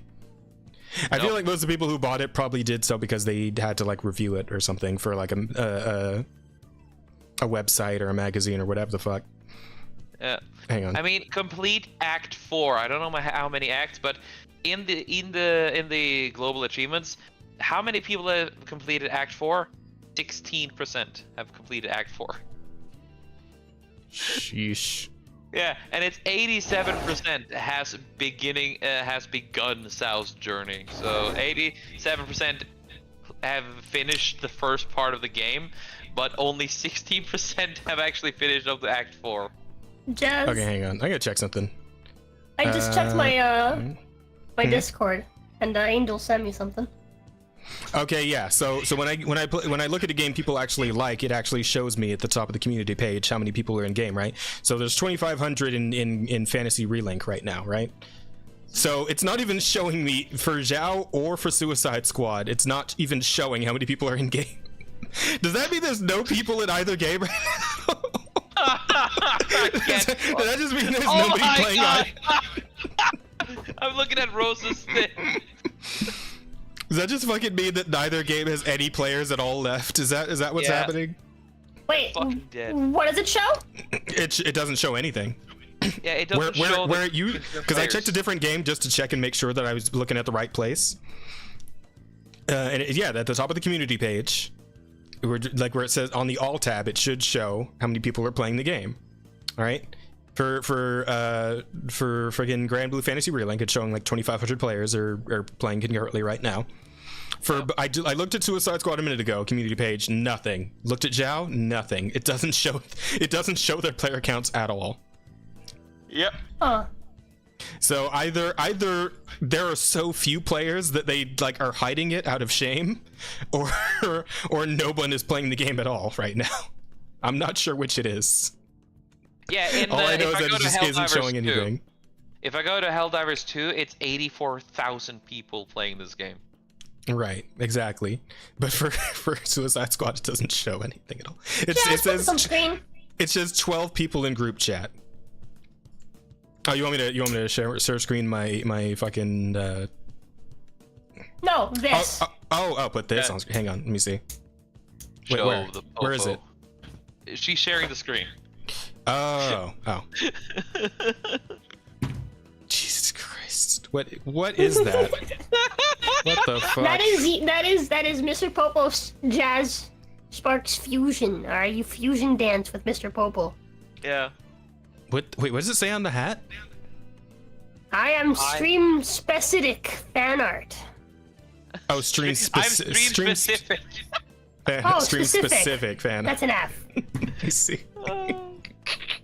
I'm not sure I'm gonna like fuck around and get that on the actual stream screen right now, but if you just like actually sent the image in the group chat, I could put it on a tab, but yeah, that's pretty good. Okay. That would be. I would love to just hear you do the. My favorite version of you probably Popo should. You think we'll get axed? You think YouTube will come after us for that one, Angel? In the meantime, we can move on to the next story. So we still haven't actually talked about either of like the big stories, right? And actually, there's like 2 or 3. One is the fucking the stuff around Stellar Blade, where they had the announcement on their actual Twitter page, like, oh, it's going to release in every region uncensored, right? And then as soon as the game comes out, day one censors a couple of the costumes, and like having played more of the game at this point, like it seems like a bit of pissing in the wind. Like there's still like a lot of like very like ass all the way out costumes in the game, so it almost seems like there was like no point in it. So to that end, I can almost believe that, like, because the Shift Up CEO came out and said that was the intended costume to be had in the game day one, right? And what you saw in the demo or the disc version, because there was also the uncensored costume on the disc before the update. So I can almost like, considering the other costumes in the game, I can kind of believe him on that, but like just given Sony in general and especially what Sony's been up to lately, I still kind of have that like it's that situation of the wife coming up to me with the black eye, and she's like, "Oh, he didn't hit me. I just tripped down some stairs." Exactly. It's like I can't fully trust Sony on this one. I'm sorry, I can't even either. I mean, you had to have an entire fucking game player base revolt against them to make them stop their bullshit in Helldivers 2. Of course, they always try small shit. Sony, they're duplicitous in that way. But reason why I reacted on that, even though I don't have the game, I will get it if it comes out to PC, of course. But to me, it's a principle thing. Yeah, absolutely. I think the lingerie part looks a bit nice. Of course, I kind of like the part where there are no lingerie too. But why not just add both? That would have solved so many problems. No, absolutely. I'm right there with you, where it's like I didn't care too much about like because like it's extremely minuscule censorship. Like it's very, very small. Like for the most part, it's not really that big a deal. I don't even like that costume all that much. I haven't even worn it once since I got it. But I will say, like, just the principle of, like, yeah, they said they were going to do uncensored in all regions. If this is really them being pressed by Sony to actually censor one of the outfits, I mean, one, it seems completely unnecessary given the other outfits in the game, and two, it feels like lying to the consumer, especially like the day after, right? The day right after you announce it, it's like, eh. But yeah, Grum's like got this whole like process going. He put up the fucking he put up the petition. I signed it. Let's see, how is it even doing right now? Last time I checked, it was at like. The solution to this is simple. Okay, so 83,000 signatures. It's coming along. Yeah, my signature's in there too. So, yeah. Maybe I should too, just for the hell of it. But yeah. The easiest solution to this, so you can keep both, because again, the piece with a little bit of lingerie in it, it's nice too, but just release the the pre-patch version. Add one more costume, it'll just be more. Yeah, no, I definitely get that. It did seem like you might as well just have it as like an optional thing where you can like adjust the costume to one or the other. Kind of like how you can do in because like Genshin had a similar thing where they had to censor some characters' outfits for like specifically the Chinese version because of the CCP, right? But players here in the States can swap back and forth between the censored costume and the uncensored outfit if they want to. So, you know, doing a similar thing with Stellar Blade would have been cool, though I suppose that would have probably started to stink with like characters or players in other regions not having the choice, right? If they did the exact same thing that the Genshin did, because in China, like you have to use the censored outfit for the characters, you don't get to choose one or the other, as far as I know, anyway. So is what it is. A new planet where you can fight both the bots and bugs, but only available if you link your PSN account. Yeah, so that we can kind of railroad straight into the one of the other big stories, which is the fact that the good people at Sony tried to go ahead and bar everyone off from on the PC side specifically from being able to play Helldivers 2 unless they made a fucking PSN account to go through. Yeah. Now. It's all just a scummy way to inflate their own player numbers, essentially. Yeah, like people were saying like they wanted to get like the PSN user numbers up so they could have something nice to show the investors, right? Uh-oh. This page doesn't exist. Yeah. Oh, did the tweet get deleted? Hang on. Are you gonna mention the part about Pilestead? What the head developer said about how he isn't blameless, or can I bring that one up? Yeah. So the developer did come out like pretty quickly there, and you know, like Chad move on him, like telling people to just you know what, if you're upset by this, then you should definitely like delete the game, close it, you know, ask for the refunds, you know, see what you can get going. Like that wasn't Pilestead didn't say you should refund it. It's actually Spitz, one of the community moderators. You know, he started off in this one like, ha, it's not that difficult. He didn't know, and he said that he didn't know about how the PSN is not available in majority on the planet. However, after a little while, he did a full heel turn, went full out for the player base, and it was like, yeah. The more you refund, the more you downvote, the more we can actually go against Sony on this. Yeah, however, telling you to review bomb the game, all that shit. Yeah. Which is crazy, man. Like he could have fucking lost his job, or contractually should have lost his job, but he gets to keep it. I think he did. Spitz managed to redeem himself real fucking quick. Hats off to that kid for taking that risk. But Pilestead, and one thing I kind of respect after this, because after the sort of celebration, there you go. Yeah, here's the actual statement. Players making their displeasure known through reviews, refunds, etc. Gives us more pull in the discussions with Sony. They don't read our Discord. Hurts to see the game's popularity suffer in ratings, but discussions are ongoing and our team is on the side of the players in this fight. It's unrealistic to expect people to make PSN accounts in different regions to get past the account linking requirement. We're aware of that. Discussions are ongoing. Because think about that. Because like, even if you're in a region where like you don't have access to PSN because it's just not available in your region, if you tried to like get around it with a VPN or something, Sony could potentially flag you from that and just ban you entirely, and then you can't play the game anyway or anything else. And it's like that. Yeah, it's bullshit. That's fucked up. So. Yeah, but the nice thing is that, of course, the story has a pretty happy ending where, because of the massive, and I do mean massive, fucking outcry of the community, like 200,000 downvotes on the Steam version of the game. Steam took it off the platform for like regions that couldn't buy it, etc. And so like just every direction, like Sony was getting blasted, getting its fucking asshole blown out. And they actually did. The back down happened. Yes, they got repeatedly fucking 500 kg bombs on them. Yes, so the back down is real. Sony walked it back, and now you don't have to link a PSN account for people who are playing on PC. the best part is another fan. One thing I really love about this is the community. Like, take the entire game's premise is to have a bunch of random people bond together over a single goal. And then this happens. And the player base essentially uses the same logic to save their own game.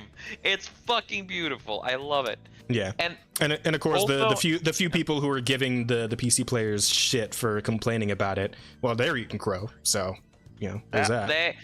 They decided including to bend Keith, over and take fucking Mighty Keith's dumbass was one of the people giving like shitting on PC players. Now he's eating crow, so that's always fun.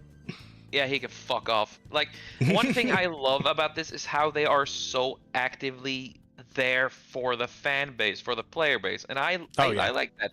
And here's another thing. There was this, as they were celebrating on Twitter, a guy called out Pillisted, you know, the head developer, to which he just like said, yes, I am not blameless in this. I know I screwed up, because it was Pillisted's decision to remove because the idea was now I messed my words. It was the devs had known for 6 months before release that this was going to be a problem. Exactly, but Pillisted just chose through it. Like, either it can be a way you can look at it in different ways. One way you can look at it is a desperate way to just make sure you have a lot of players before the change happens, and then, you know, do the risk. Or you could have it as a fucking 4D chess move that, yes, we build a bunch of players and then we can use them for this. I mean, there's a that was an outstanding move, I must say. Indeed, and man was down for the triple cross. Just yes, he was ready. Holy fuck, he had made plans, and it was beautiful. I hope it's that one. Until I hear anything else, that is how I'm gonna put it canonically. But I do like, and I respect the community of this game, and I also respect the developers, because Pillisted, if he was a regular game dev, he would have kept quiet and said nothing. But instead, the first thing he does is to step out, admit that he screwed up, and then go back to just being there for the fucking players. They're even gonna make a cape for this for this occasion. Well, are they actually making a cape for the... Yes, it's you know the downvote bars, you can see the 3 lines that just shoots downwards. Oh my god, are you serious? Yes, it is on Twitter. A fan just added a Pillisted and said, like, this would be a nice cape design. We are already working on it. Holy shit! Oh, that's so good. Wait, what? I'm sorry, I zoned out. Okay. So they're gonna make a new cape for the players in Helldivers, because in Helldivers you like wear a cape, right?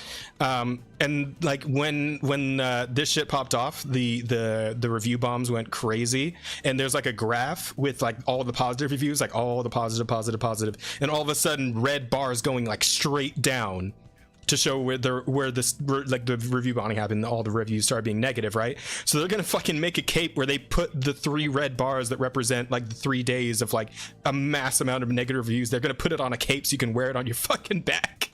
Yes, that's awesome. That's so good. This is why I fucking love this game. God, and that also is incredible. The gameplay is just fucking good. Oh man, I just want to see like Sony's looking in to check on the game. It's like every player in the game is wearing that cape. Because I'm assuming they're just gonna give it to everybody for free, right? Yeah, they're gonna do the same thing as they did with the Malevelon Creek cape. Like, this is a fucking dev team that is out there for the fucking players. You don't have that often anymore. You really don't. But man, yeah, they're sticking to it, and that's beautiful. That's a beautiful thing. Fuck it out, that's great. But yeah, I think that's pretty much everything. There's a couple other things. There is the... Where was it? I don't think I actually think I grabbed a tweet for it. But Alyssa Mercanti is back in the news again. You guys remember her? You remember our good friend Alyssa, right? Oh God, No. she's the only chick that pisses me off more than fucking. She's the you remember? Yeah, Rosie, I remember last podcast we read the article about Hades, and it very much seemed like the writer was writing with one hand at one point. The way the descriptions got, that's Alyssa Mercanti. Oh. That's her. The one who also blocked me on Twitter. I'm blocked by Alyssa. Let's go. Lol. Let's go. Wait, am I blocked by Alyssa Mercanti? I don't know. Are you? I don't know. I'll check. I know I am. How do you write your stupid name? Alyssa, and then Mercanti. I think it's just spelled like it sounds. Mercante. Let's see. Alyssa Mercanti. Fucking hell, Stellar. She will grow in power again. I'm not blocked by her. I'm not. Not yet. Okay. But yeah, the most recent is what's the game called? It's like Farm Friends or Farm Works or something like that. But this company, or this company making this indie game called like Farm. I think it's Farm Works. Let me see if I can like find any part of it.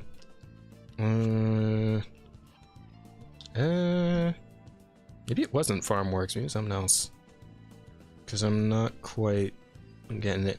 Chat, do you guys remember what the name of the fucking game was? Farm Folks. That's the one. Farm Folks. Yeah. Farm Folks. Demion's video about it. Yeah, here we go. Yeah, we got a pretty good. Wait, no, I need the actual post itself. Oh, there we go, yeah. So Kotaku senior editor Alyssa Mercanti, Farm Folks maintains they were woefully ignorant of the Gamergate 2.0 stuff. They don't want anything to do with Kern and co, but also don't want to openly deride them and kick the hornet's nest either. They're worried about not being political. So this is this part of the article that she wrote. This is the actual Kotaku post. Farm Folks CEO on boob physics. We don't want to attract nasty people. So, but this quote was taken out of context, right? And the actual head dev of Farm Folks came out and is like, wait a minute, hang on, Alyssa, that's not what I said. You're taking this out of context, because he was actually saying something more against the people who would complain about the jiggle physics. Like he wasn't really too pressed about like the people who like were giving him shit for, because what happens, like they made like a Twitter post asking people about like what they should do as far as like the amount of jiggle physics, right? Like 50%, 100%, 150%, and then like there was like a joke in there somewhere. It's like, oh, what does like 1,000% look like? It's like, oh yeah, it looks like this. It's like a crazy like tits all over the place nonsense, right? Yeah. But then, they got blowback for it because of the fucking activists, the leftists, and they're all bitching and whining about jiggle physics. So they had to put out an apology about it. But then they got whined and bitched at by the people who say they shouldn't apologize for that sort of thing. People probably a little more on our side, just like, you shouldn't have fucking apologized to them. Just have your titties jiggle. Fuck it, whatever. That's right. But yeah, Alyssa ended up making like a whole, like, did an interview with the guy, made a whole fucking article about it on Kotaku. But then like he comes out on her post about it. He's like, wait, no, that's not what I said. You're taking my shit out of context. What the fuck? And she's like, no, it's whatever. Like we both agree. You stated yourself you're being naive about all the Gamergate stuff. He's like, well, yeah, but it's like I didn't want to like actually be in with this fucking war. It's like, and I don't really appreciate you using me as like a weapon against your nemesis, or it's something along those lines. I'm paraphrasing a bit here, but essentially it ended with her being like, well, whatever, fuck off. I'm leaving the article up, like essentially, like I'm not here to like get you word for word. I'm I'm doing my journalism thing. Whatever, shut up, essentially. So yeah, it's like I'm not here to get you to quote what you said and tell an accurate depiction of your thoughts. I'm just here to do my journalism shit. Yeah. What do you? In other words, I'm not here to be a journalist. I'm here to be an activist. Shut up. Yeah. Yeah, exactly. And it's like at this point, like how does she still have a job at this point? Like considering the articles she writes and the actual like the journalistic work that she does, or rather lack thereof, like how does she still have a job? I don't get it. You gotta remember what she has said before. I mean, it's Kotaku, but even they gotta have some standards, right? No, but she, to her, according to herself, she sucks mean dick. That is true. That's true. She did say that. Yeah. So I guess her regular working day is pretty much positioned under the table of the boss. Oh man, but I wish I wasn't. I wish I wasn't blocked, only because I want to get. I want to look down the the replies, because she put up a fucking tweet where she put herself on a green screen, like with her arms crossed and just a big stupid smile on her face. It's like, here, you guys who make YouTube videos about me can use this, you know, just so you have one. And like, you know, she's like trying to be like snarky, sarcastic about it, right? But like, people went to work on that fucking. They put out some great stuff. Like, so they did like a Yakuza edit where it's like, there's a Yakuza edit where it has like the Yakuza like intro thing on it. And it says Alyssa Mercanti, a patriarch of the woke family, a Kotaku subsidiary. It's like so good. And like King used it for our thumbnail for this podcast. So it's great. Yeah, I found it. Oh, it's so good. I don't think I can see it because I'm blocked, but so if you try to post it, I don't think I can actually like access it. No. Oh, but I can't access this. Here, let me show you. Fuck it. It's the Offensive Charm podcast for a reason, chat. There you go. That's. Yeah. Oh my god! They even made one where they placed her in the over Unicron before. Wait, look at this. Oh yeah, the Unicron one. Yeah, hang on. Yeah, like send me some of the edits and I'll put them up on screen. Yeah, I'll start sending. I just need to. Let's see. It's good though. There's some good shit in there. Oh man, you can go incognito face. Oh wait, you can if you go incognito. Oh, really? That just lets you see the stuff that someone who blocked you put? Oh, is it because like in incognito you can't like post or anything? Is that why? Because I suppose that makes sense somewhat, but I mean that's still kind of it's kind of sneaky. Tittytron, Tittycron. Wokacron, Planet Tittytron. Yeah. Then you have this one here. Let's see. Yeah, this is the friendship people. Yes, the your account won't be signed anymore. Oh, okay, I see. All right. Well, if I feel the need, I don't know. It's like every week with this chick, so maybe I'll need to. Oh no, not. I don't know if I can show that one on stream. Is that? Maybe not. Can I put like actual like fuck? What's the word people use to not say the term? Newsies? I'll call them newsies. And I think Chad know what I mean when I say news. Can I put newsy imagery on screen?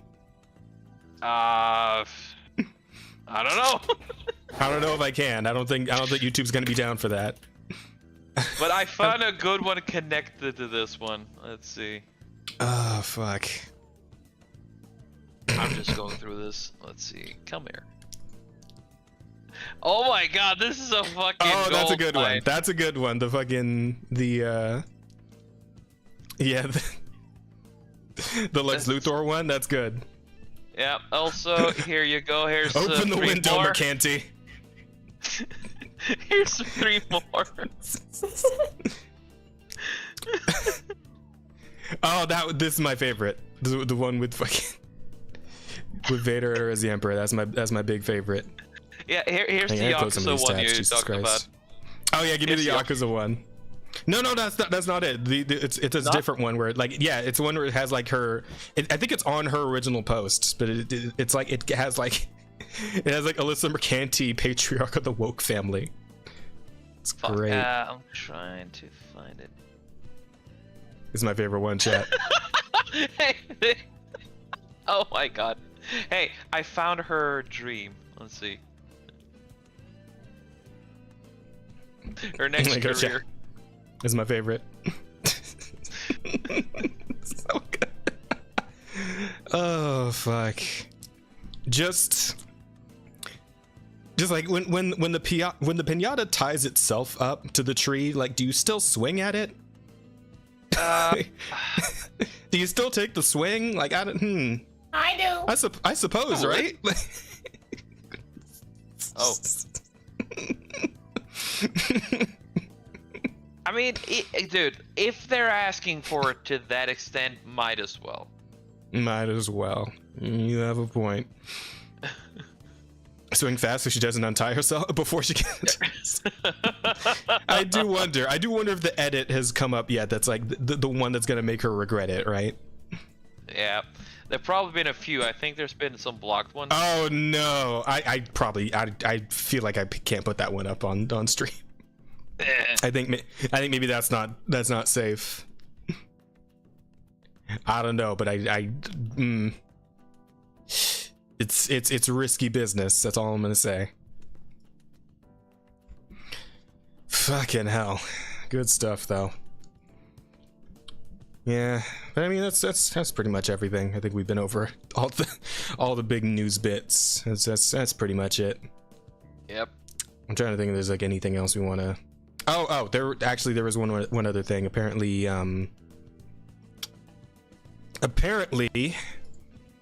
Microsoft is cleaning house a little bit, and unfortunately, one of the victims of their shutdowns was good old Tango Gameworks, which I am especially sad about because these are the guys who were responsible for Hi-Fi Rush, which is a fucking incredible video game, and I'm so sad that we're probably never gonna get Hi-Fi Rush 2 now. That game is so fucking nobody listened to Arch, okay? Arch is fucking stupid. God, I actually want to punch Arch in the face when he started playing Hi-Fi Rush and he started shit. Well, because he doesn't have like good rhythm. And so he started like shitting on the very concept of rhythm and music. I mean, so I'm like, okay, now we're throwing hands. He did struggle with Sekiro for a while, so let's be fair. Okay, that makes sense. Yeah, Arch has no rhythm, so he decided he should shit on Hi-Fi Rush because of his problem. Like, no, fuck you. This game's great. Yeah. So I'm sad about that. Let's just put it like this: he's the average Southern Norwegian white dude. He has no rhythm. Yeah. Unfortunate. So today it was announced that Tango Gameworks will close. Thank you to everyone that explored the worlds we created. Hi-Fi Rush, along with Tango's previous titles, will remain available and playable everywhere they are today. But yeah, it's just a one and done, which sucks because that's a series that series could have gone somewhere, man. That could have been something. I mean, it is something. That game's fucking great still, but it's the series, the entire game. I haven't played it, but I watched a full playthrough of it, right? And it was clever. The music was original, and it was even good. The beats were solid, and I liked the character design as well. Yeah, like the characters are all great. Just you have that blue chick. She was a little bit too girl bossy for my taste, but at least it wasn't too in your face about it. Yeah, I mean, and also she was still attractive, so that's like one of the one things about like all the girl boss shit that's been going around, right? If the girl boss is like super hot, most people will forgive it, including me. I'll forgive it. Like for the most part, I'll forgive it if she's hot. Like, she's still nice to look at. And here's the thing that really was the saving grace: Corsica. Oh yes, Corsica, absolutely. God, like fucking Scottish accent. Oof, God, so good. I'd let her kick my ass. What? Oh man, and also I did like isn't there I remember there's a boss who is just a JoJo reference. Yes, yeah, there is. That guy does a bunch of JoJo poses and all kinds of goofy shit. He was fun. He was cool. Yeah, and then you have the fucking the I think he's the second boss he's the second to last boss. The dude who has the Wolfgang's theme melody. Yeah. And he turns into a fucking robot werewolf. That fight was fucking incredible. Like just like every fight in the game was good. Music was great. The characters are fun. They all have a lot of personality. It was an all around just really, really solid single player experience. I get that at like a 9 or even a 10 on 10. That game was so good. Yeah. And then you have that robot Cinnamon who ends up. He has his own boss fight against a giant fuck off robot, and he uses a Giga Laser, marker. Yeah, and he uses a fucking marker to draw face expressions. Yeah, that was a fun concept. The fact that he like can't actually emote, so he like draws himself like angry or sad or whatever with the marker, like just really, really fucking fast. Yeah, but when he is about, when he does the typical anime thing of like, oh, I fire the gun harder. He draws fucking thick eyebrows on him with gives him that was good. yeah, it's such a good game. That game it's such is a good just game. charm, right? Again, I'm not Absolutely, I'm not, very extremely charming. Yeah, I haven't played it because I'm really bad at rhythm games, but it has charm. It has music. Everything is original, and I like that. Yeah. You know what, Rosa, put that on your fucking thing too. I'll pay for it. Whatever amount you put on there, I'm gonna pay for it. I'm gonna make you play that game. It's good. Huh? What game? It's good. Hi-Fi Rush. It's good, and you should play it. I gotta tell Bear. Yeah. Wait, I think she is. The girl boss chick. I think actually she's a lesbian. Yeah, well, that's fine. It's okay. It's okay to be listen. It's okay to be a lesbian. No. I'm it's not just saying like, this is just me musing because I remember the way she's looking at Corsica at the end there. I mean, that's how I'm looking at Corsica. I can't blame her. I mean, Shit. everyone looks at Corsica that way. I mean, I can't blame her. Yeah. So fuck it. Yeah. By all means. Granted. Corsica's it's gonna be a battle royale between all characters in the end. Maybe. I mean, what's his name?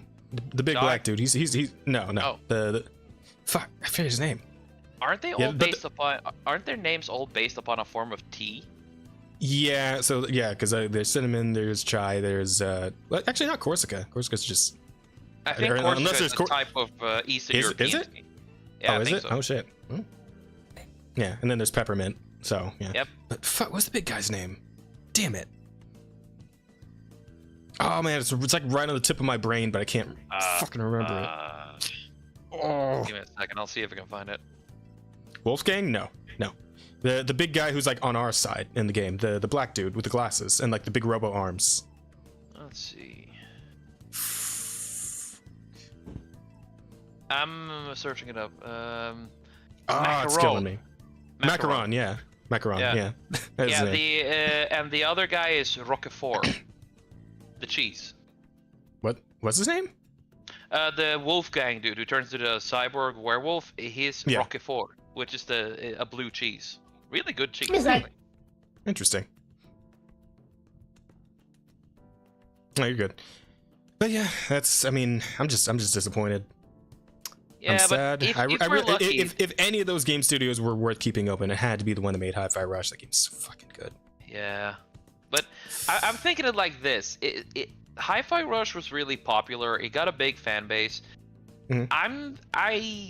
If I'm gonna be a little bit hopeful, if I'm gonna use a little bit of hopium, if they are allowed to use the IP, if that one is liberated, then they should be able to kickstart a sequel. One can only hope, honestly. I would hope that like somebody saves Hi-Fi Rush, because that's a series that deserves to go on. It really does. I would love to see more of it. They did sequel bait it in the DLC, right? Yeah, I believe so. I didn't finish the DLC, but yes, I believe that's the case. So, we'll see. At any rate, I think that's pretty much everything. So, why don't we go ahead and get around to the question and answer section of the podcast as soon as Rosa gets back. Okie dokie. Okay, let's do it. No, I'm here. I just needed my mother was fucking yelling in the background, and I could see like my mic picking it up, and I was like, you're good. I didn't hear anything, but you're good. I don't have the energy to get up and go tell her to shut up. I think if I stood up and walked up to her, I think I'd just shock her in the mouth right now. Okay, how do you say questions and answers. Cuban? How do you say shut the fuck up in Cuban, by the way? Cállate pinga! Cállate pinga, thank you. There you go. Yeah. Also, am I like peaking at any point for you guys? Like, does it sound like I'm peaking at all? In the Discord? You talk about that bzz, bzz sound sometimes? No. No? Or is it? Yeah? Yes or no? No or yes? No, I don't hear. I hear because the buzzing might just be like the ceiling fan. Oh, okay. Yeah, because I do have the ceiling fan going, and as far as Discord goes, I can't put all the filters on, so probably hearing that. I'm gonna mute myself, and then just Jazz talk. Okay, I am talking now. Just me, just Jazz talking on the Discord end. What is it still happening? Okay, yeah, I hear it now. No, I don't care. No. It's Rosa's. It's probably my mic though. There's probably some buzzing from like my fucking mini fridge next to me, and all the other electrical things are in my room. Yeah. I do hear a little buzzing when you talk, but I don't know what you guys hear when I talk. So I don't think chat hears it though, because I have all the filters on My Discord. mic is So. also kind of really high up. I forgot to change it. Yeah. I mean, hey, at least we made it through the whole thing without you going robots. So that's Yeah! No scuff, good. which is kind of weird because I am the harbinger of scuff. So Look at that. We're finally becoming a proper professional podcast. yeah. So You just have to okay, bring the scuff master to avoid scuff. we have questions. The first one's from TF Allspark, who says, "Wait a minute, why am I here when I'm up there?" TF Allspark is trim. Sorry, I saw it before I went to Fucking sleep idiot. last night. I couldn't resist. You're good. Next one is from Snake Dude, who says, "Where be the bear? I chose the bear." I mean, I'm sure Mr. E-Bear is around here somewhere, hanging out in the Discord. Maybe he's in chat. I don't know. He's around probably. He's doing things. Absolutely. NDA says, if one of these leftist writers made you canon in 40k, how would you be depicted? As a Nazi?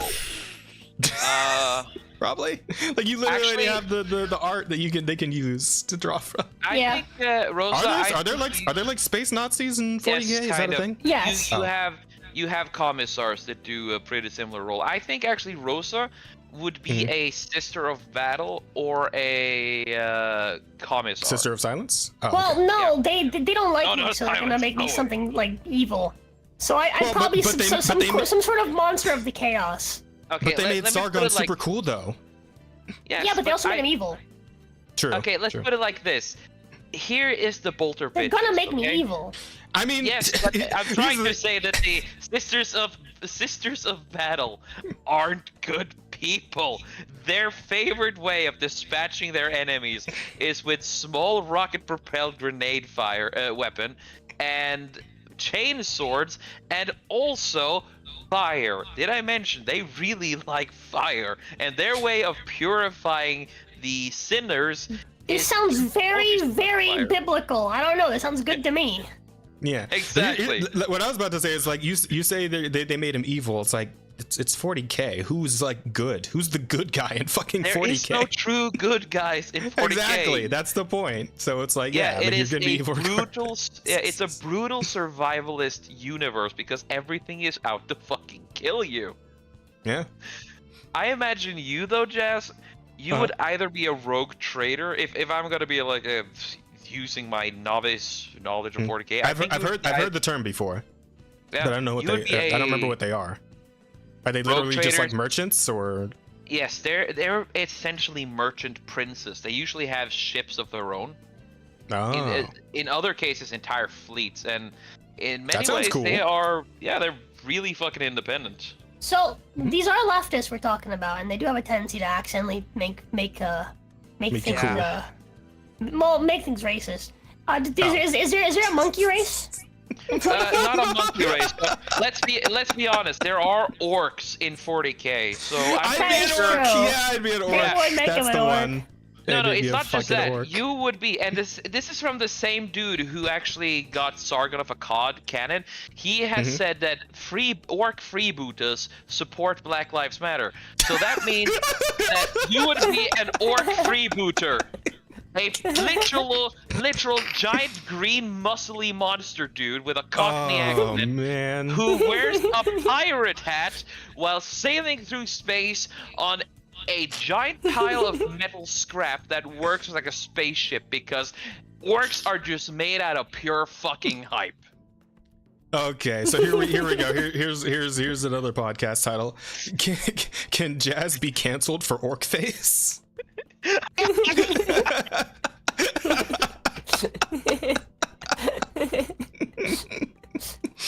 I don't know, can you? I don't fucking know. I will That's the say, question, right? That's the question Chad has to answer. If black people and orcs from 40k have one thing in common, it's that they both stole something from the British, whether it's their accent or their culture. Now, if I'm gonna try to think, what would I be? I'm thinking. What's a Jakiro? Somebody in NDA says I'd be a Jakiro. I don't know what that is. I don't know either, sadly. Oh well, fuck. Let's Oh well. see. Sorry, NDA. if I would be something, I'm pretty sure I would be some kind of Nurgle guy. Essentially, it's the god of decay and disease. But I'm pretty sure they would try to put me there because I'm a bit nasty. You say Nurgle? You say Nurgle, and all I can think of is the tentacle guy from Billy and Mandy. If you remember, is it? Well, I mean, they pronounced it Nurgle every time he showed up in the show.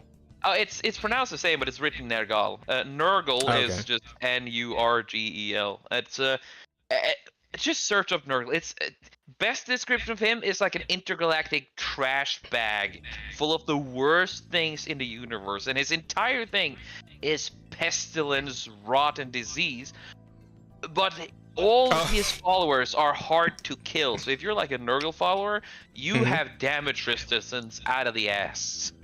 But you're really fucking gross. So I'm pretty sure if I knew if a leftist would try to depict me something, it would be like this gross green vomiting freak of nature.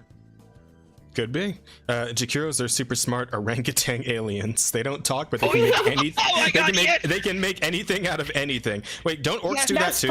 Don't orcs make like spaceships out of like a bunch of scrap and bullshit? Exactly, but these actually make. Yeah, I remember them now. These guys, these are space orangutans. They do it properly. They do the whole scientific method of it. The orcs essentially be like, okay, we are about 1,000 orcs. We have the orcs manifest. So they're manifesting shit. Like that's they're like the fucking what do they call them? Fucking D&D, the fucking fish people. Yes, exactly. Something like that. Yeah. D&D is a race kind of like that too. Yeah. Oh. Okay. Let's put it like this: the entirety of I hope that scares you. The entirety of orc society is color. We are going to a fucking ocean domain, aren't we? Fucking hell. Yeah. Sorry, you were saying, Trim? My bad. Keep interrupting. Yeah, orcs are color coded, and the only reason they aren't the most powerful race in the universe is because they're too stupid to know what power they truly have.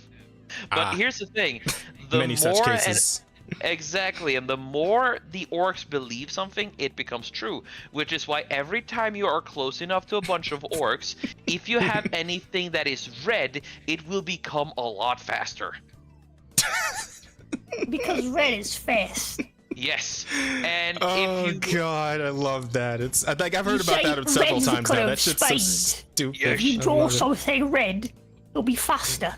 Yeah, because red goes faster. But orcs also take a Nerf gun and shoot real bullets.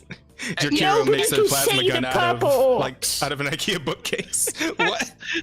And also, purple is sneaky. Purple is sneaky. So when a orc is colored purple, he becomes invisible. Everything purple around an orc becomes invisible.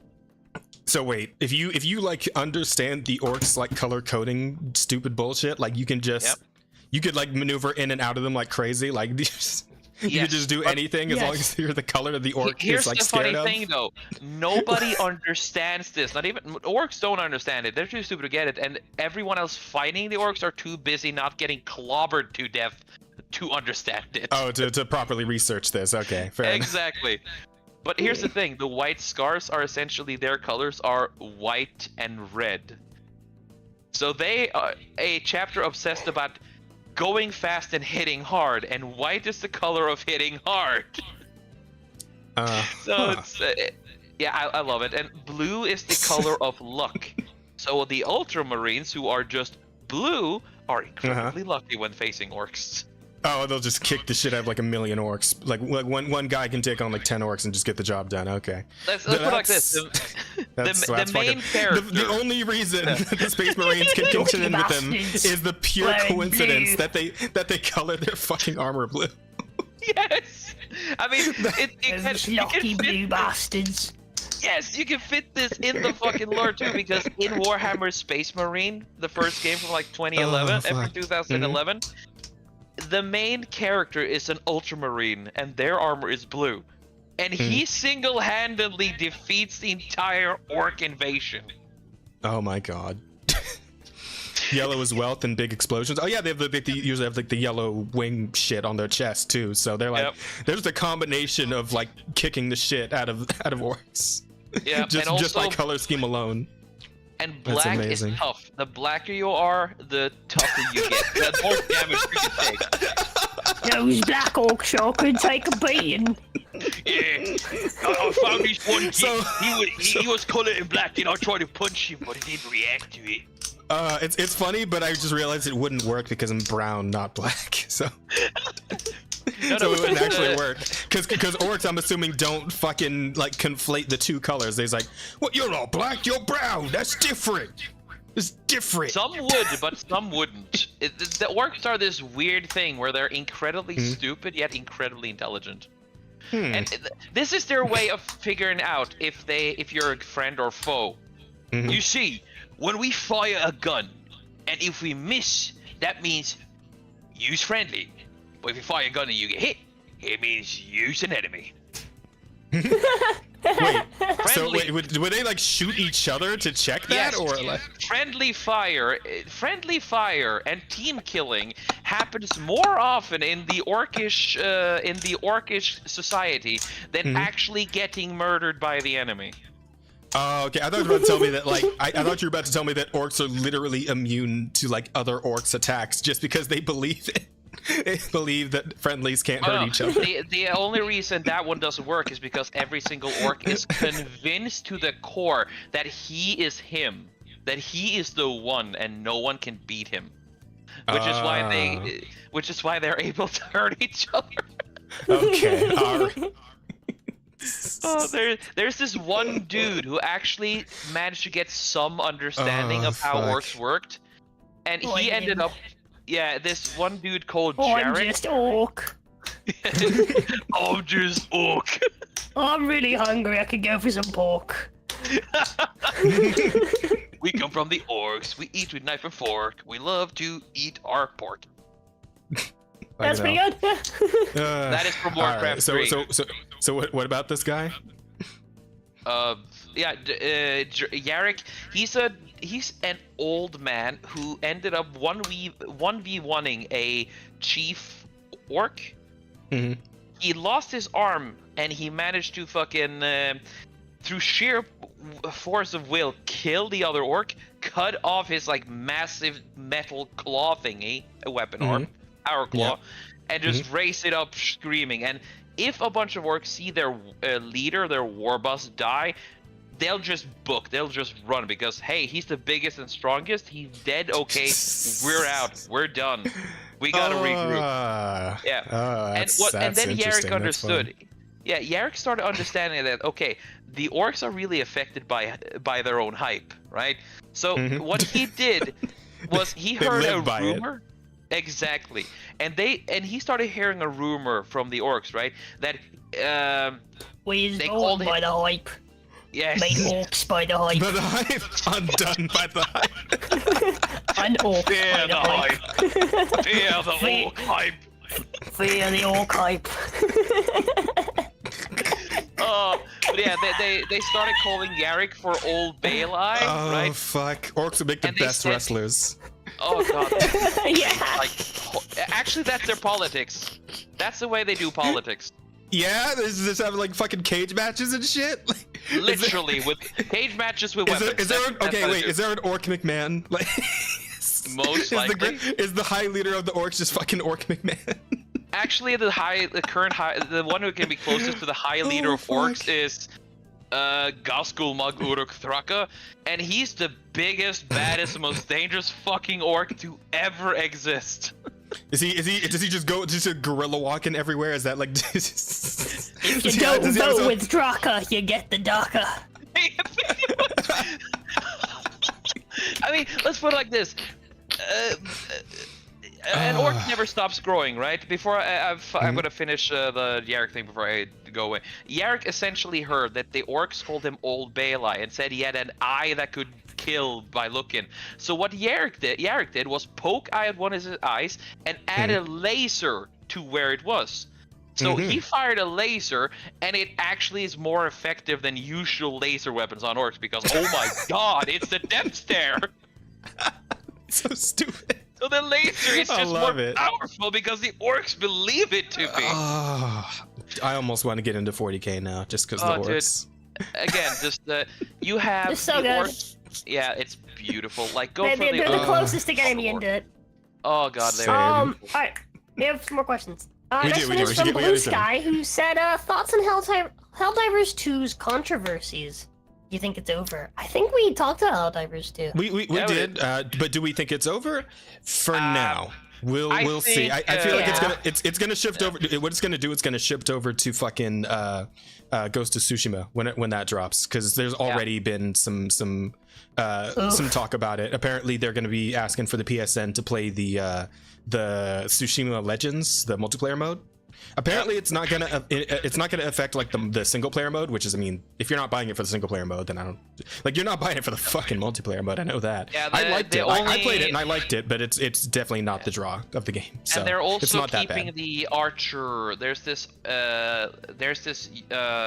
fucking what's it called? Outfit that is based on archery, and that one is kept under. You have to be part of the You have to do the PSN linkage to get that. Oh, that sucks. I mean, that outfit, there's way cooler outfits in the game, but still.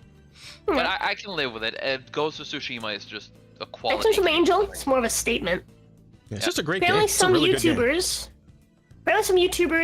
Bradley Martin and Vitali, have caught Hollywood producer Herschel Waingrod on a date with a 15-year-old. It's Hollywood. Why are you surprised? Yeah. I mean, I'd say the same. It's weird. Can I we Hollywood should, in a hypothetical setting, be glass. Yeah. I mean, it's getting there. It's dying. It's definitely dying. So we'll see. Give it another couple of years. Hopefully, it will be gone. Yeah. Entirely. I don't know. I think the biggest problem in this country is the fact that we can like get rid of any illegal thing like just by having money. The concept of bail completely breaks our fucking justice system. And lobbying should not be a thing. Lobbying should it should not cease to exist. Yeah, these people belong in fucking jail to rot for forever, or just dead. We should just fucking kill them. I'm all for that. Like lobbying is how we're gonna get the fucking cyberpunk future with like Arasaka and all and the other ones. We're already in it, dude. We're already in it. The only Metal Rhino, we can't get cool metal arms. Metal Rhino has a really, really important question. Yes. Mm-hmm. How come when you and then when it just you and oh god, yeah. Okay, know? all right. Yeah, all right. I do know. You see, when you at when. I remember when Patho was doing this shit like every other day. I'm like, god damn it. Hope this phase passes. All right. Anyway, all right. That's enough. Andy asked, what do you think of the line, communism is just a filthy word sane people are called? Oh, yeah, that was from the Fallout show. Yeah, that was also in there. I think no one fucking calls you a communism. You get called a fucking filthy commie, you fucking disgusting urchin of a fucking creature. Yeah, I'm just gonna say... No one calls you a fucking communism because they're fucking intelligent. I get that's hard for you to understand because, you know, you don't fucking understand words. You're not a human being. But... Okay, so... I'm gonna go out on you one get here. called a commie. Communist, not a communism. No one calls you a fucking communism. Okay. Hang on. I feel this does need a bit of context because this was like during the Red Scare era of like America, right? Where it's like everybody's trying to like accuse someone else of being a communist to like get them fired or executed or jailed, whatever the fuck, right? Like so she's kind of like living in the characters is Moldaver, the one I spoke about earlier. She's like she's saying like that's just a well, I mean obviously it's not just a dirty word, but in the context of America at the time, it was a dirty word they used to because I believe the exact line is it's just a dirty word they use for people who aren't insane. And to her credit, the fucking Vault Tech guys who want the Vault guys who want to nuke the Earth to win capitalism do sound fucking insane. Yes, so to her credit, like in the context that she's saying it does sort of make sense. It's still stupid. It's still fucking dumb, but like it does sort of make sense within the context of this the is from already an retarded era where being called communist show. is like when someone calls you racist in modern day. Yeah, exactly. Same kind of feeling. Yeah. Essentially. Next question is, what is your favorite flourish to Eve's outfits? I like the one where she has a neon green hair, where her a neon green heart where her clit should be. What? Whoa. Oh, they're talking about like design elements of the different outfits. So I'm rocking the fucking I believe it's called the Wasteland Adventurer outfit. It's blue jeans and like a black jacket with like a gold trim on it, and it like shows the midriff. That sounds cool. Yeah, and I like that. I like that it shows the midriff. So that's I still have her wearing the like peony, like Asian inspired looking outfit. Dude, I love that outfit so much. It is so pretty. The little tying laces on like the sides of the outfit on like the hips. Oh, absolutely, very nice. The very nice. cybernetic. I found a image of. I've seen a lot of images on Twitter about it, and I like the designs. This one is one I like the most currently. Oh, you're. I don't care if it makes me a Coomer. I don't care. That one's pretty good. I have that one as well. The cybernetic. Not the biggest fan of it, but I do like it. Yeah, me neither. I mean, it's okay, but it's not like super great. I'm like going back and forth between the Wasteland Adventure one. There's that also one's very vanilla, by the way, Trim, compared to some of the other options. So yeah, hey, what can I say? You are very good. Yeah. What can I say? I like the classics. But yeah, the one I keep coming back to is definitely the Wasteland Adventure. I'd see if I can find like a picture of it for you guys real quick. Please do. Outfit. Wasteland Adventure. That's what it's called. I should probably type in Stellar Blade. Yep, there it is. That one? That one is pretty nice. That's cute. Fuck, wait, no, I need like a... Okay, you know what? It's gone. Let me just... No, hang on. Sadness. So I want to see if I can get like a full body image of it. Nice. Oh, Yeah, god damn it. Stellar there we go. Blade. Fuck hell. No. Okay, maybe I Just should do go like a back to general the search. Yeah. It's because you're in fucking Bing. Ah! Damn it. Hang on.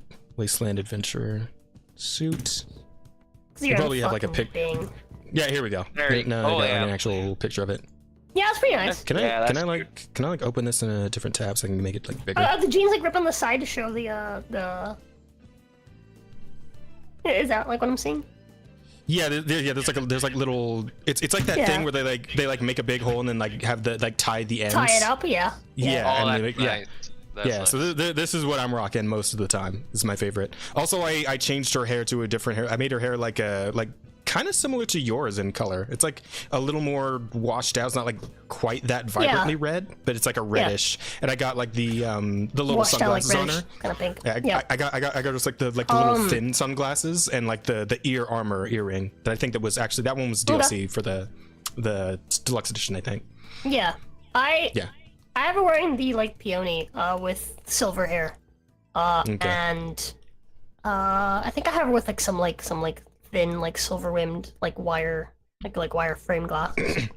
Yeah, because like I remember you were saying before, way back when like we first saw, we were talking about Stellar Blade on the podcast, that like Eve herself has a very generic look in like her starter gear but you and can whatnot. customize her. Yeah, it's like you can make an absolute banger of an outfit if once you start like playing around. Once I realized how the customization like for like not just her outfit but like her hair and stuff, I was like, oh okay, like I get it. Yeah, there was a point to it. I don't like that the ponytail is mandatory. Because some of the hairstyles do not make sense with the ponytail. Yeah, that's fair.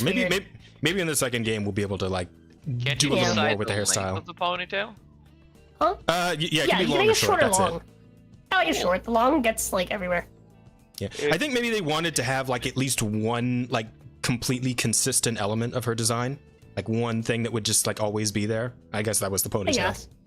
But yeah, you're right about like with it not quite gelling with some of the hairstyles you can do. Yeah. But that's why with one that it does. But I do like a lot of the cybernetic designs. I've seen a lot of designs of other characters. I do like these, see-through designs of some of the characters. That's really cool for me. Yeah. The last question is from Mick, who asks, would you rather be alone in the woods with a human man or a furry? And I have one simple question to this. Does the furry come with the suit? Oh yeah, do they come with a suit, or just wearing like a Lola Bunny shirt or something? Like, what do you, are they full on, or are they like are they a half breed? Because I'm asking this because if they come with the suit, I'm going to kill them for that suit because there's air conditioning in that thing. Well, okay, but like, are you in a forest where it's like it warrants the need for air conditioning, or are you like in a nice like cool deciduous forest, right? Like, are you up in the mountains somewhere? Either way, like that? It's nice. I suppose. Howard, wait, they're in the suit. Okay, yeah. Stella says they're in the suit. Yeah, I'm killing them for the suit. No, they come in the suit, Rosa. I don't care. Do you not? No, why the fuck would I care? Yeah, I'm pretty confident. I mean, because like, how much cum is in the suit, right? Like, can you like feel it touching you? Like when you stick your legs down in the leg parts, like, do you feel a bit of crustiness in there? Like, I'm not putting on the suit. I'm just fucking. Ew, no. I'm just taking out the fucking fan. Oh, you're taking the fan out. Okay. Yeah. For a second, I thought you were just like, it's like, I'm not putting it on. I'm gonna like. Man, you guys are the definition of work harder, not smarter. I'll lay myself down. I'm gonna cut the suit open like a fucking tauntaun and just lay down in like the chest cavity. There's probably less cum. There's less cum in there. I'm going to cut that suit open with the person still inside. Okay. Like I'm just gonna stab them. And open it like I'm looking for like fucking parts of like an animal I just killed. I'm just looking for the fan. Okay, I'm just gonna put it like this: if either of the two want to try and kill me, I know I'm able to kick the ass of someone in a furry suit because nobody able to physically kill a strong person wears a furry suit. That's not necessarily true. But I will say furry suits do have the soft paws and stuff. They're going to hit you and it's like poof. Exactly. Yeah. And it's easier to run away from a furry suit as well. Because you never know, man. Because like they customize the shit out of those things. You don't know if there's like some brass knuckles in the paws of one of them. They might. And also, I've seen some like videos of like furries doing full on dance routines, like flips and all kinds of shit, like full on dance routines in those fursuits. It's still more tiring than regular fucking forest outfits. So yes, I would be able to. If it's just I just hate the hypothetical is always like assuming that these entities that you're being forced to choose between are going to be aggressive and dangerous. Like if it's just some normal dude who's just kind of like the post I put in there is like, what if it's just some guy who's like he's just out there camping, he's trying to find himself, he's maybe having like a midlife crisis, his wife maybe just left him, he's just trying to like put himself together again, he's just here's the question about the regular friend, dude. Right? Like what about that guy? Here's the question. I have two questions about this. I need an excuse to kill a furry. Do you really need an excuse? Let me have this. Rosa, you really don't need an excuse. Go out and be yourself, my friend. This is a joke, YouTube. Oh fuck. But yeah, here's my two questions for the regular dude who isn't a furry. One, does he have beer? Two, if he does, is he willing to share? Well, probably. Wait, hold on. In my scenario, where it's once again, that question could be solved with just the first one. Does he have beer? If the answer is yes, I don't care whether or not he wants to share. That's now my beer. I'm just saying, like in my scenario, the guy who's like trying to find himself, he's probably looking for a friend, right? He could use somebody to talk to. Of course, he's gonna share his beer. And if he shares a bear, then I'd love to have a chat with him. Yeah, there you go. Drinking beer out in a forest. If he shares his bear, oh no. Oh no. Oh no. Maybe he took out a bear that was a dangerous bear in the area. Now he's eating it. And he wants to share some of the bear with you. That's his fursuit. It's an actual skinned bear. Okay, like if you go out to the woods, you meet a guy who's wearing a fucking bear skin that skinned himself, then man, you better hope he's friendly. Would you like to share my bear? He just shows you like a bear like a lingerie. It's like, oh no. Oh. Oh yeah, at that point, run. Just run. At that point. Would you like to share my bear? I'm out. He moves out of the way, and behind him is like a large gay man. It's like, oh no. Oh. I mean, as long as it's still a yes or no question, right, and you're allowed to say no, then we're good, right? You give them their space, they can do what they're doing, that's fine. Yeah, have fun. I'm a head out. Oh god. Oh, apparently these guys also did The Evil Within and Evil Within 2 and Ghostwire Tokyo. Tango Gameworks. Well, I mean, again, this is still the studio. Got fucking shit canned by Microsoft. So Yeah. so all those are dead as well. I mean, I don't think we were getting Evil Within 3 anyway, but it's rough. Right. Okay, so that was the last question. Right? That's all the questions. What are the options Okay. for the names? Trim, what do we got? What are the names? You just put them in the, if you want, you can put them in the Discord if you want, real quick. I can. in the chat. Do you guys want to read them or should I read them? Do you want to read? You can read them if you'd like. We would love to be accommodating to our guest. If you would enjoy doing so, then by all means. All right. The first one is the dystopian future of Chinese docking. Vampire, sociopathy, the game. And then you have, we will make chaos pay for the wall. That's pretty good. I like that one. Yep. Followed by lolicons are just rightoid maps. Rosa 2024. Here comes another one. Jazz and stalls. Wait, Jazz and wait, what?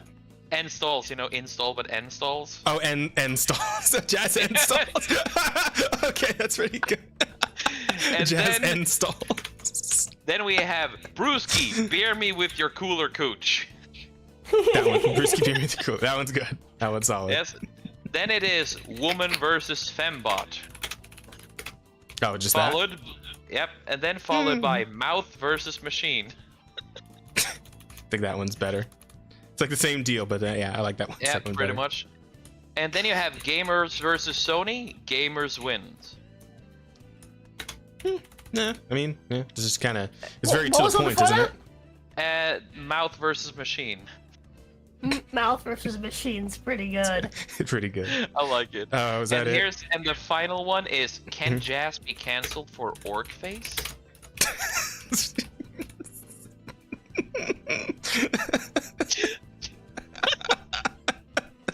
All right, Chad, it's time to vote. You guys are gonna choose which one we go with.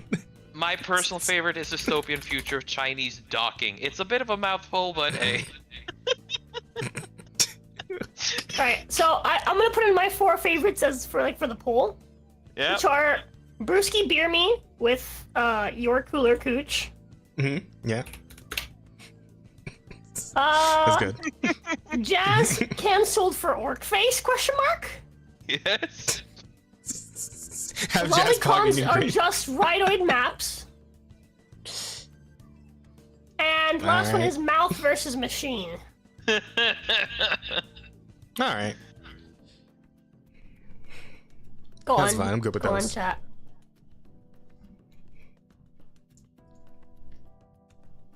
Jazz Poggy in green skin.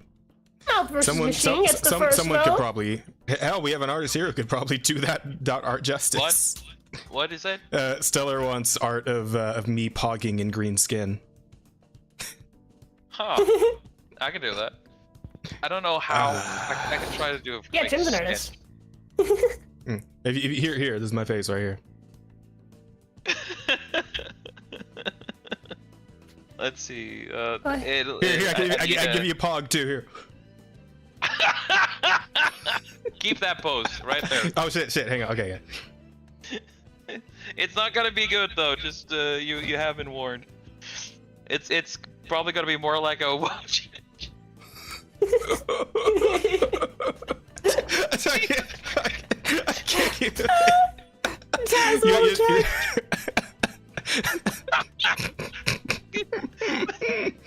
A Wojazz. Oh, Wojazz. I don't think I have a proper Wojak yet. Yeah, well, maybe you do now. Jesus, I apologize upon what this thing I'm creating now. I make an attempt. That's all I promise. That's all I can promise. Oh fuck! I can't wait to see it, dude. Trim's art goes so hard. Jazz. You remember like way back? Not last year, but the year before when we did the Christmas event for like the Close Collective. Yes. Do you remember how we did like an art thing, an art competition? I do. Trim won that. Yeah. I forget. Fuck! I forget which art it was that one. Didn't we like put it somewhere in the Discord? It's like a place of honor sort of deal. Let me go. We gotta go find that. Find But it. how's the vote going? It should be in the like collective art section. Yeah. Out of 9 votes, currently is tied between Brewski Beer Me with your cooler cooch and Mouth versus Machine. Mouth versus Machine just has a good ring to it. Those are both very good. Yeah. This is I know I have the art on my phone, but obviously I don't have my phone. I can send it. You have it? Yeah, I have it here. Just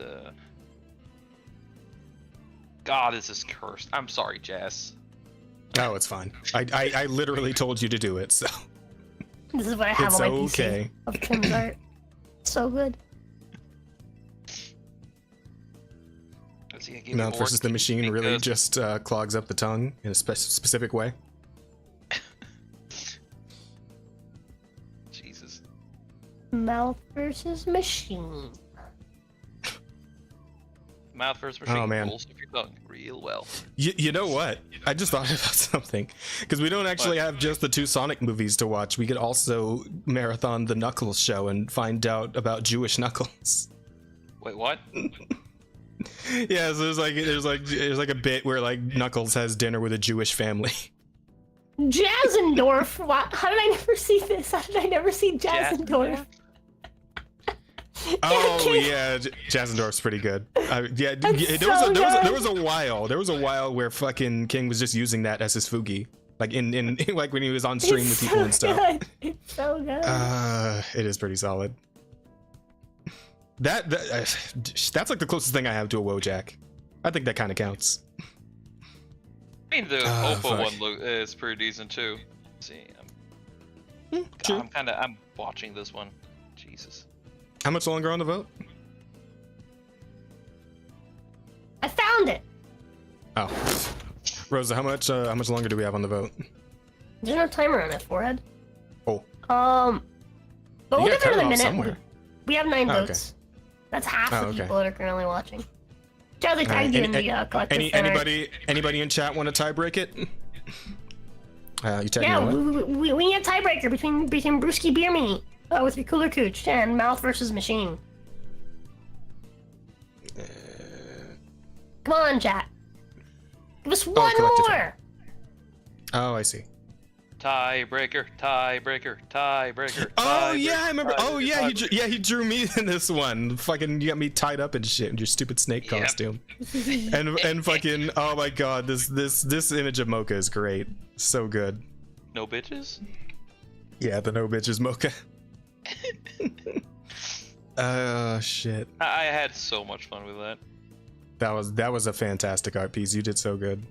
Thank you. We run it? Okay, I'll run it with just Mouth versus Machine and Brewski Beer. That's what we'll do. All right. And we can get out of here. Start our Sonic-a-thon.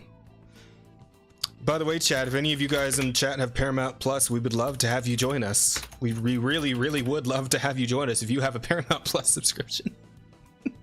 If not, I'm just gonna watch the pirate show I was watching. Yeah. Yar, Well, I mean, har, I was gonna say that we could sail the 7 seas on this one and just find we can find that movie somewhere, I'm sure. Okay, I'm sorry, but here, this is the best I can do at a short notice.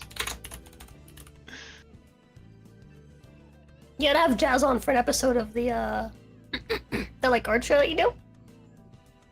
Yeah, I actually want to invite fun. see if you were I'm up not for an it, artist, but sure. it's essentially I sit down and I draw different things while I just chat to people. Yep. It's pretty fun. Just vibe and just chat with Yeah. chat and Trim while he draws. Basically, me and Rosa did 2 of this while I did the thumbnail for Divinity. And hell, Rosa, if you ever want to join in for another one, you're always welcome. Just hit me up whenever you feel like it. It says it's also on Amazon Prime Video, but it might be like Alright, one of those so- you gotta rent it sort of things. I put up the poll again, chat. Please be sure to vote. So far, we're at 100% for Mouth versus Machine. It looks like that's gonna win. Hmm? I know. Oh, we are voting for the final title of the episode. Oh, I mean after that? Yeah, we're gonna try to do. We're gonna watch the Sonic movies because I haven't seen them yet. The live-action Sonic movies. Yes. If not that, then I'm probably gonna watch more black flags. Black flags? Black sails.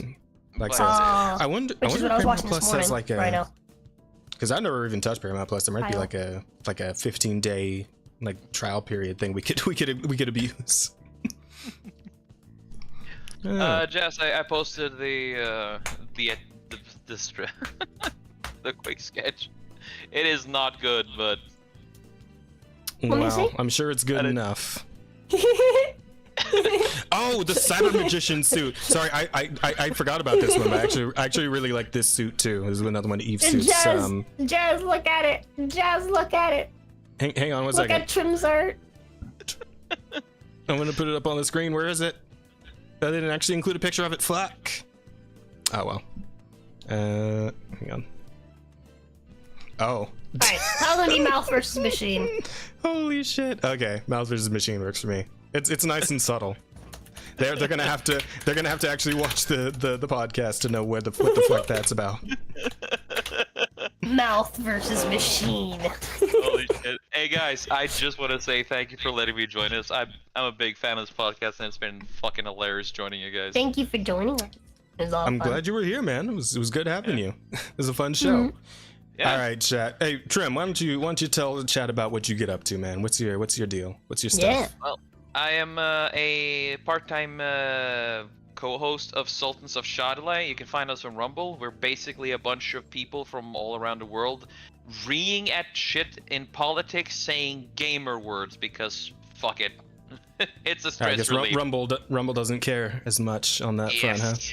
Indeed. And on YouTube, the channel I am in now, I do art streams as well as a new kind of content I'm currently trying to work back up on, which is essentially what's the YouTube channel? The one I am on my channel here, like here. If you're able to, what is your channel called? Trim's Art Check, the one I'm currently in chat with.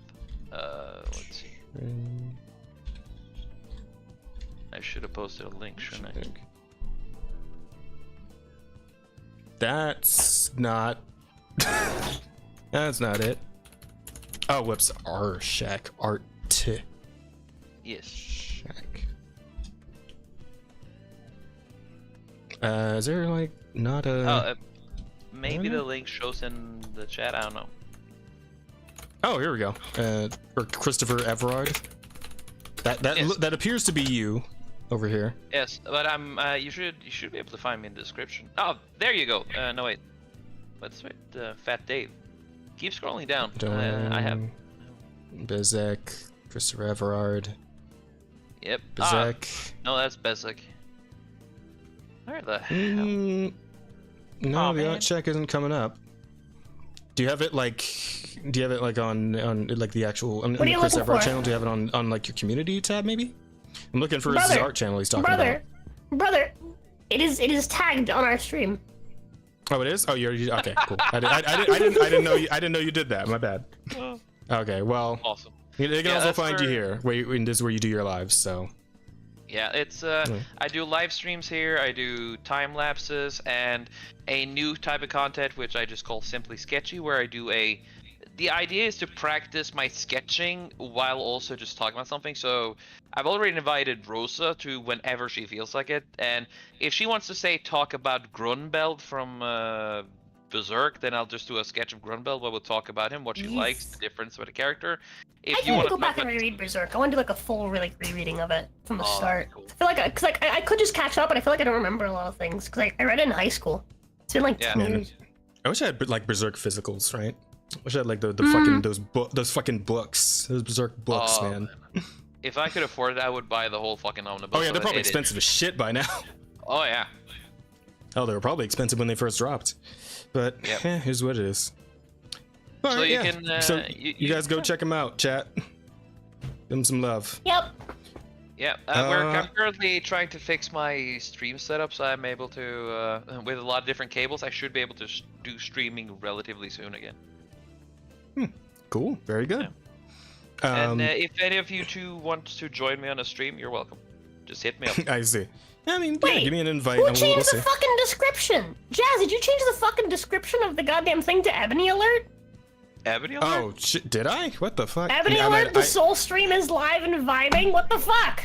I might have accidentally screwed something up on the restream thing. I'll share the. You still tagging the title. You still tagging the title. I got it. It's cool. I'll go fix it. Sorry. Thanks. I fucked it up. My bad. Sorry, chat. I'm still learning how to use Restream. Okay, this is what like my second time. What do you mean Ebony alert in chat? this is my second time ever using this fucking Restream thing. I've never. I still don't completely understand it. I'll be honest. There you go. The trim curse has finally arrived. Yeah, got us in the end. Yes. He's talking about me. Sorry, guys. Fucking hell. All right. Yeah. What about you, Rosa? What are you getting up to soon? I'm feeling a bit better, so I'm probably gonna start streaming again next week. Nice. Good to hear. Or this weekend. We'll see like how I feel after like doctor's visit tomorrow. In 2 weeks, no D&D because it's gonna be like my birthday week, so I'm gonna be kind of out. But also your birthday, so I'm excited. Yeah, I guess. But I'm gonna be gone that entire week, which means no D&D that week, and also I will not be here for the podcast. Listen, Rosa, I know you don't like your birthday because the birthday is the past, but I'm gonna tell you this right now, brother. We're gonna make your every birthday from this point on fucking incredible, to the point where you start looking forward to your birthdays. Oh yeah. I mean, anyway, just so you know.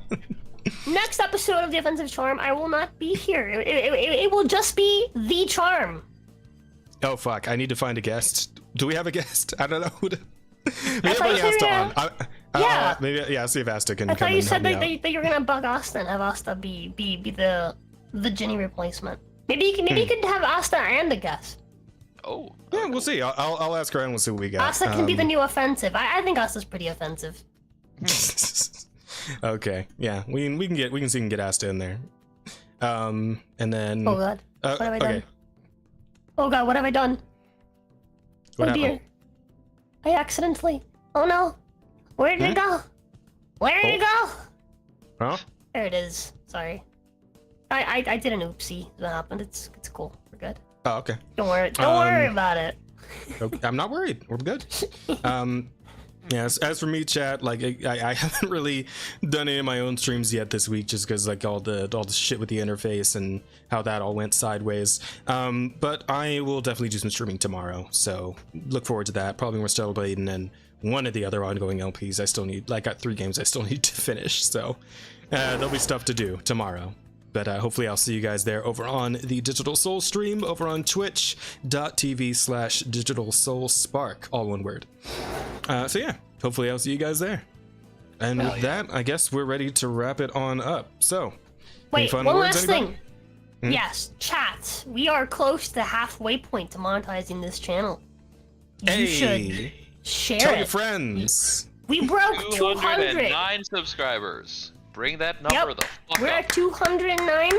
See if we can get to 250, and then we're halfway there. Because I think monetization is only 500 now, right? It's only 500 subs. So. Possibly. 7,000. Yeah, I guess. I know they lowered it.